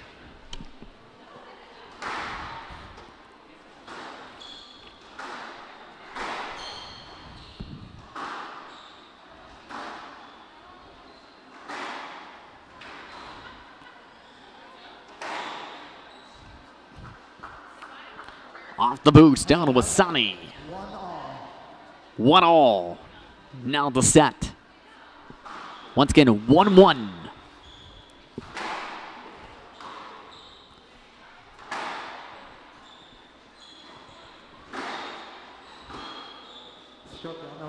And a stroke once again given. Al-Nasawani takes the advantage in the game, 2-1.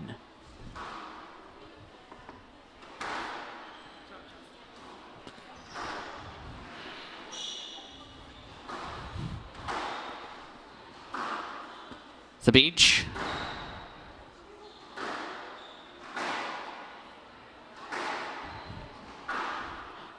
Back and forth, bouncing with the boost.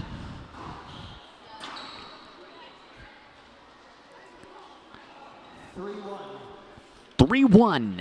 Al-Nasawani.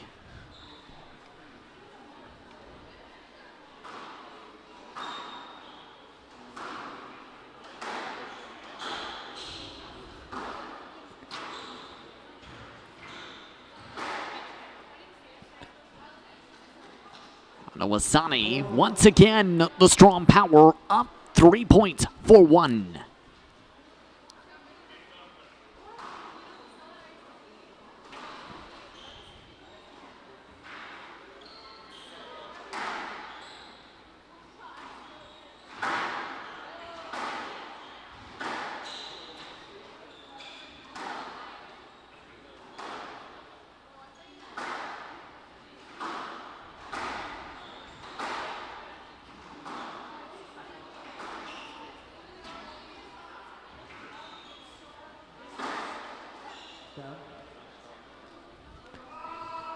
Nothing Sevich can do but stare.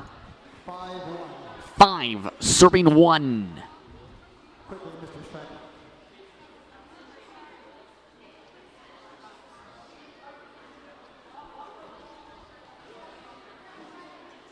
Yeah, just want to go slightly bit quicker, please. 5-1. And now Sevich, due to police being told to quicken the pace between points there.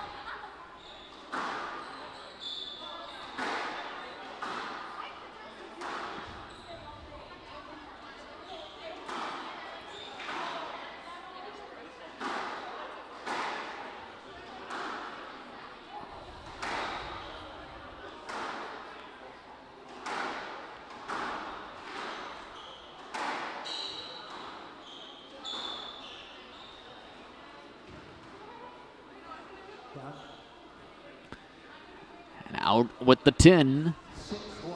6 serving 1.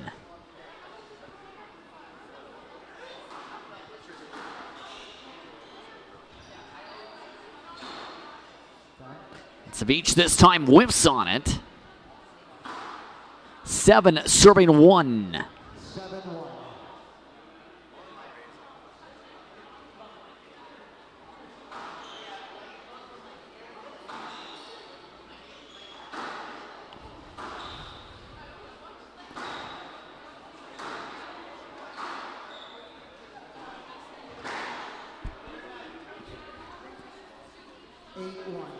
A 1 and the rally continues. Al-Nasawani, all the momentum being carried forward.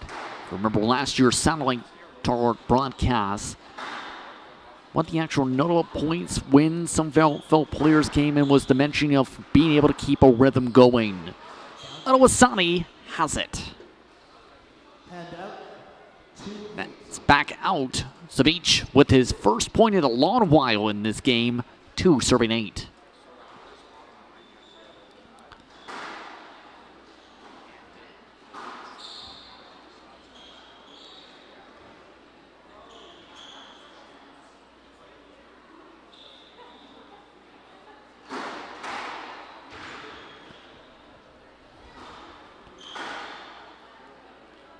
Another good power.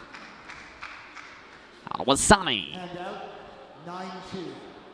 9 serving 2.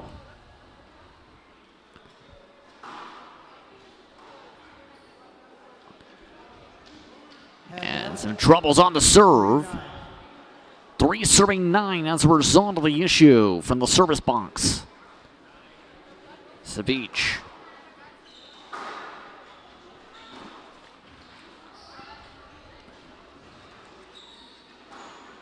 Sevich from behind his head. Al-Nasawani again.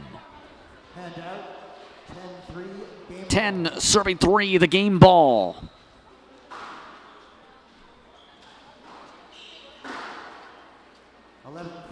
And quickly, Al-Nasawani picking up the second game victory of his day. Game 3 going his way, 11-3.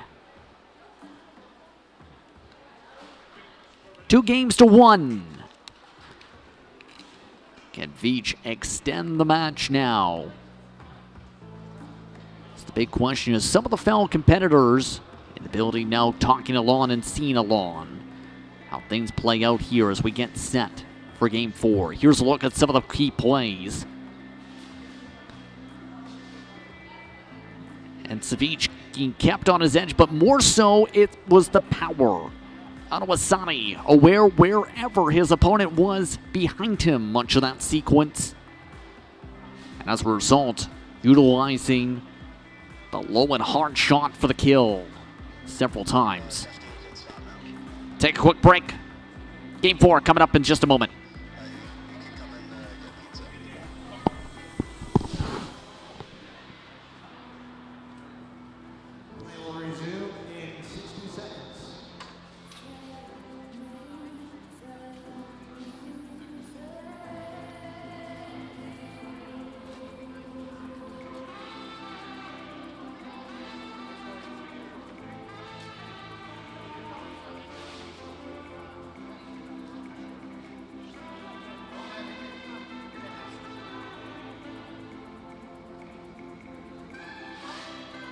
Play will resume in 30 seconds.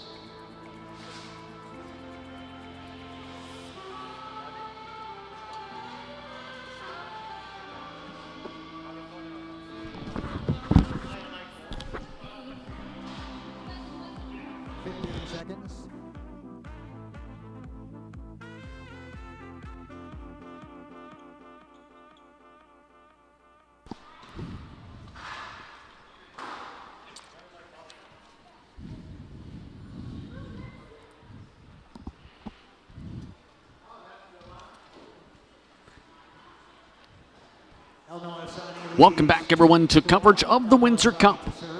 Game 4 continues for Match 6. Al-Nasawani versus Sevich. Al-Nasawani up 2-1 as they warm up the ball and get things ready. For the opening serve of the game, Al-Nasawani picking up a lot of momentum in that last game. Can he continue it to close it? Back it away.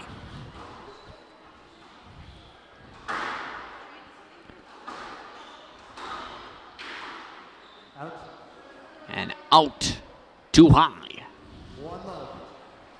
One love for Al-Nasawani.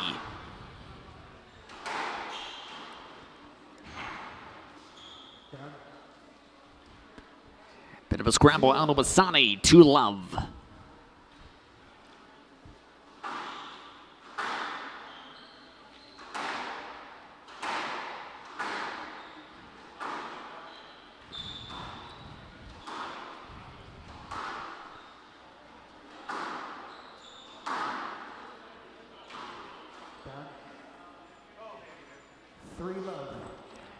Sevich struggling early, 3 love.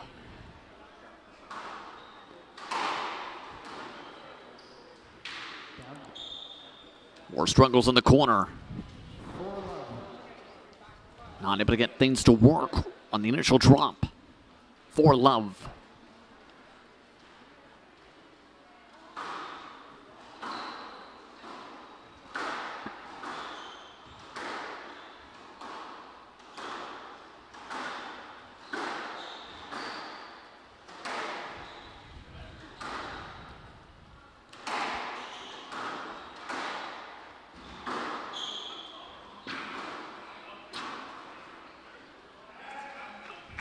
Narrow low play, Sevich.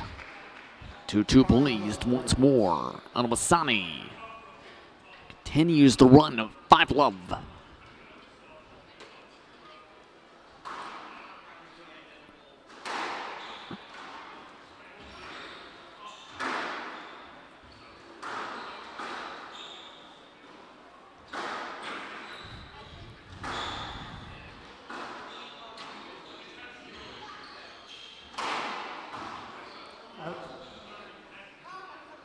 Out once more.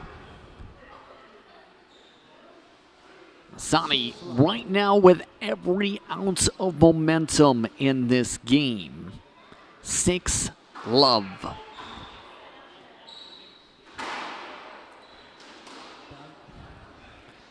Sevich just off again.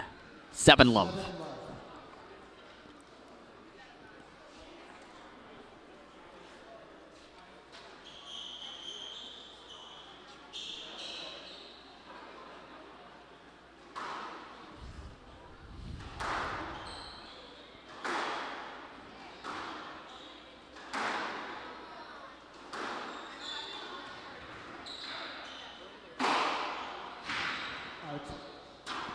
Out again called.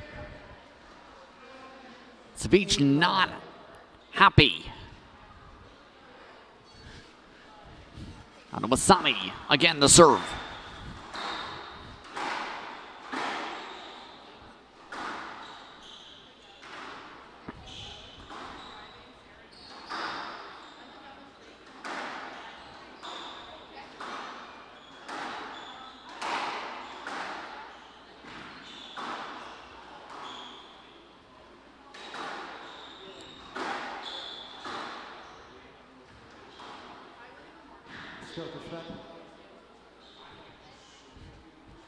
Contact.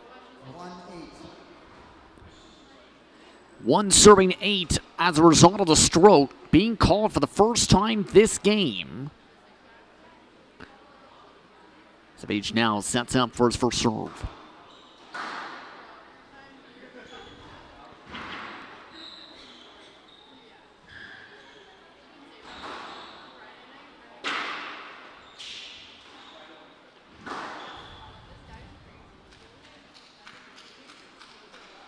Sevich continuing. Have troubles chasing the corners. 9 serving 1. And troubles on the serve. They'll redo it. With Sevich this time as a server. 2 serving 9.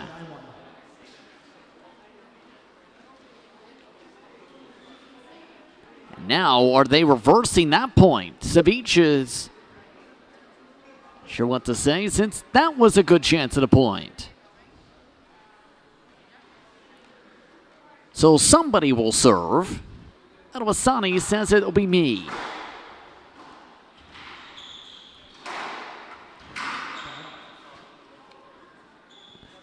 And it looks like there might be an issue with the racket. Sevich hit the racket against the glass. Due to a broken string, play will resume momentarily.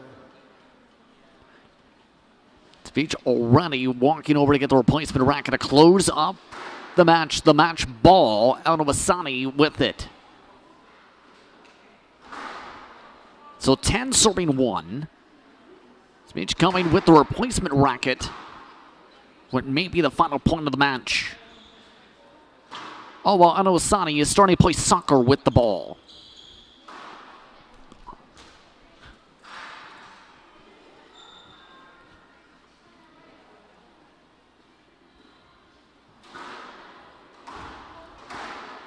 They warm the ball back up.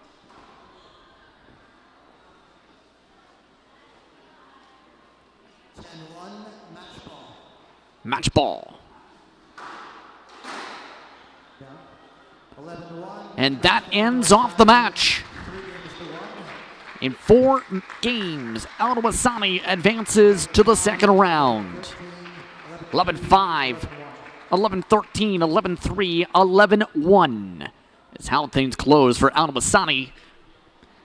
And he books a trip to take on the guitar player of Abdullah Wadud Al-Damani tomorrow.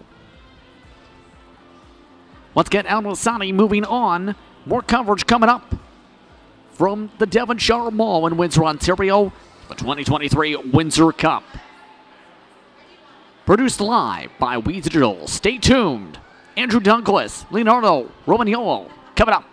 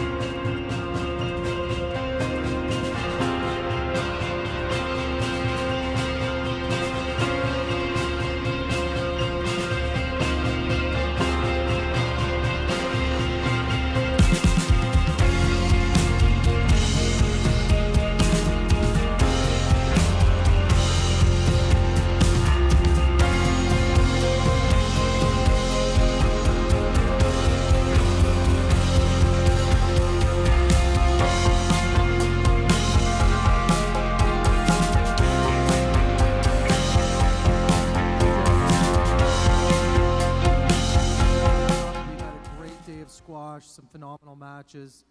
Just as a refresher, this is the first PSA World Tour event of the 2023-24 season. These players have been training all off season. This is their first foray back into competition. We're so pleased to have this caliber of play at Windsor. All of the players in the first round of this event are in the top 65 in the world, so the level is just phenomenal, and we've been treated to some great squash. And there's more to come. Our seventh match of the evening features a Pan-American battle. Of note, the Pan American Games is coming up in October in Chile, so maybe this is a preview of a match that we'll be seeing there. First to the court from the United States of America, currently number 58 in the world, graduated from the University of Pennsylvania. He has 3 PSA titles, including a Toronto event win last season and 4 finals. Andrew Douglas. His opponent is a wily veteran on the tour, playing 14 years. One of the toughest outs in Pan America, according to our Canadian athletes. We're pleased to have him here in Canada. He's actually just had a little training stint here with Diego Elias and Jonathan Power, so we should be fresh on the Jonathan Power court. Next to the court, please welcome number 53 in the world, his one off his highest ranking of 52. He has 11 PSA titles, 20 finals, 186 tour matches. Leandro Romiglia. Your referee will be Darren Manley. Enjoy the match. Should be a good one.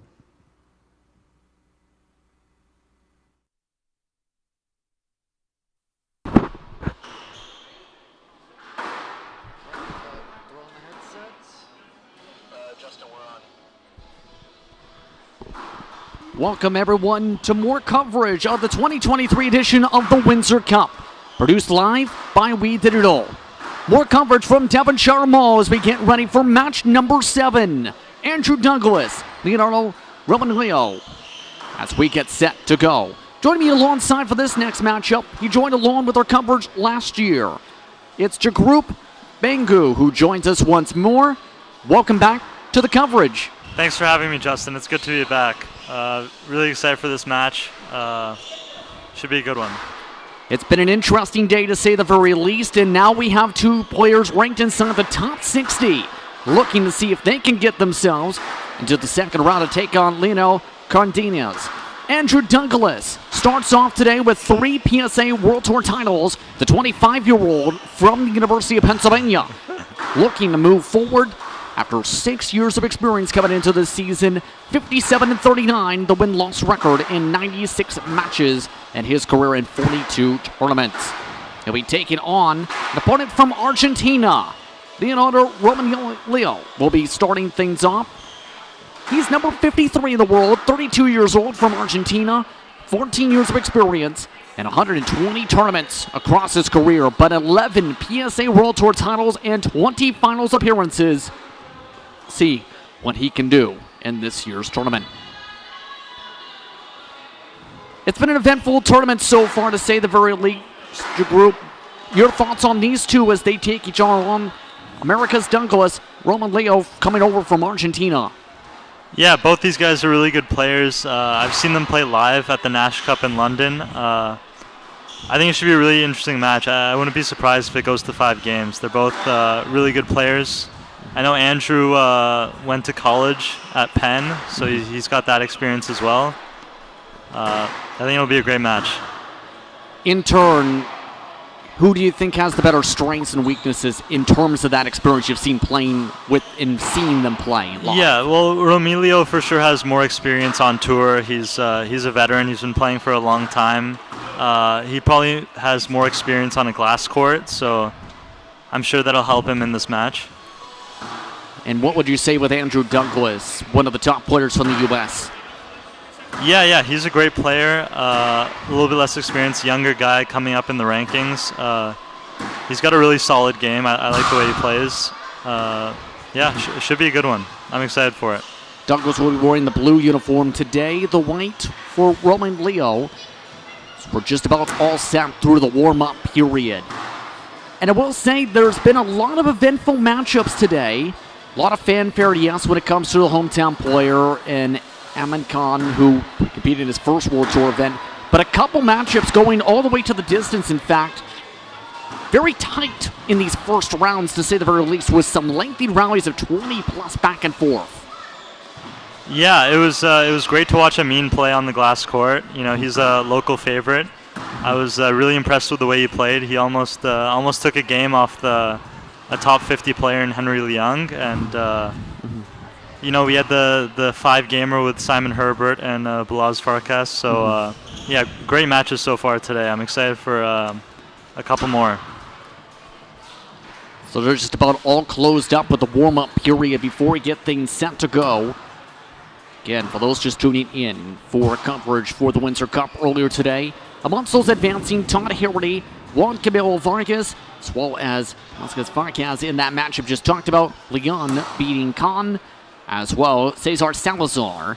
And just moments ago, in 4 sets, Yahya Al-Nasawani moving on to the second round. One of the rising stars from Egypt. Spin of the racket, we're just about all set to go. In your opinion, What's it going to take to win this matchup today between these two opponents? Yeah, I think it's just really important for both players to find their length early in the rallies, early in the game, and then from there I could see it going either way. I think I'd give a slight edge to Romiglia, probably winning this match in 4, but I wouldn't be surprised if Andrew Douglas takes it in a close match. Especially with what's at stake, with the 8 players already getting the bye, not going to be making it so easy, to say the very least, with the opponent they'd have to take on as well. Especially with some of the top players in the world coming to part as the bronze event the first time ever in Windsor. Yeah, it should be great. Yeah, a lot of the seeded players are here today just watching and practicing, seeing their opponents for tomorrow. And I actually think it's better to have that first round match under your belt going into the next day. It gives you a bit more confidence having that win before you play a top player. We're all set to go. It's Game 7 of 8 for the opening day of the Windsor Cup, the 2023 edition. Its second ever running and the first on the PSA World Tour as a bronze event. Starting things off, the right side of the respective court is Douglas. Romiglia will start off to the left. Just like that, we're underway with Game 1.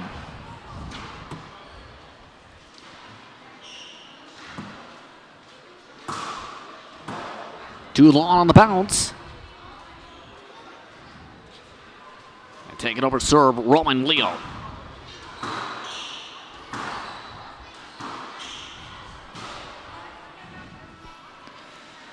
Slow start for both players here, but expect it to heat up later in the game.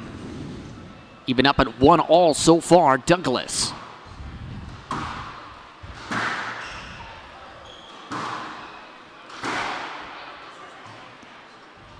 It's a nice shot from Douglas there.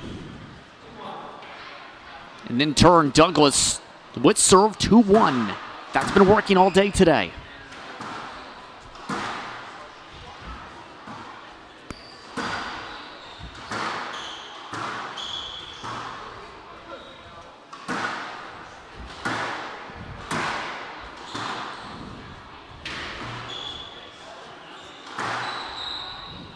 It's probably a stroke right there. On the signal, looks like indeed yes. The press of the buttons quickly, serve back 2-2.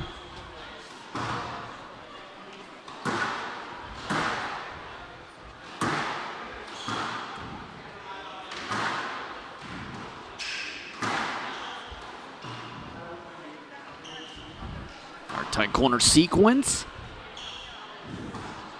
3 serving 2. Romiglia with the advantage early. Yeah, pretty quick rallies so far. I'd expect them to be a lot longer going into the match, but we'll see what happens. But that how quick that went. Douglas trying to get to it. Now sets up with the 3-all.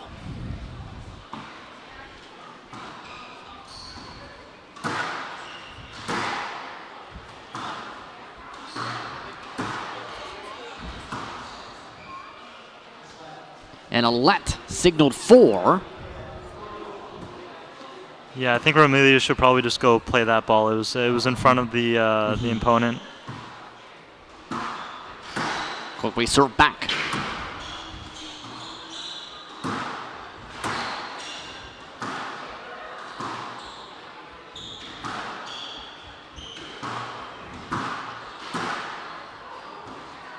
Oh, that's a nice shot from Romiglia. Perfect straight drop into the neck. 4 serving 3. Tinian with the advantage in the early going in Game 1 here on We Digital.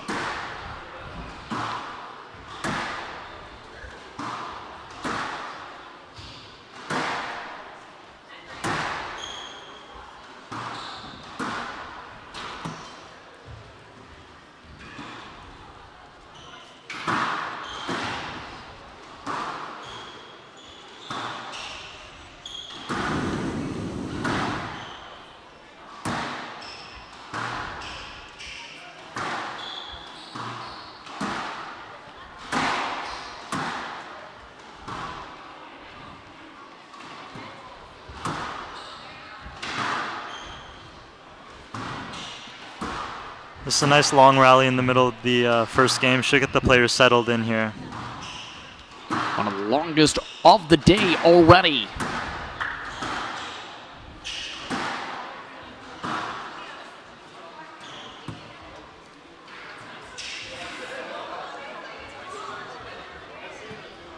Lots of drops.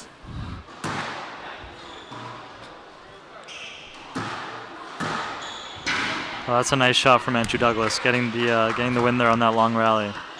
4-all, and how difficult is it to keep that pattern up like that, 30, 40, 50 times like that? Yeah, I know from experience that playing long rallies like that, they can get tiring. These guys are in such good shape that they can just keep doing that all day long. But it for sure is not easy. Mr. Group Mangu amongst those with experience in last year's tournament play especially.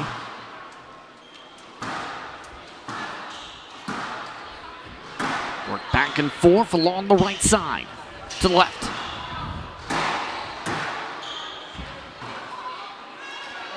Oh, and it skies out of play and over top that back wall again.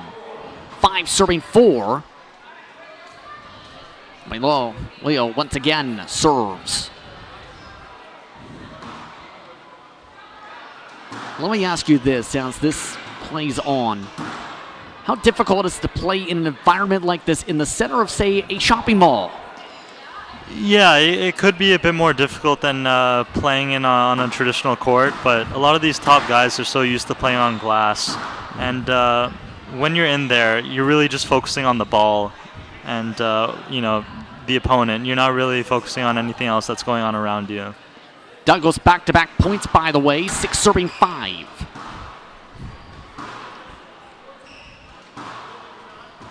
Yeah, I think it's pretty cool for all these players to play in a cool venue like this. I think they're all enjoying playing in the shopping mall, getting new eyes onto the sport of squash.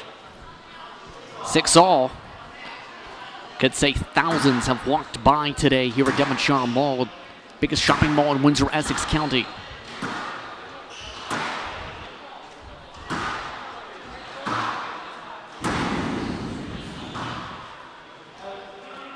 Caught out. Douglas is convinced that it stayed in, but he's got to move on here. The ref has called it out.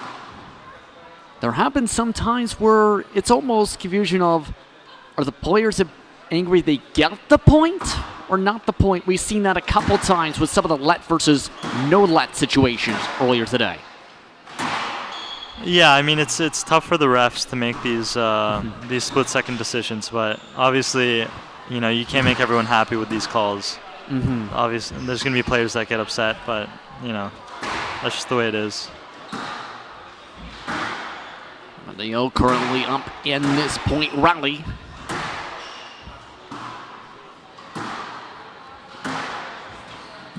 Oh. Hit the top of the tin. 7-all once again. Yeah, nothing in it here. Seems like they've been going back and forth this whole first game. You can argue the closest matchup of the day because outside of a couple games here and there, we haven't seen back-to-back points like this. Key execution. Sees an error swap of the back and forth. Yeah, that's a great drop by Andrew Douglas. Kind of showed like he was going to hit it hard and then dropped the racket face and hit a really nice drop. From left service box.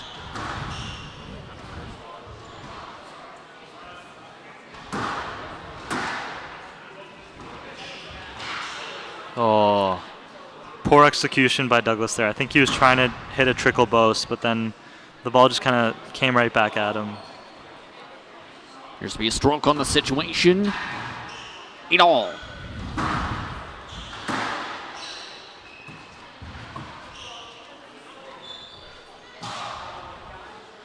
And Eric Klein of the tin. Yeah, a little impatient from Romiglia there. He probably should have extended that rally instead of going for the drop right above the tin. So out is called. 9 serving 8 for Douglas.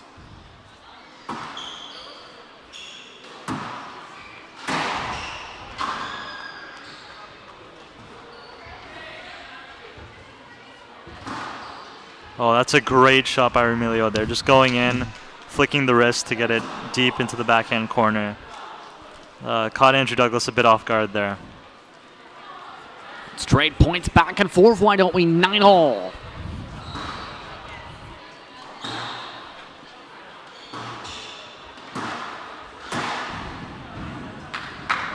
Douglas again, strong swing. Yeah, it's a nice shot by Douglas there. He's got a huge game point here to get off to a great start. Game ball for Douglas.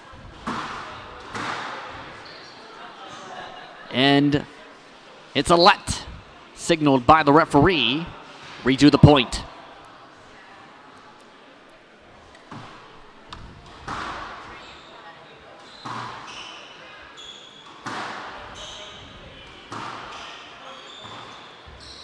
Oh, that's a nice shot by Douglas there. Showed the straight drop and then just last second flicked it cross court. Caught Romiglia completely off guard, and then that's all she wrote. At least for game one, at least. It's Douglas, 11-9 in game one. An eventful game one, to say the very least. Once again, with how the back and forth affair went. But seeing some different types of styles, you mentioned the drop, utilizing the mix of the drop and the cross. How tricky is that in the sequence to be able to execute, to get that drop just right, but also get the cross so you're not hitting, say, the bar or the bottom of the tin? Yeah, it's really difficult. It's something that these guys have practiced, their entire life. So, it comes second nature to them, hitting those drops and hitting those cross-court flicks. So when it comes to this year, remember last year you were competing in part of some of the events and also a part of some of the organization parts. What's it been like this year as part of this year's Windsor Cup for you? Yeah, it's been fun helping out so far. I've been driving the players around a lot, so getting to speak with them has been nice. And yeah, just really excited to watch some good squash here at the Devonshire Mall. What comes to mind with some of those conversations? What's the most memorable conversation you've had so far with the player? Yeah, I spoke a lot with Todd Harrity just about life. He told me about his time in Egypt, training there, and it was just nice getting to interact with these top players. So in turn, as we get ready for game two here, what if you were in this situation, would you adjust with it being so tight already? Yeah, I think always when you're coming back after losing a game, you got to just keep it simple, really focus on hitting your length, and then everything else will come from there. So again, Douglas with the advantage in game one, 11-9. 1-love over Romiglia. Just about set to go. And it's been interesting to see the progression of the court lighting today, because we've gone from overcast to very sunny to overcast to, I guess you could say, sky beam, because now the lights above the court today are outshadowing and outbrightening the light outside for the first time today. Interesting balance.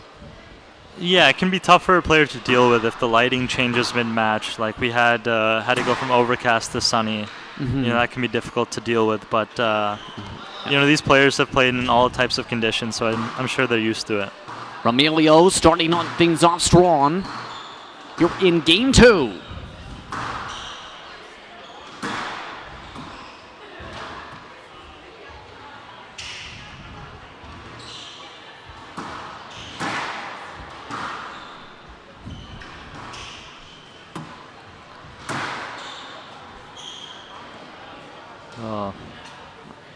And what started off with strong power from both sides cools off for 1-all.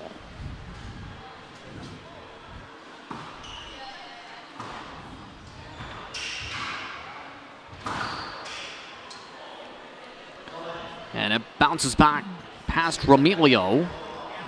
No let given to Romiglia there. Again, I feel like it was a bad shot by Andrew Douglas, but Romiglia needed to play that ball. I was about to say, didn't look like either was in the way of one another. No. I mean, there might have been slight interference, but I think he does need to play that ball. So as a result, Douglas now with the serve. 2 serving 1.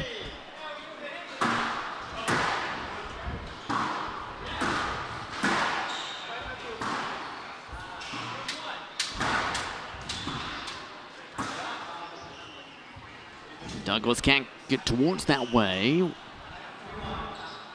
It still goes his way regardless with the bounce off the tin, 3 serving 1.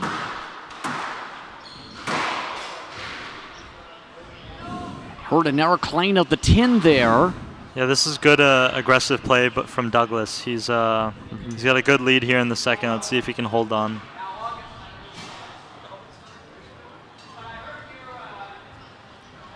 Four serving 1.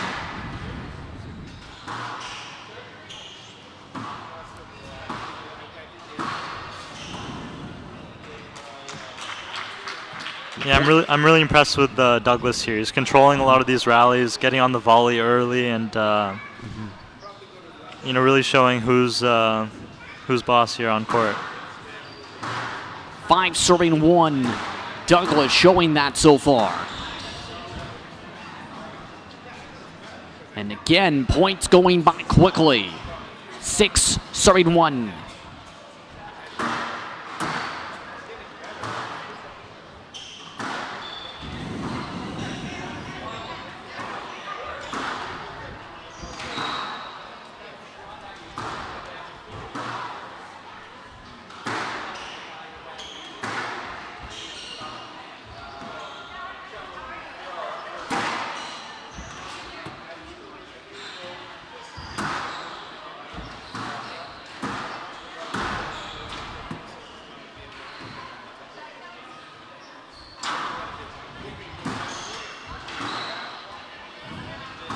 And one of the longer rallies of this match already.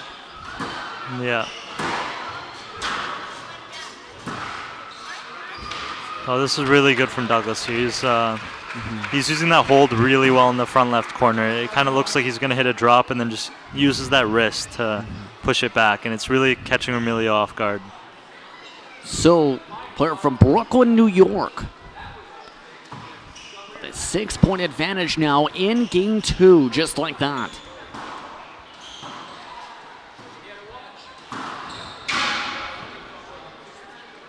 Bounce off towards the tin again.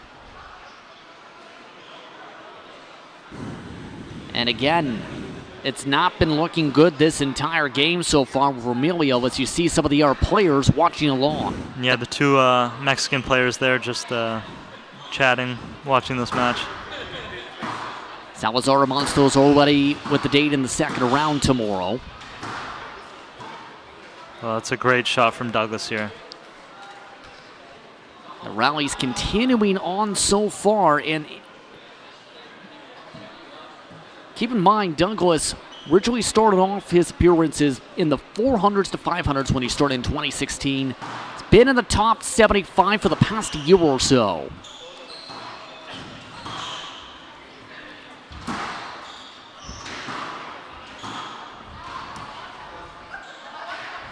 A bit of a stunner.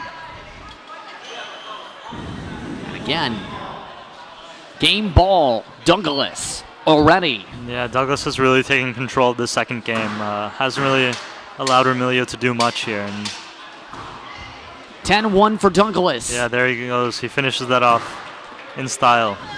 Lightning quick for Douglas, just 1 point for Emilio.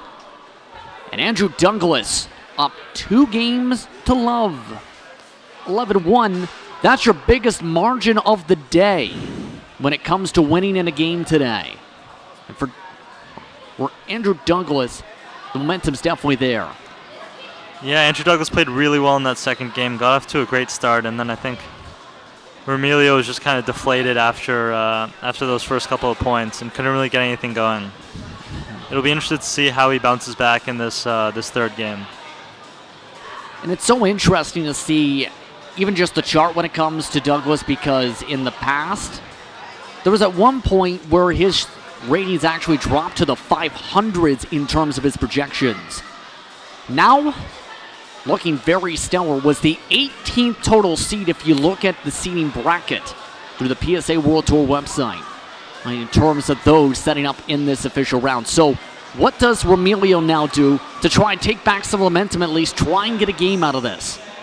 Yeah, I think Andrew Douglas just has too many free volleys around the middle. He's got to make sure that that he takes Douglas deep into the court before he opens up and goes short. I think it's too loose around the middle, and Douglas is taking advantage.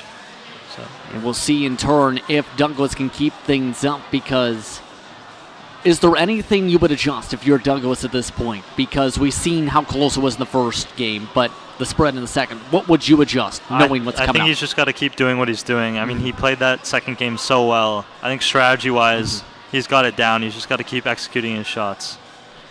We'll see the execution indeed. We'll take a quick step aside. More coverage of this match coming up after the break. You're watching We Digital from Windsor, Ontario.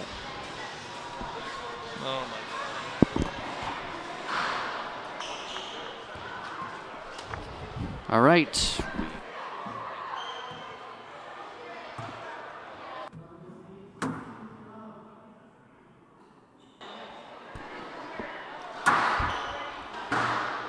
Welcome back, everyone, to coverage from Windsor, Ontario, with the Windsor Cup. Douglas currently up 2-0 over Romiglia, I should rather say. So a different look now for this third game as we're already underway. Romiglia switching over to the gray and white shirt after starting with the near full white shirt, and already starting things off with an out. One love, Romiglia.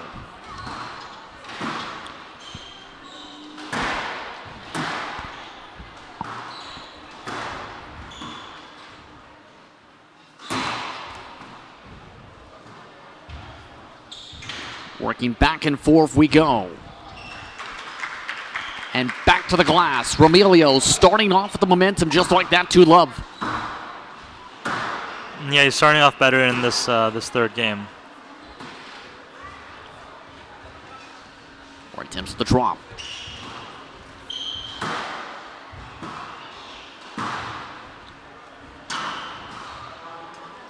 Couldn't make it all the way to the top. Out-called Douglas with his first point of the game. 1-2.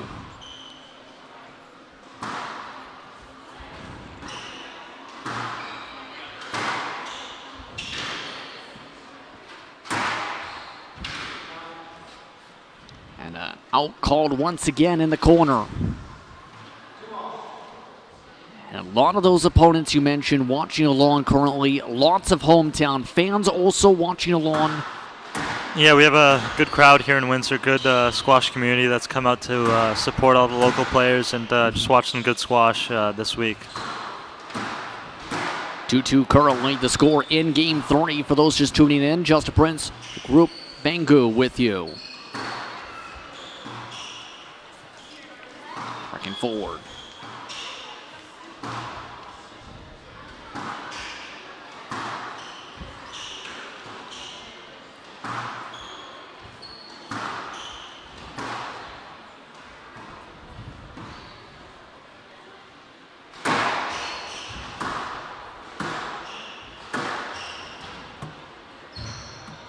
Long rally once again into the back wall. Douglas. Yeah, this is a really good play from Douglas again. He's moving around his opponent really well. And Douglas with a quick serve, 3-2. Out off the tin.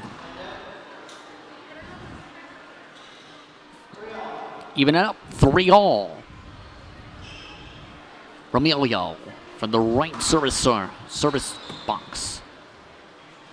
And it rolls instead to him.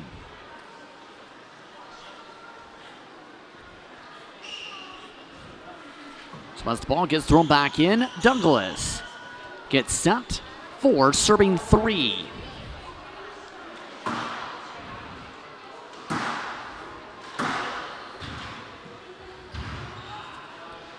It's a nice post from Emilio, just caught his opponent off guard there. Drip up of the footing, 4-all.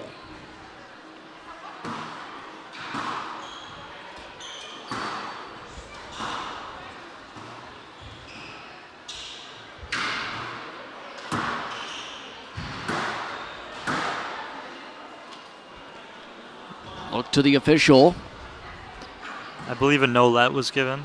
So that would be a stroke indeed. 5 serving 4, Douglas given the point. Yeah.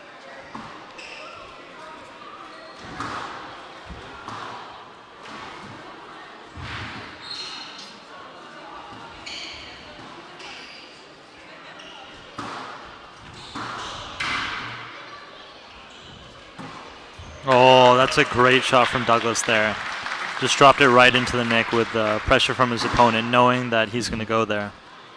That's hard to beat when it comes to those drops today. Yeah, really well executed. 6 serving 4. 5 points away from a second round spot.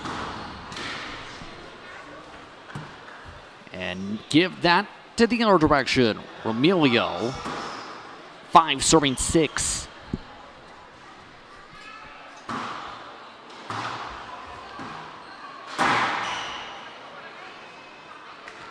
Another hard spike. 7 serving 5. Douglas the point.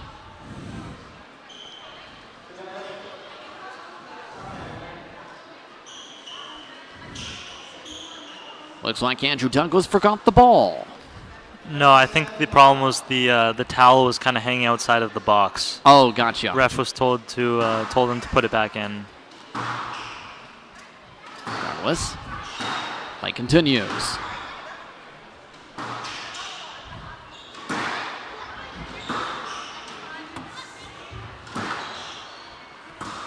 Oh, it's a bad error from Romiglia. Douglas with a 3-point lead here. I feel like he senses the finish line. 8 serving 5. Douglas looking for the straight sets. Oh, that's another bad error. Now Klein on the tin. 2 points away from victory is Douglas.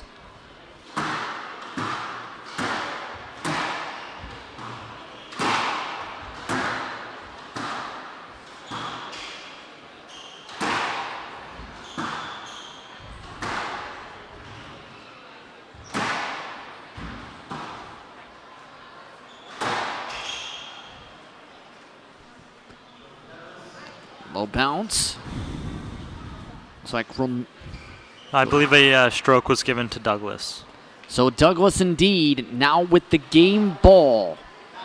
Game match ball, yeah. Game and match.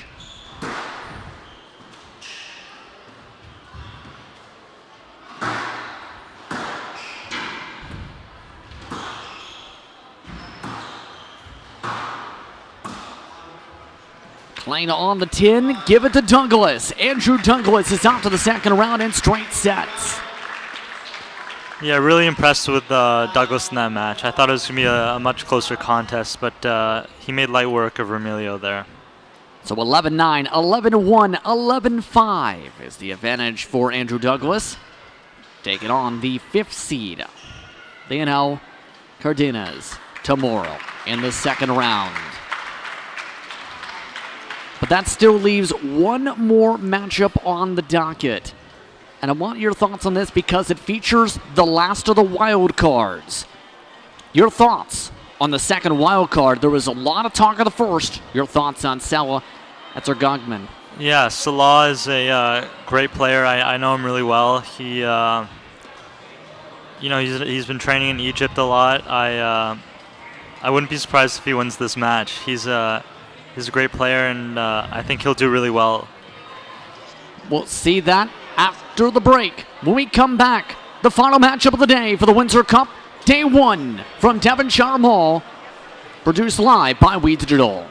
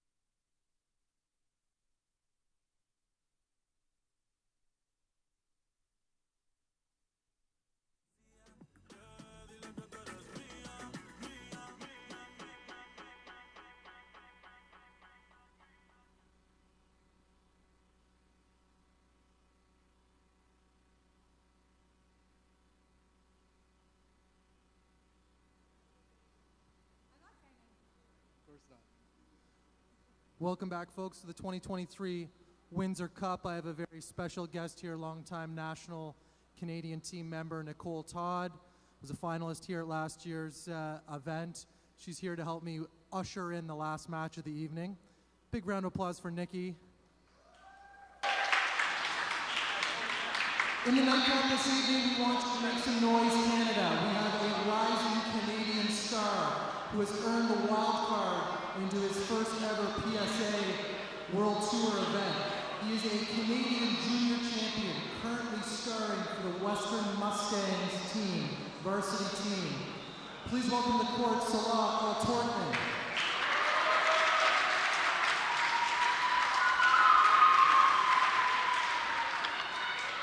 His opponent this evening, a veteran of the tour, not playing in his first ever PSA World Tour final or bronze event. He is from Portugal, currently ranked number 52 in the world. He has 10 PSA finals and 3 PSA titles. Please welcome to the court from Portugal, Rui Soares. Your referee will be Paul Alexander. Thanks again to Nikki Todd.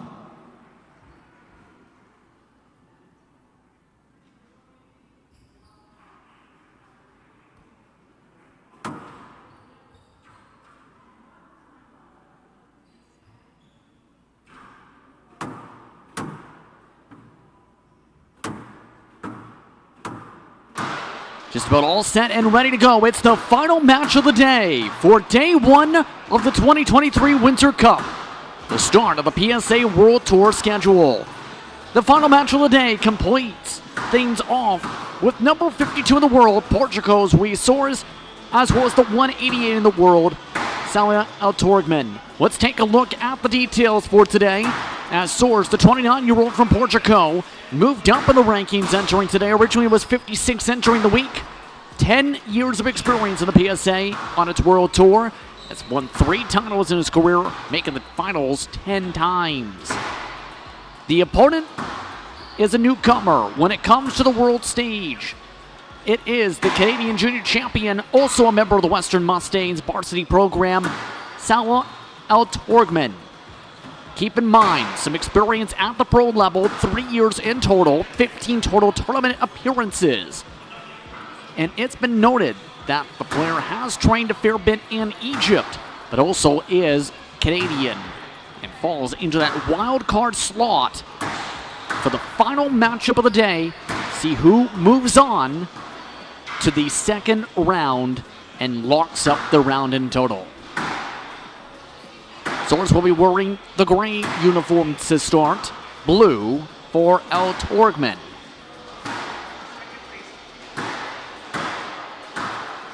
It's been an interesting day, to say the very least. Well, some of the discussion earlier today, which group Bangu, with a lot of the back and forth, a lot of the fanfare, a lot of the intrigue when it comes to the action here at Devonshire Mall, the heart of Windsor, Ontario's largest shopping mall. One of a couple total shopping venues of its variety type in the Windsor-Essex County area. But last year started off as a satellite tour event as well as an open championship. There are currently 2 challenger events being completed for its first day, meanwhile, at the Windsor Squash and Fitness Club for reference. But now moving into the bronze level of the PSA World Tour. Wanting a spotlight on Windsor and Essex County. All part of a busy schedule that in the next few weeks alone sees players having to focus on getting ready for tournaments in Paris and Qatar for their first platinum events, the 2023-24 season. The field gets whittled down to 16 in a couple minutes' time. Keep in mind, the player that they look to try and battle to see who they take on is Yusuf Suleiman, the number 2 seed for this year's tournament. Keep in mind, that is a player that won his first World Tour event of the season last campaign of the Z Open without having a single drop game. We'll see which of these 2 advanced. The first of the wild cards went down in straight sets in their first ever World Tour event, being also Canadian junior champion in the under 23 bracket.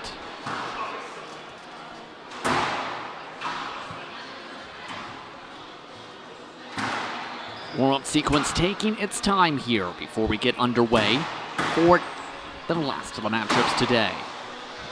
For those wanting to get interest in terms of how to follow along with the schedule, go to psaworldtour.com. Check out how the table is going.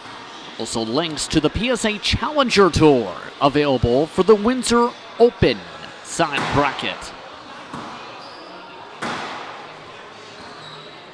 Amongst the various plays today and players advancing, Todd Harrity, Juan Camilo Vargas, Balzes Farkas, Henry Leon, along with Cesar Salazar, Yaya Lazani, along with last matchup, Andrew Douglas in straight sets.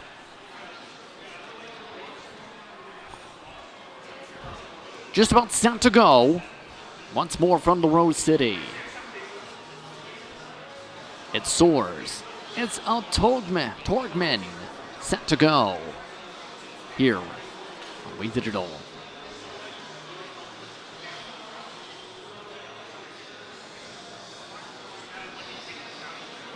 Already set for the final match.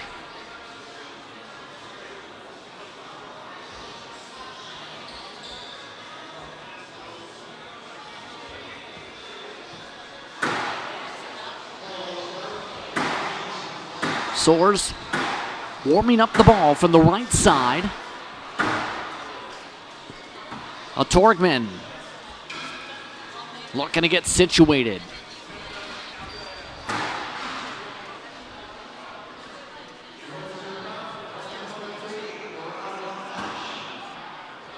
The match is all set for the opening round, the final match of the round. El-Turkmen starting from the left service box area, the right service box area for Soares.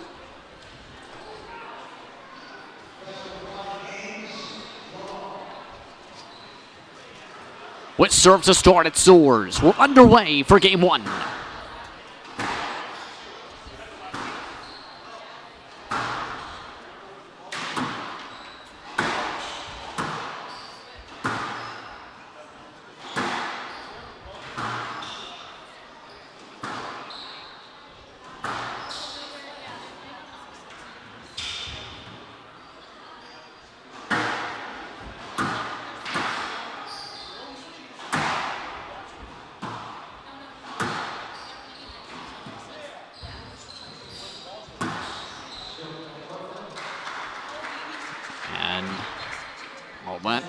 Stroke called.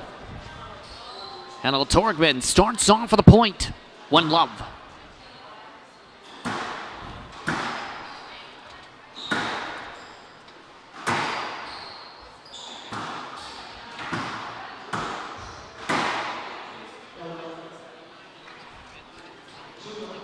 Two love for the wild card.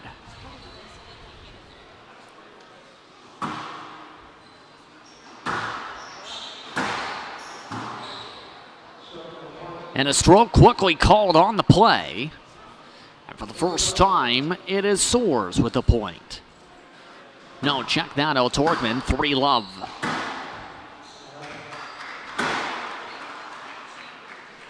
Our quick call with the stroke. 4-love, El-Turkmen quickly starting off strong.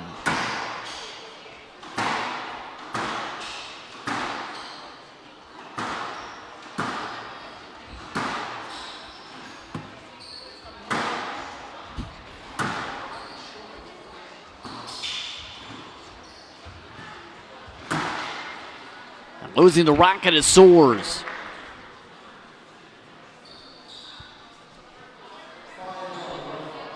Five love, El-Turkmen takes serve from the right service box.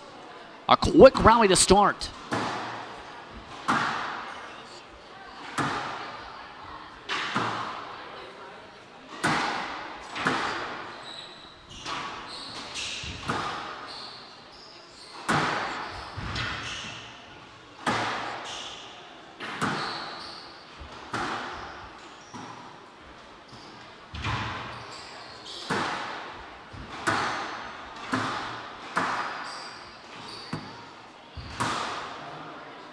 hit on the 10 from El-Turkmen.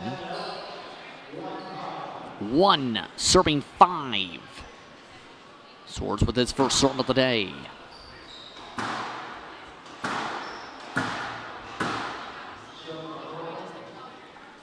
And on the bounce, El-Turkmen retakes it on the quick play.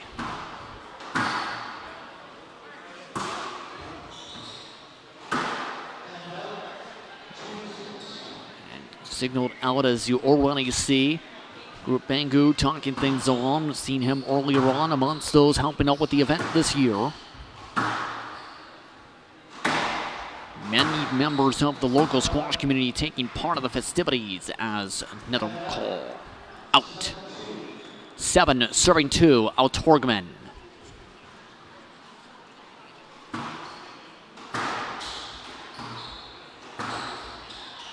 Oh.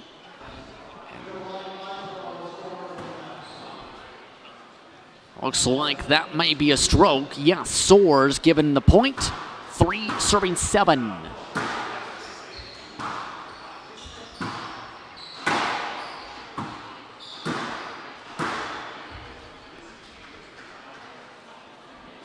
And El-Turkmen out of position in the corner. Soares back-to-back points.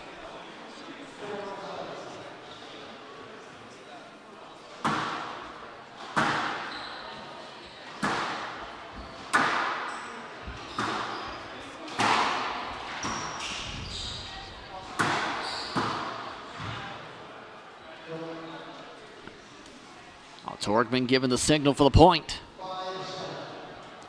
Check that to Soares. It was on his side, should say. Soares, 5, serving 7.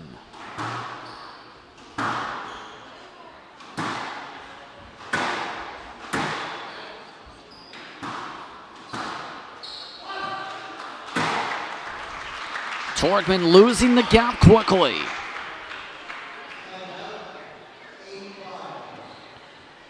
Trying to regain it now with the 8-5.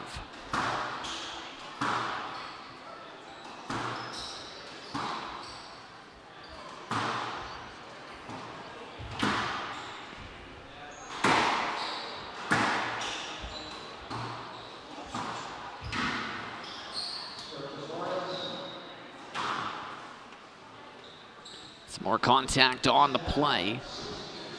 Stroke called, 6, serving 8.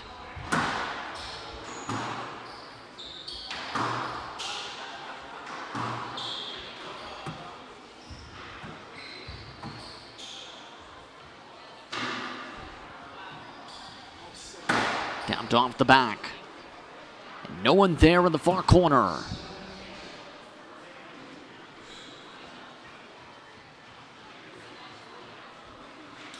A chance to tie this game so far. Soares down 1.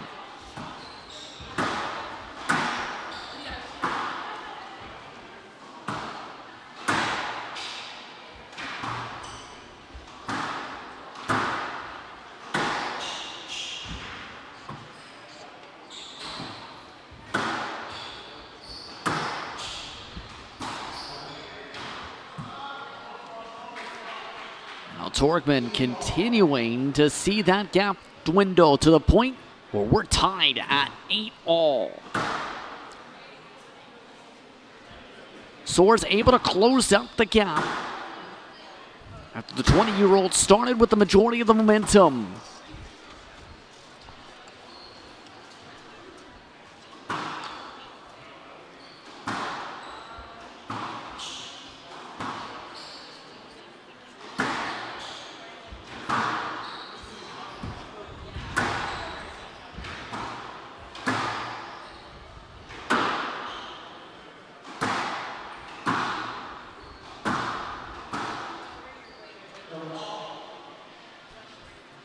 No let.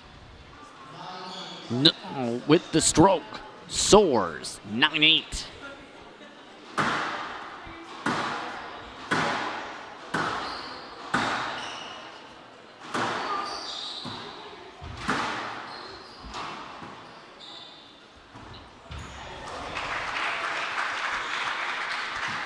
Turkmen with the round of applause. 9 all.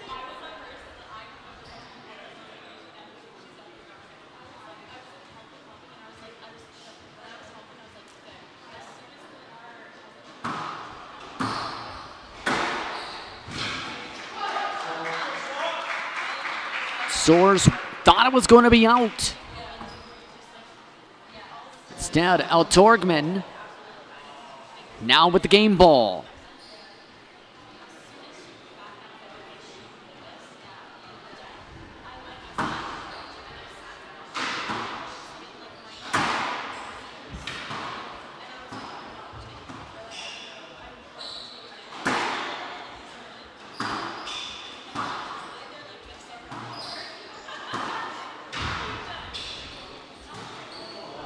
And it's off the 10, 10 all.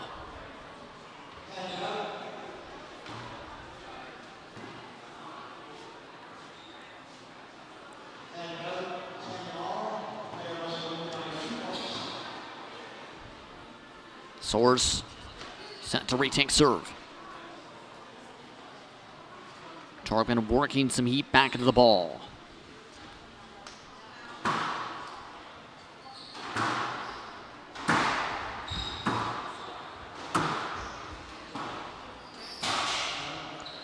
And a lot of cleaning off the 10.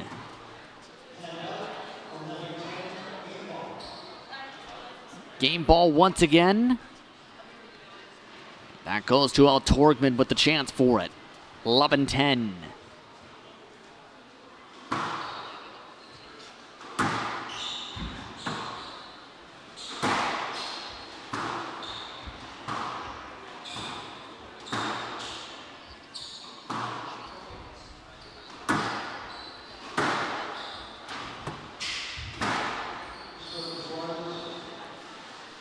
And just like that, El-Turkmen. It's the side out. See him have to do 11 all. Soares on the serve.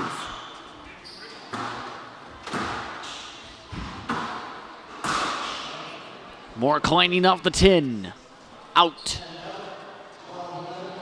12-11. Game ball again going to El-Turkmen. Can he close this? Third game ball.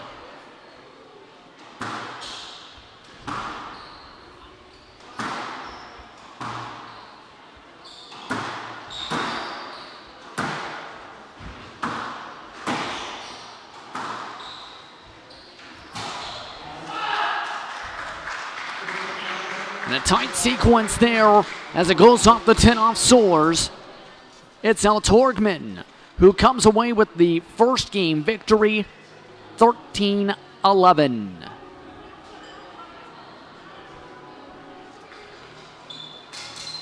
So far, so eventful when it comes to this final matchup of the day. And crowds of people starting to crowd up around the edges of the stadium venue here at Devonshire Mall because of how back and forth things were in game one.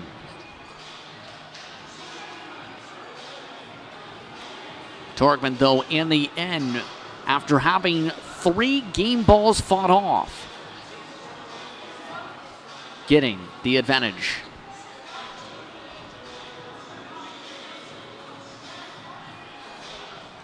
Take a very quick pause. Game 2, just moments away.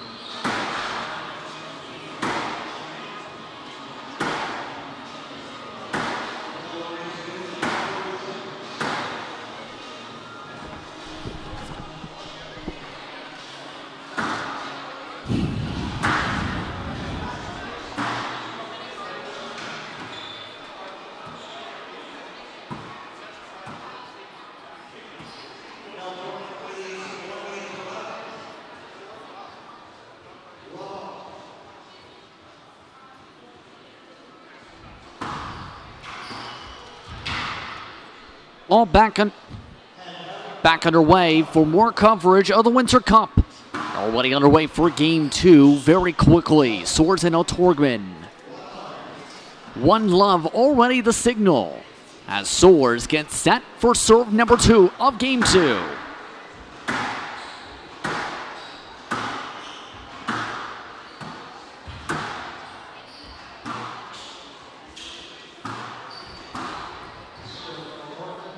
And a stroke already quickly called. El-Turkmen has it even up at 1.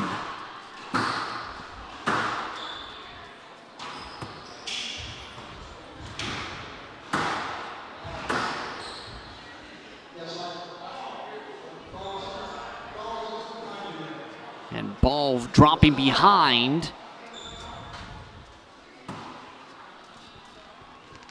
Turkmen serve.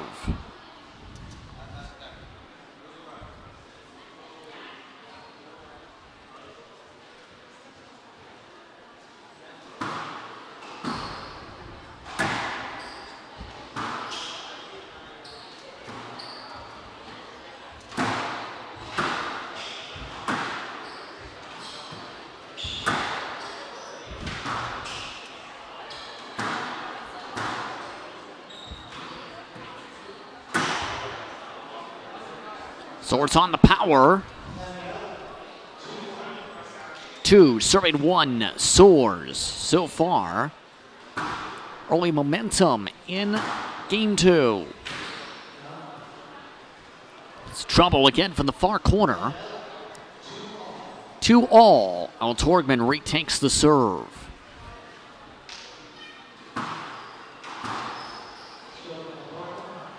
And another stroke quickly called for. El-Turkmen sets up. 3, serving 2.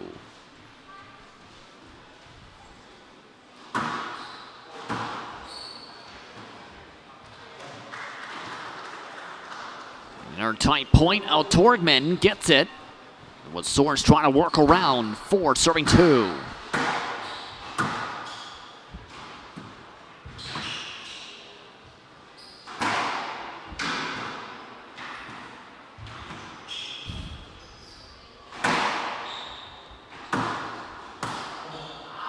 And off the 10, El-Turkmen. Gonna get it up.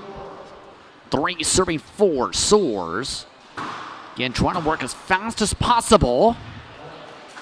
Too fast. But El-Turkmen at least. 4-all.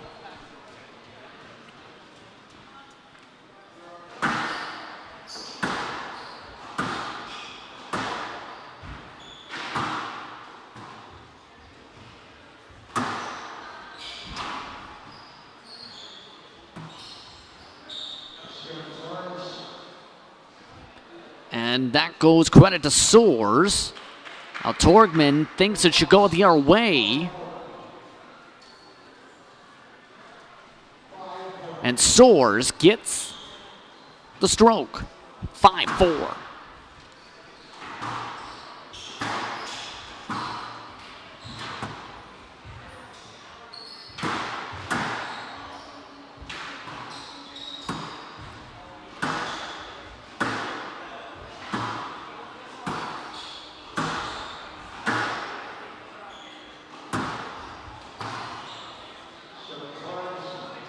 Soares once again at the point.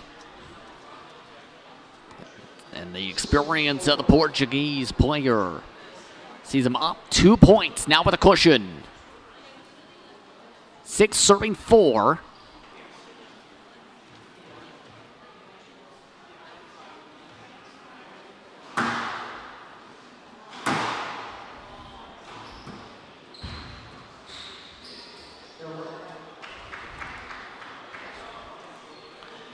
Once again, some confusion on the play. Soares thought he might have had a chance to get the stroke.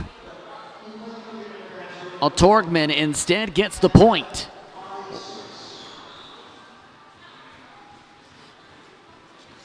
Five serving 6 on the no-let.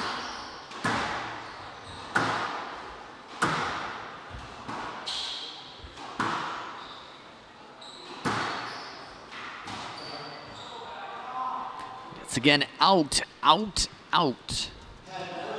Side out becoming a common phrase. 7 serving 5.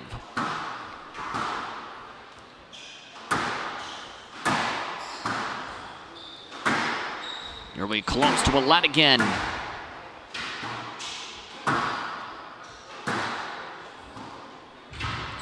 It's again near close to it.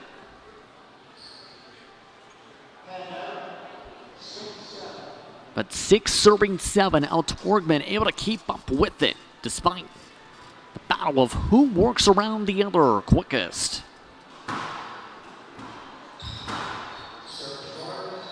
And Soares quickly gets the point.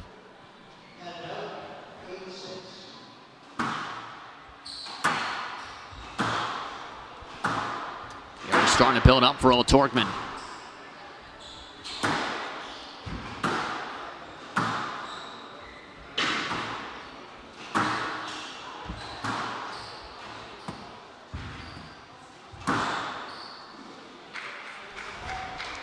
And on the bounce. 9 serving 6. Soares. We're seeing El-Turkmen close things up a bit. Controlling the rhythm.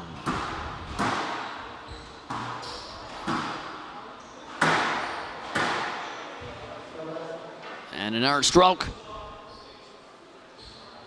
El-Turkmen this time gets the credit. 7 serving 9. And another stroke immediately. Which way does this go?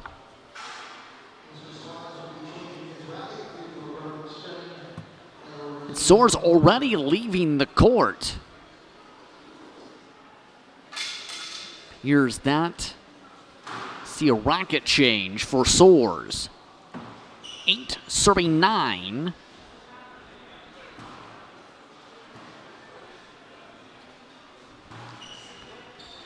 He's set to regroup.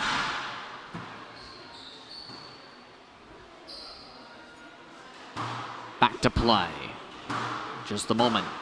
Doors now closed.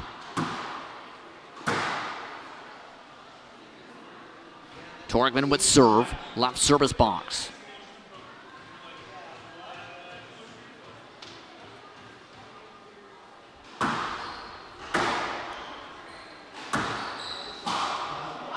And an error clean of the 10. And just like that, the gap has gone again for Soares for the second time this game already.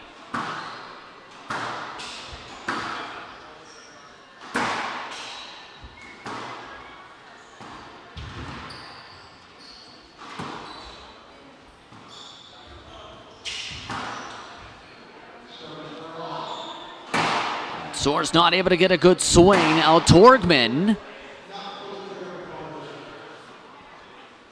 Here's a stroke on the call. 10-9 game ball. Soares with the game ball.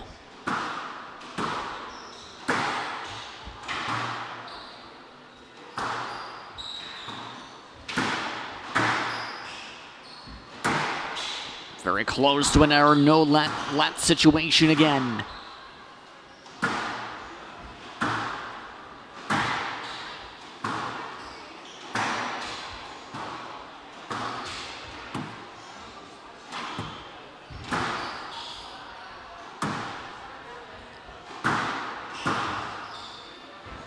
Well, that's a push off Soares. Continuation.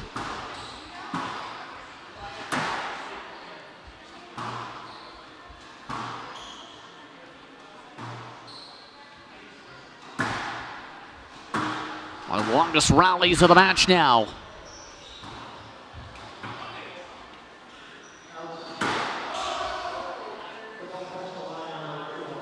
And a call with the game ball and a slam for El-Turkmen. That's the game.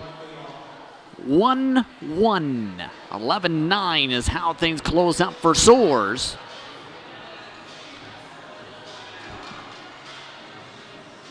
And let the stroke calls flow. A shirt change coming up for Soares. We'll take a quick break.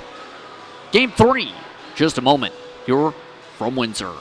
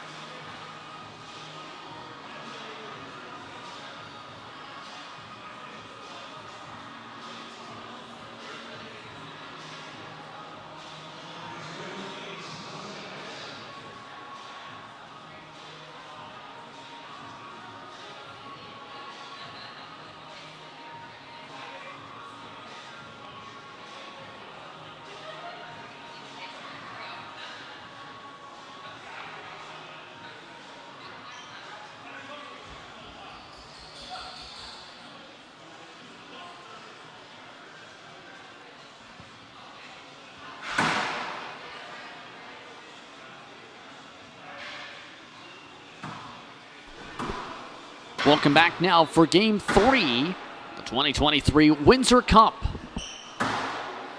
1-1 is how things are here at Devonshire Mall. Soares and El-Turkmen going back and forth here in the heart of the mall. Just about positioned for the start of Game 3. Soares set to start for the right. After a shirt change, now going with gray. Also, slightly gray, but also still blue, El-Turkmen. Back and away, Game 3.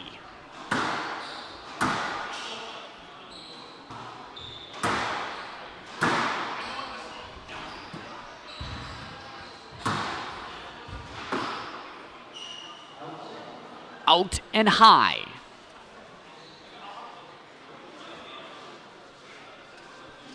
And the first point of this game going to Soares.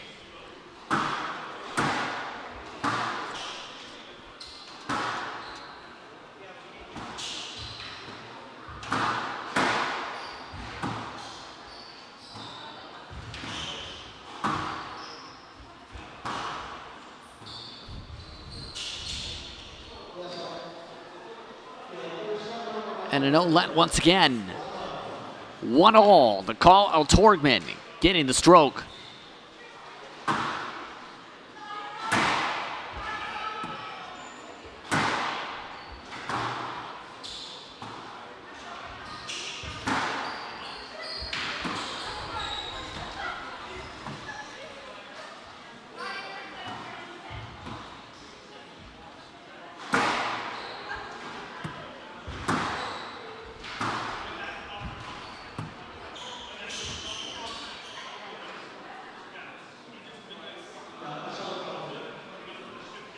And a thumbs up given for the official in terms of the cross wires.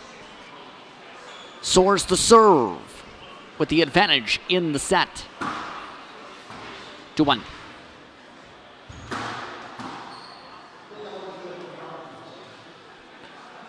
And again, cross signals. Now El-Turkmen now starting to try and come out to try and clarify things.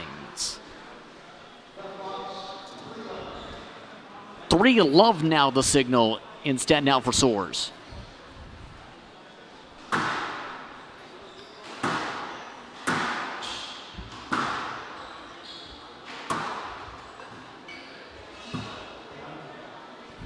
More contact with Soares and El-Turkmen.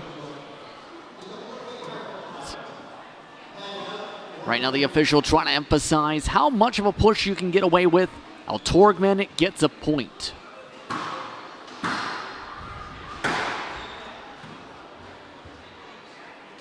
On the low bounce. Out. Soares with serve. 4-1. Now a quick point again for Soares. The point's flying quick in this one. El-Turkmen with the serve now, 2 serving 4.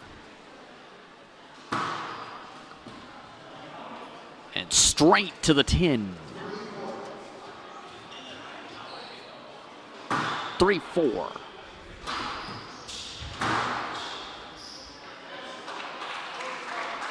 A nice serve receive coming from El-Turkmen. 4-all of a sudden in Game 3. Here from Devonshire Mall, the 2023 edition of the Windsor Cup opening round.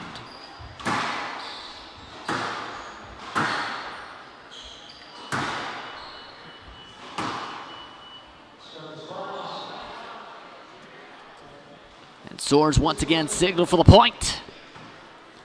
5-4.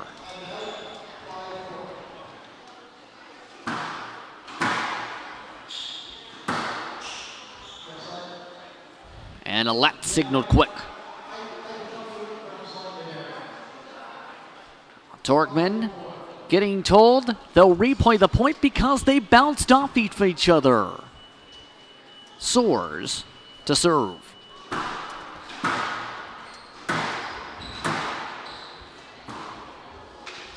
Too low, bottom of the tin. 6-4 for Soares.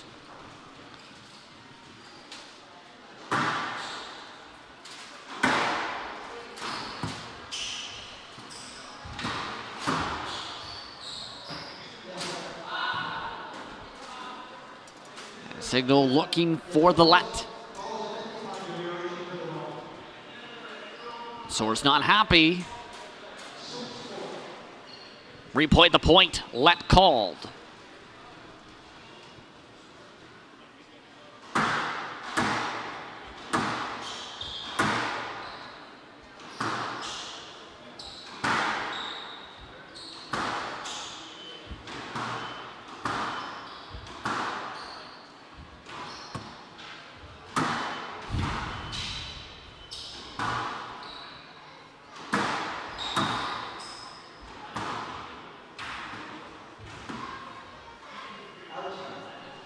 Out it goes, too high.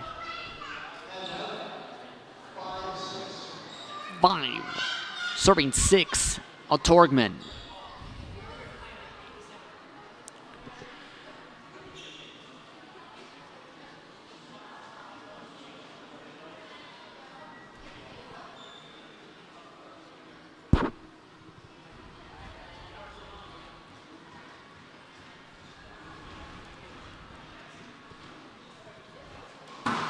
Crowd growing. Over his 3rd game already.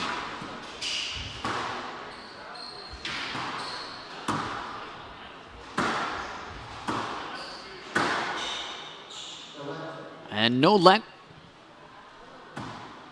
Stroke credit given to Soares. 7, serving 5.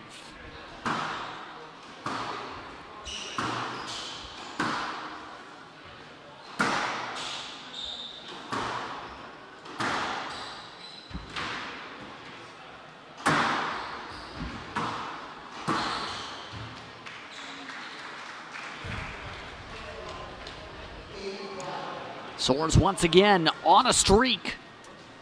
8, serving 5.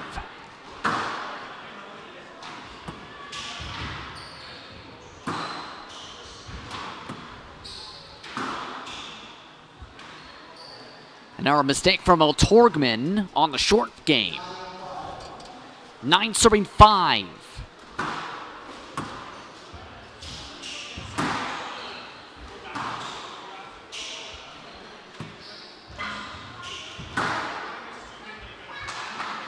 And another roll to the corner.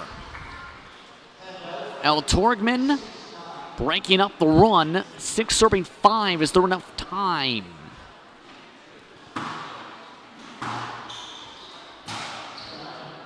And again, straight to the tin and straight to the game ball.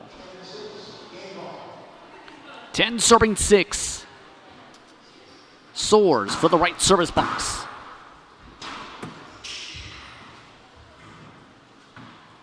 And Soares flips it up as El-Turkmen gets a second chance to break off the game ball. 7 serving 10.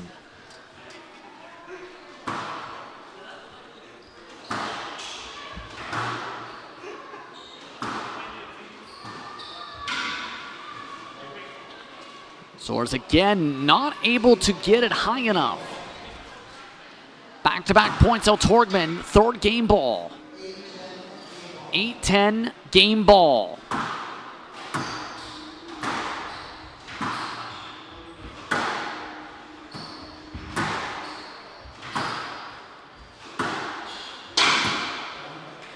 And again, a clattering of the tin. El-Turkmen is coming. And Soares is now saying, look at the racket, as he wants to make a second racket change. Another issue with the wiring.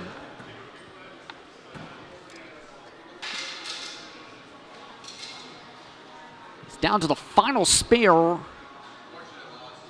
He immediately knew the second it left that racket there was an issue with the string.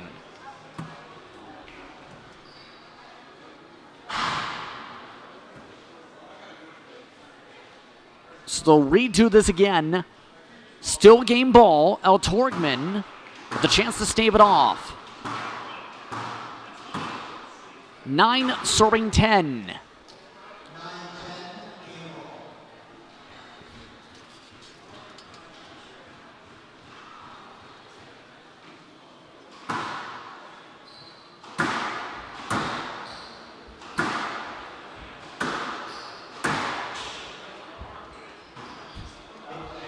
And too high and out. And that's the game ball. Soares with the 2-1 game advantage. 11-9. Back to back in that manner.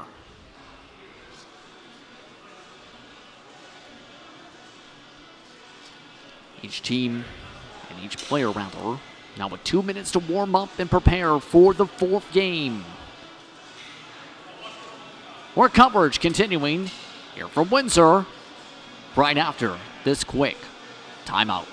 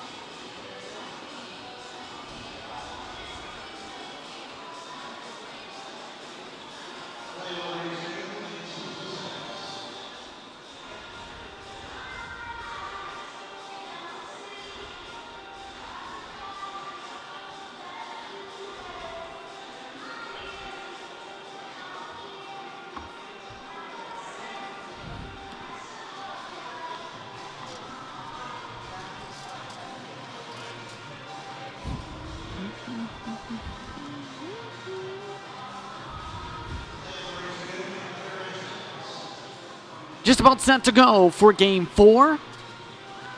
As we're already seeing what's been an intriguing final matchup.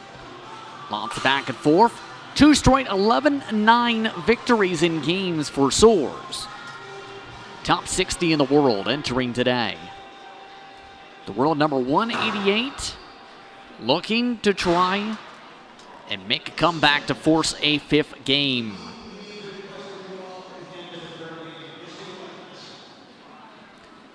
El-Turkmen checking things before they get started. Already trying to test out the rackets.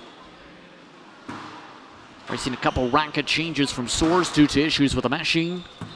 But El-Turkmen, see if he can find his way to get a similar point tally to that first set where he did have a major advantage for seeing that dwindle down before winning this game. Ball is all warmed up. Laval. It's Soares to start.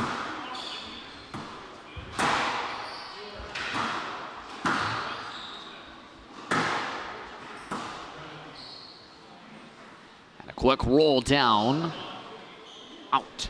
Soares gets the point. 1-love. Rui Soares.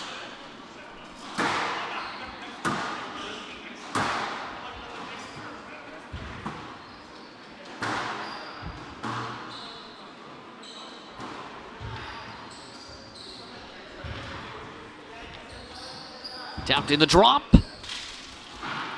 Again to the back corner. Straight drive, picks it up. Turkmen evens it up at 1 with the power.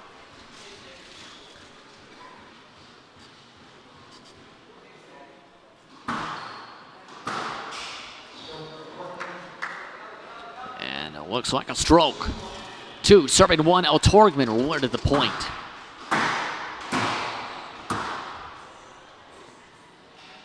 And a launch out called.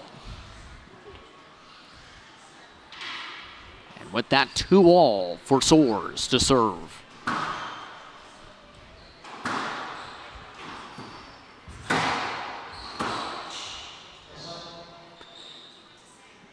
And the let signal for Soares does not want the let.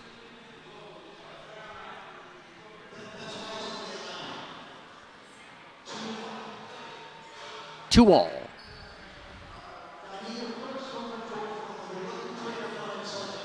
And now El-Turkmen is asking about that. So they both wanted that to be a stroke. Still 2-all. Soares with the serve.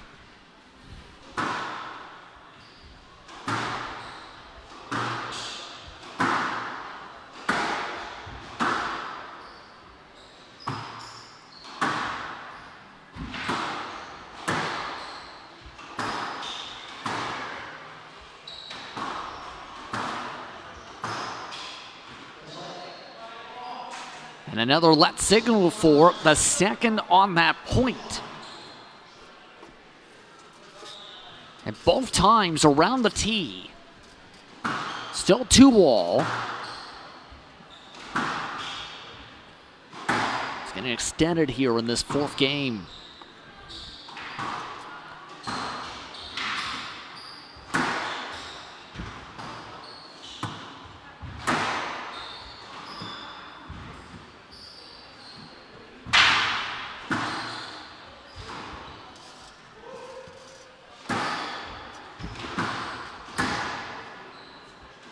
Players giving themselves space now compared to earlier.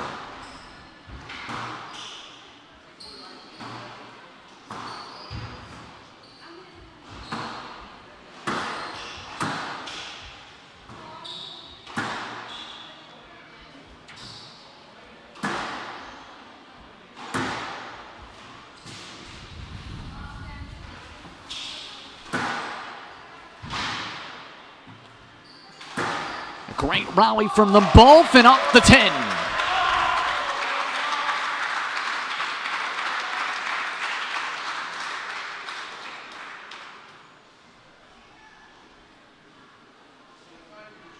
Fury-filled point. Give that to El-Turkmen. 3 serving 2.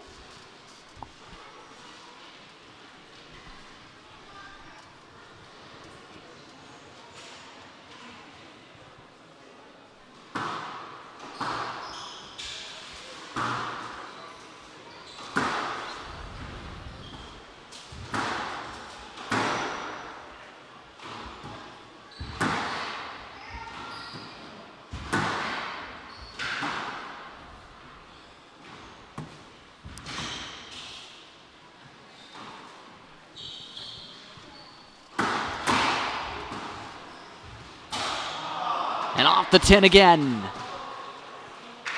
Most common sound of the night.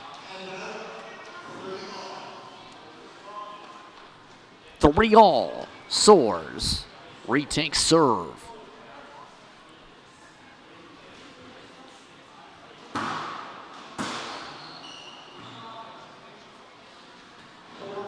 And a quick sequence. Soares picks up the point.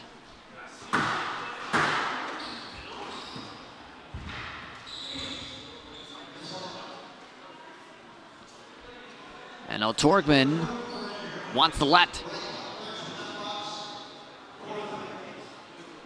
For 3.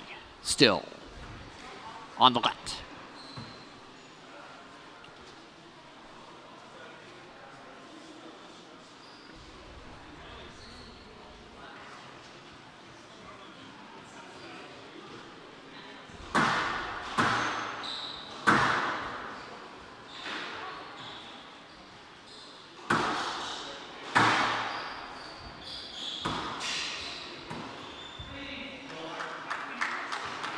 Another piece of contact. Caught out. 4-4 with the stroke.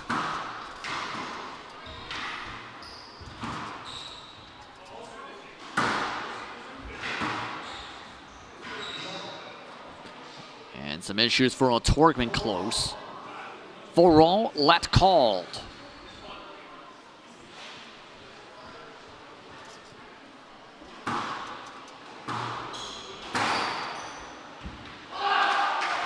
Soares having an issue in the corner. El-Turkmen gets the point. 5, serving 4.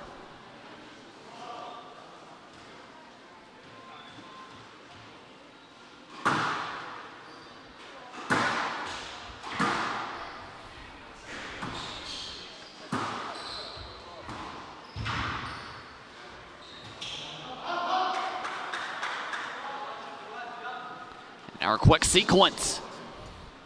El-Turkmen gets the point. 6 serving 4.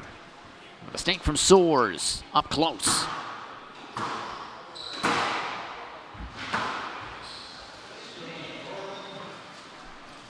More contact with the let. Now it's converted over to a no let. Stroke awarded El-Turkmen. 7 serving 4.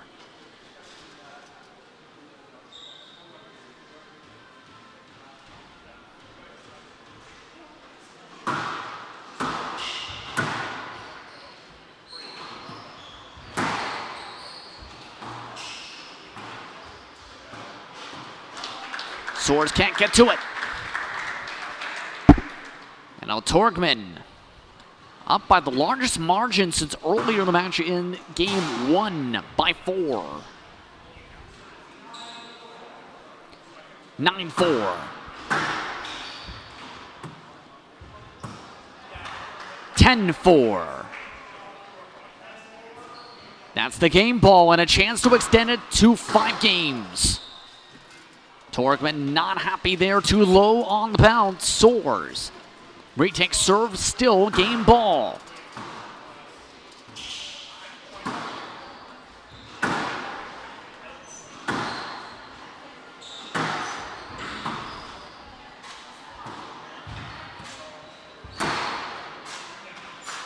Zips by El-Turkmen. Soares now down by 4, 6 serving 10. Game ball for El-Turkmen.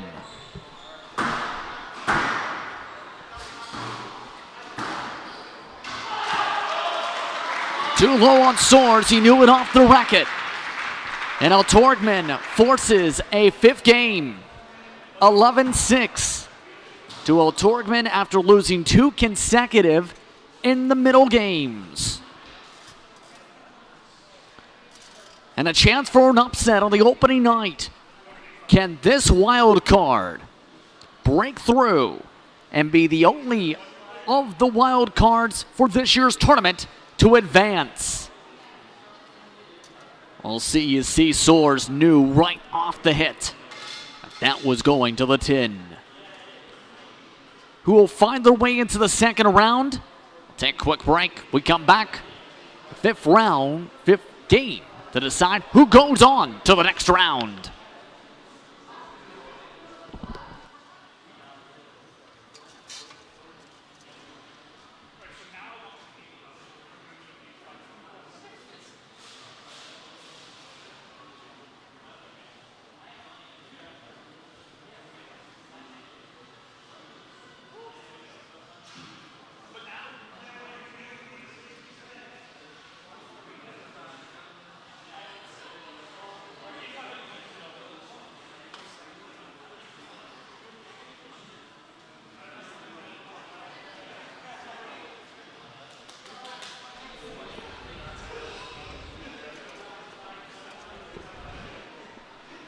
After discussions coming in for the final game of this first day, can the World 188 upset Rui Soares as a wild card and move on to the second round to take on the 2 seed in this tournament and Yusuf Suleiman tomorrow? Justin Prince with you here. Coverage live produced by We Digital Productions. El-Turkmen started off the match with the first game victory, but 2 straight losses to Soares by the exact score 11-9. But El-Turkmen coming into the final game now has some momentum, 11-6 the margin in that last game. El-Turkmen starts off with serve in the blue. Game 5, a chance to the second round underway.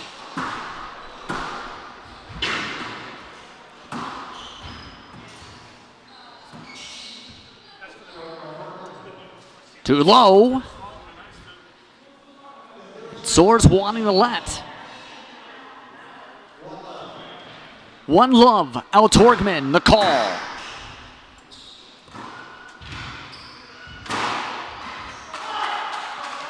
El-Turkmen starting off with some fire, 2 love.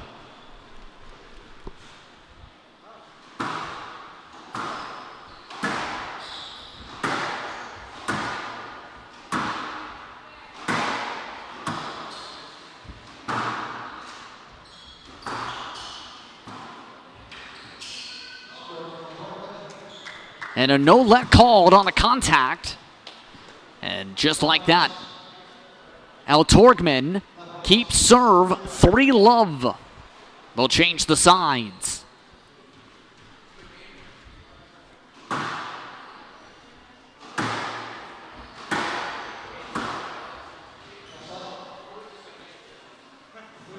An out called and a let called. Redo the point, 3 love.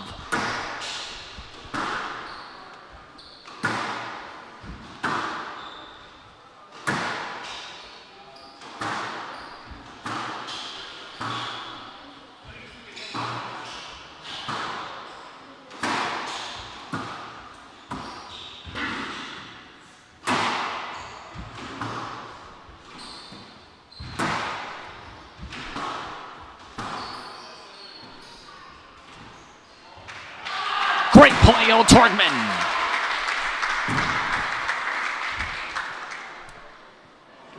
El-Turkmen on the low drop. Up 4 love.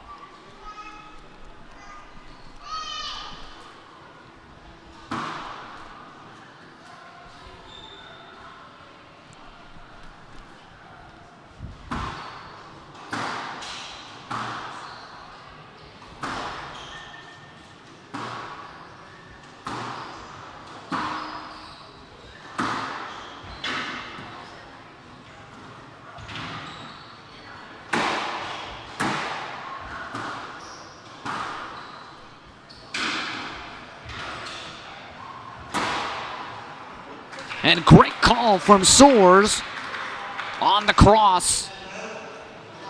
Soares breaks through for his first point of the game and takes serve back.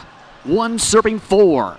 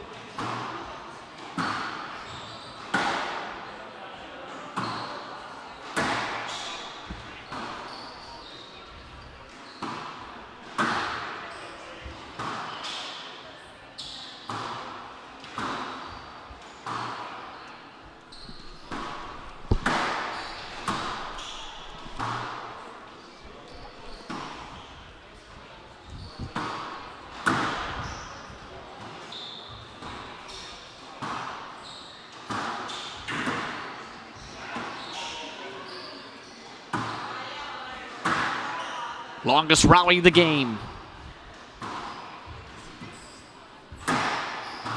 El-Turkmen, the corner.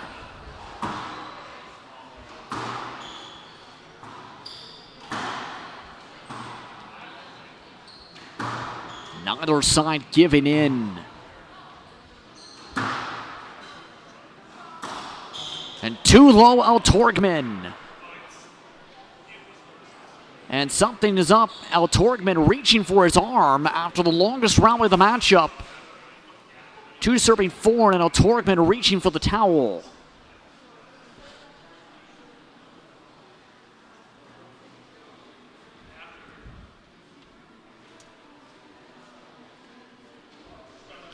Looks like he'll play on.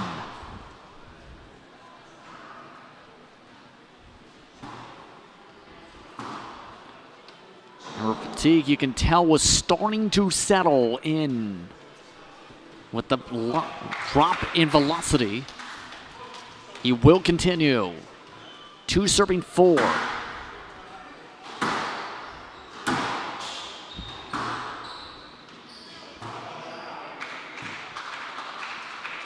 Call. I'll look to the official. And it looks like El-Turkmen is going to talk to the official because of the shoulder.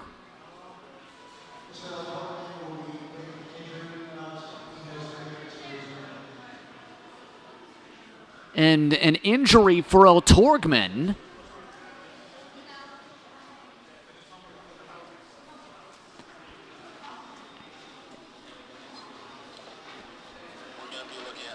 And it appears, as a result, Soares may get this. Let's take a look at some highlights here. Soares trailing by 3 points, and El-Turkmen is now walking off from the court area. It all came from that rally, keep in mind. From the long rally, that things came to a stop. See him reaching there in the midst of that point.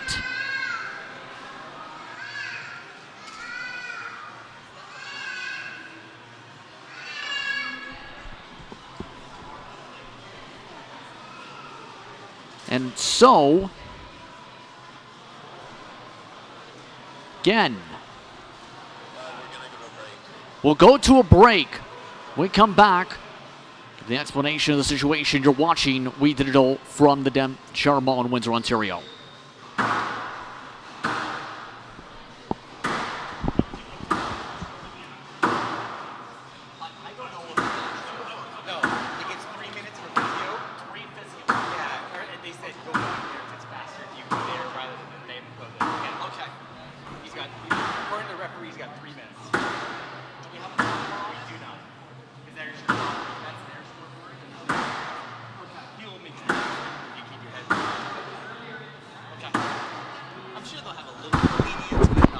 Okay. When you're back. Come back and I got the explanation. We'll just wait till he comes back. He can grab a spot. He's grab a spotter. Justin's coming to you.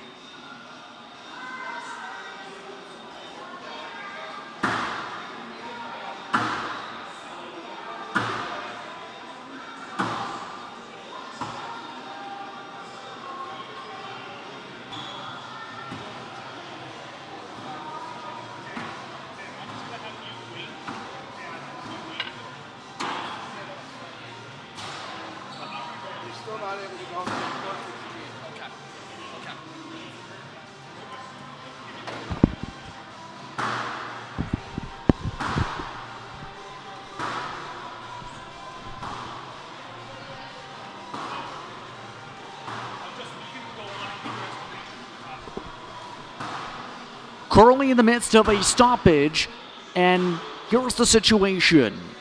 Per discussion with officials and clarification, El-Turkmen currently in the midst of seeing the physio at the backside of the facilities here at Devonshire Mall. Per regulation, since this is the final set / game of this match, he has 3 minutes total on a clock to be able to get the physio and see if he can get back into the match. And after that point, see what happens. Here comes El-Turkmen, and it looks like he will try and continue this match. He has a 3-point advantage in this final game. Can he close it out? He will continue.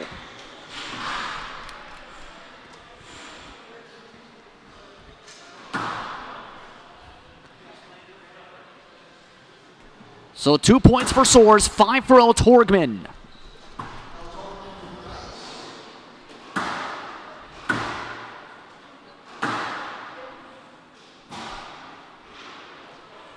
We're just about set to restart from where we left off in Game 5. El-Turkmen with serve, 5 serving 2.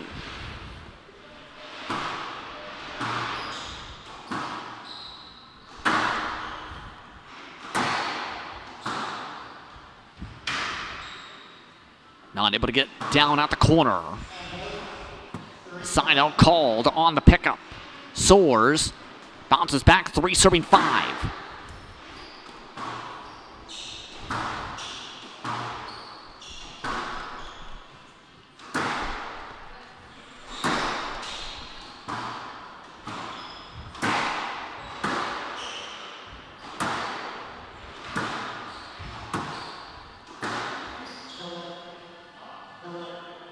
And a no-let. El-Turkmen trying to go around Soares. But 4, serving 5. Soares with a chance to tie up Game 5.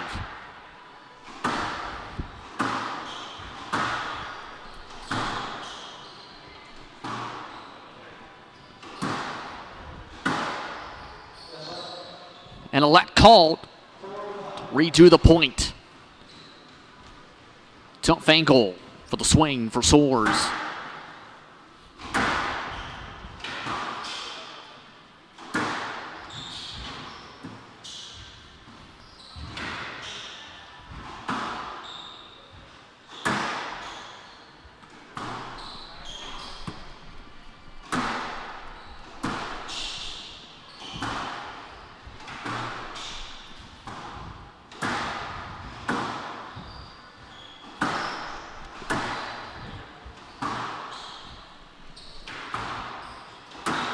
Our long rally.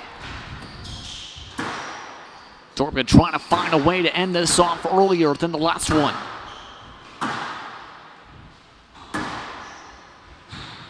Whiffs on the shot.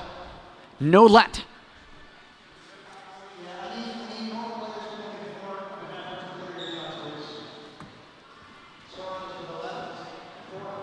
And check that, that is officially a let. They will replay the point after a 30 back and forth swing.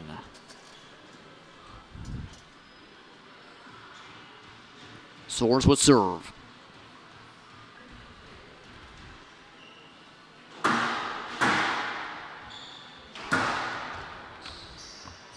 This turning into one of the longest matches of the night. More clarification, Soares.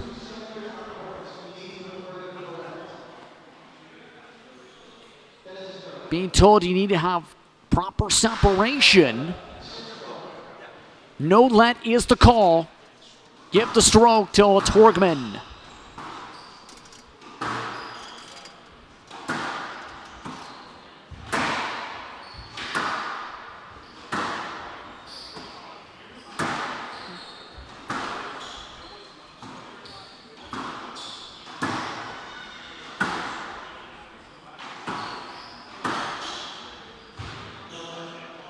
And another let. It's dead even on the contact. Change that to a no let. Now give it a Soares for the point. He gets the stroke.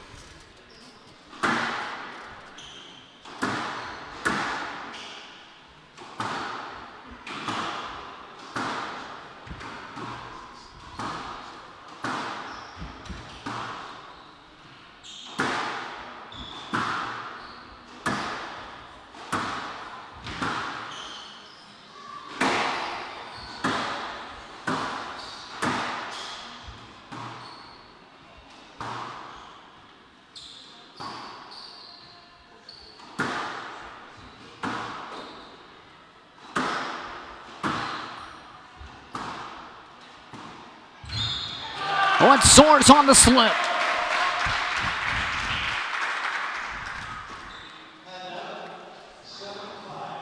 Seven serving 5, El-Turkmen. The advantage Soares discussing these with the official. Watch this. Round the tee. Trying to run around the corner and couldn't get down on the low play. 7 serving 5.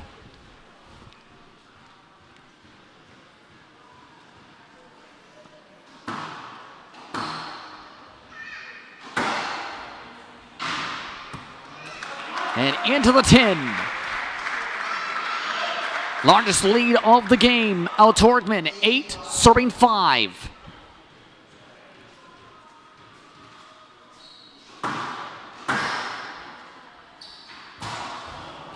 Again to the 10. This time on the out, Soares getting the point back, 6 serving 5.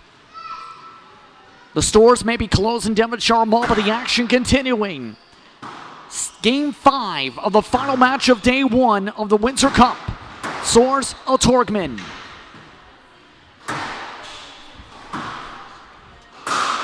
Off the 10 again, off the swing. 9 serving 6, El-Turkmen 2 points away from an upset.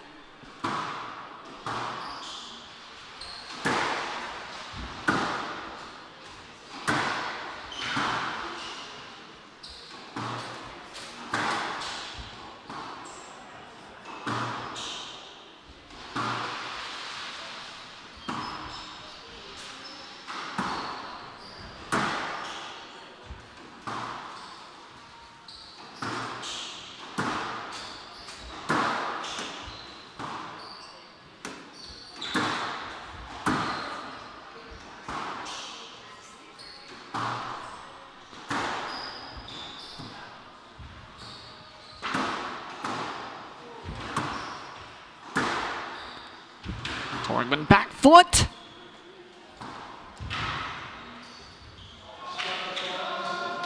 And more contact. El-Turkmen wanted that to be let. It's not.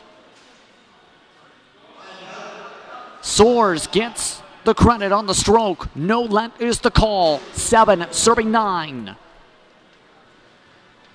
El-Turkmen looked to be on the edge of the ropes there, but right there Soares by El-Turkmen trying to stay in front, and now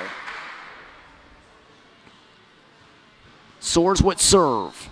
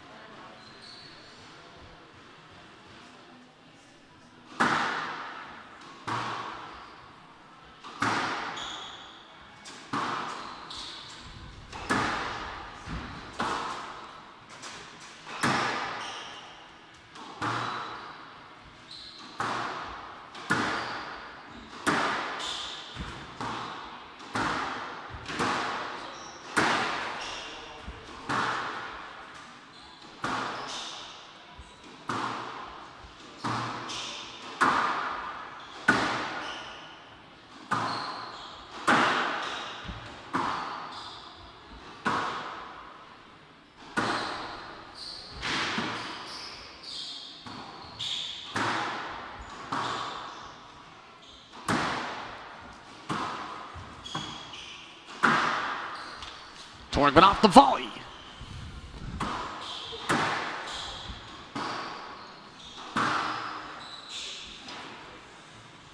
Underside given in once again. El-Turkmen has come close a couple times.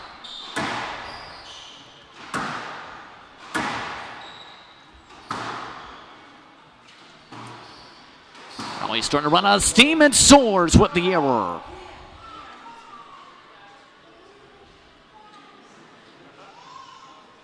And Soares ripping the ball away from El-Turkmen. Soares, it's the point. Look why. Here's it, did not get the right bounce. It was above that middle line, the service line.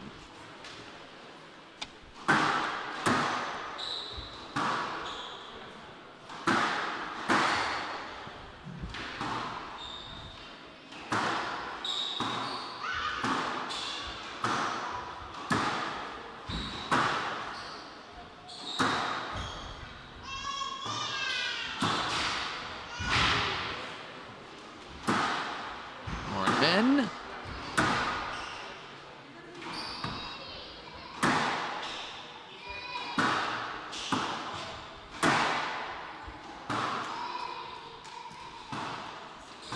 No one wants to lose, and more contact. And no let Soares.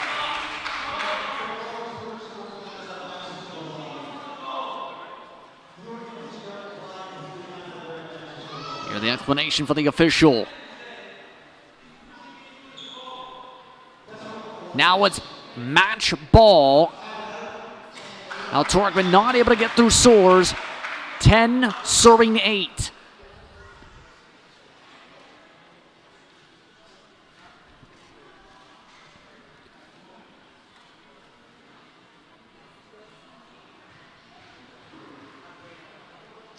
We're spot in the second round. Serve.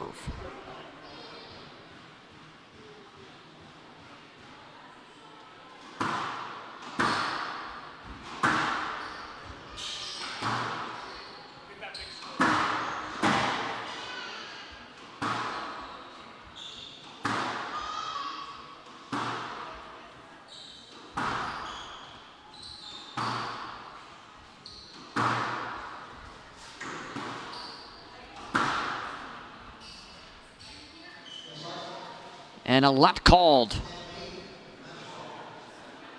10-8, still match ball.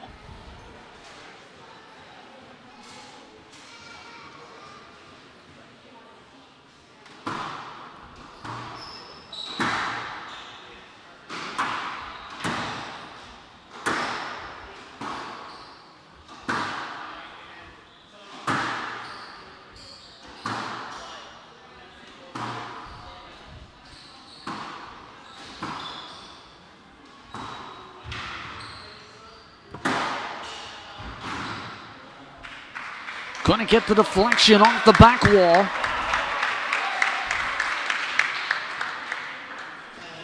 And Soares with a chance to break the match ball. 9 serving 10. Will we go to extras for a second game out of 5? Or will El-Turkmen go to the second?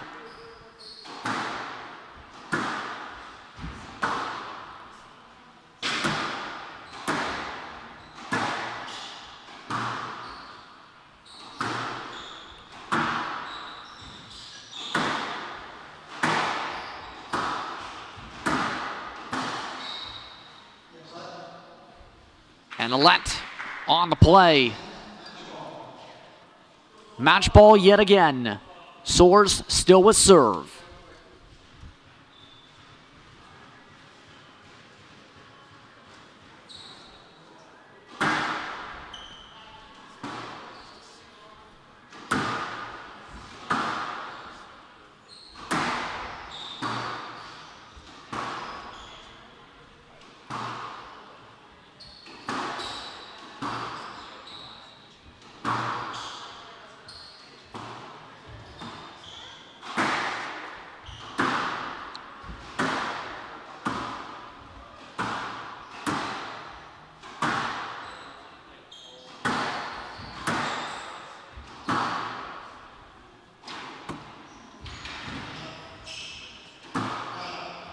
And a let called.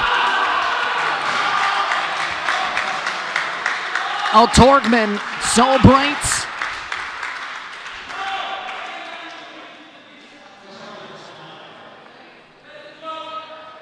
In the match.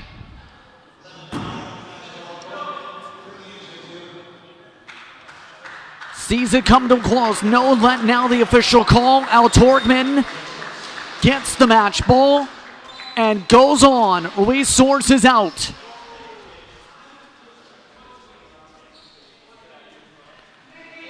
So Soares goes down in 5 games.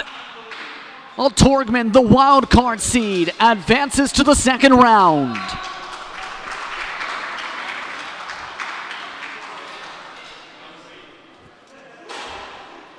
(11-9), the final game score. They're starting off with the opening game win. It goes, in turn, the way El-Turkmen after 2 consecutive final game wins.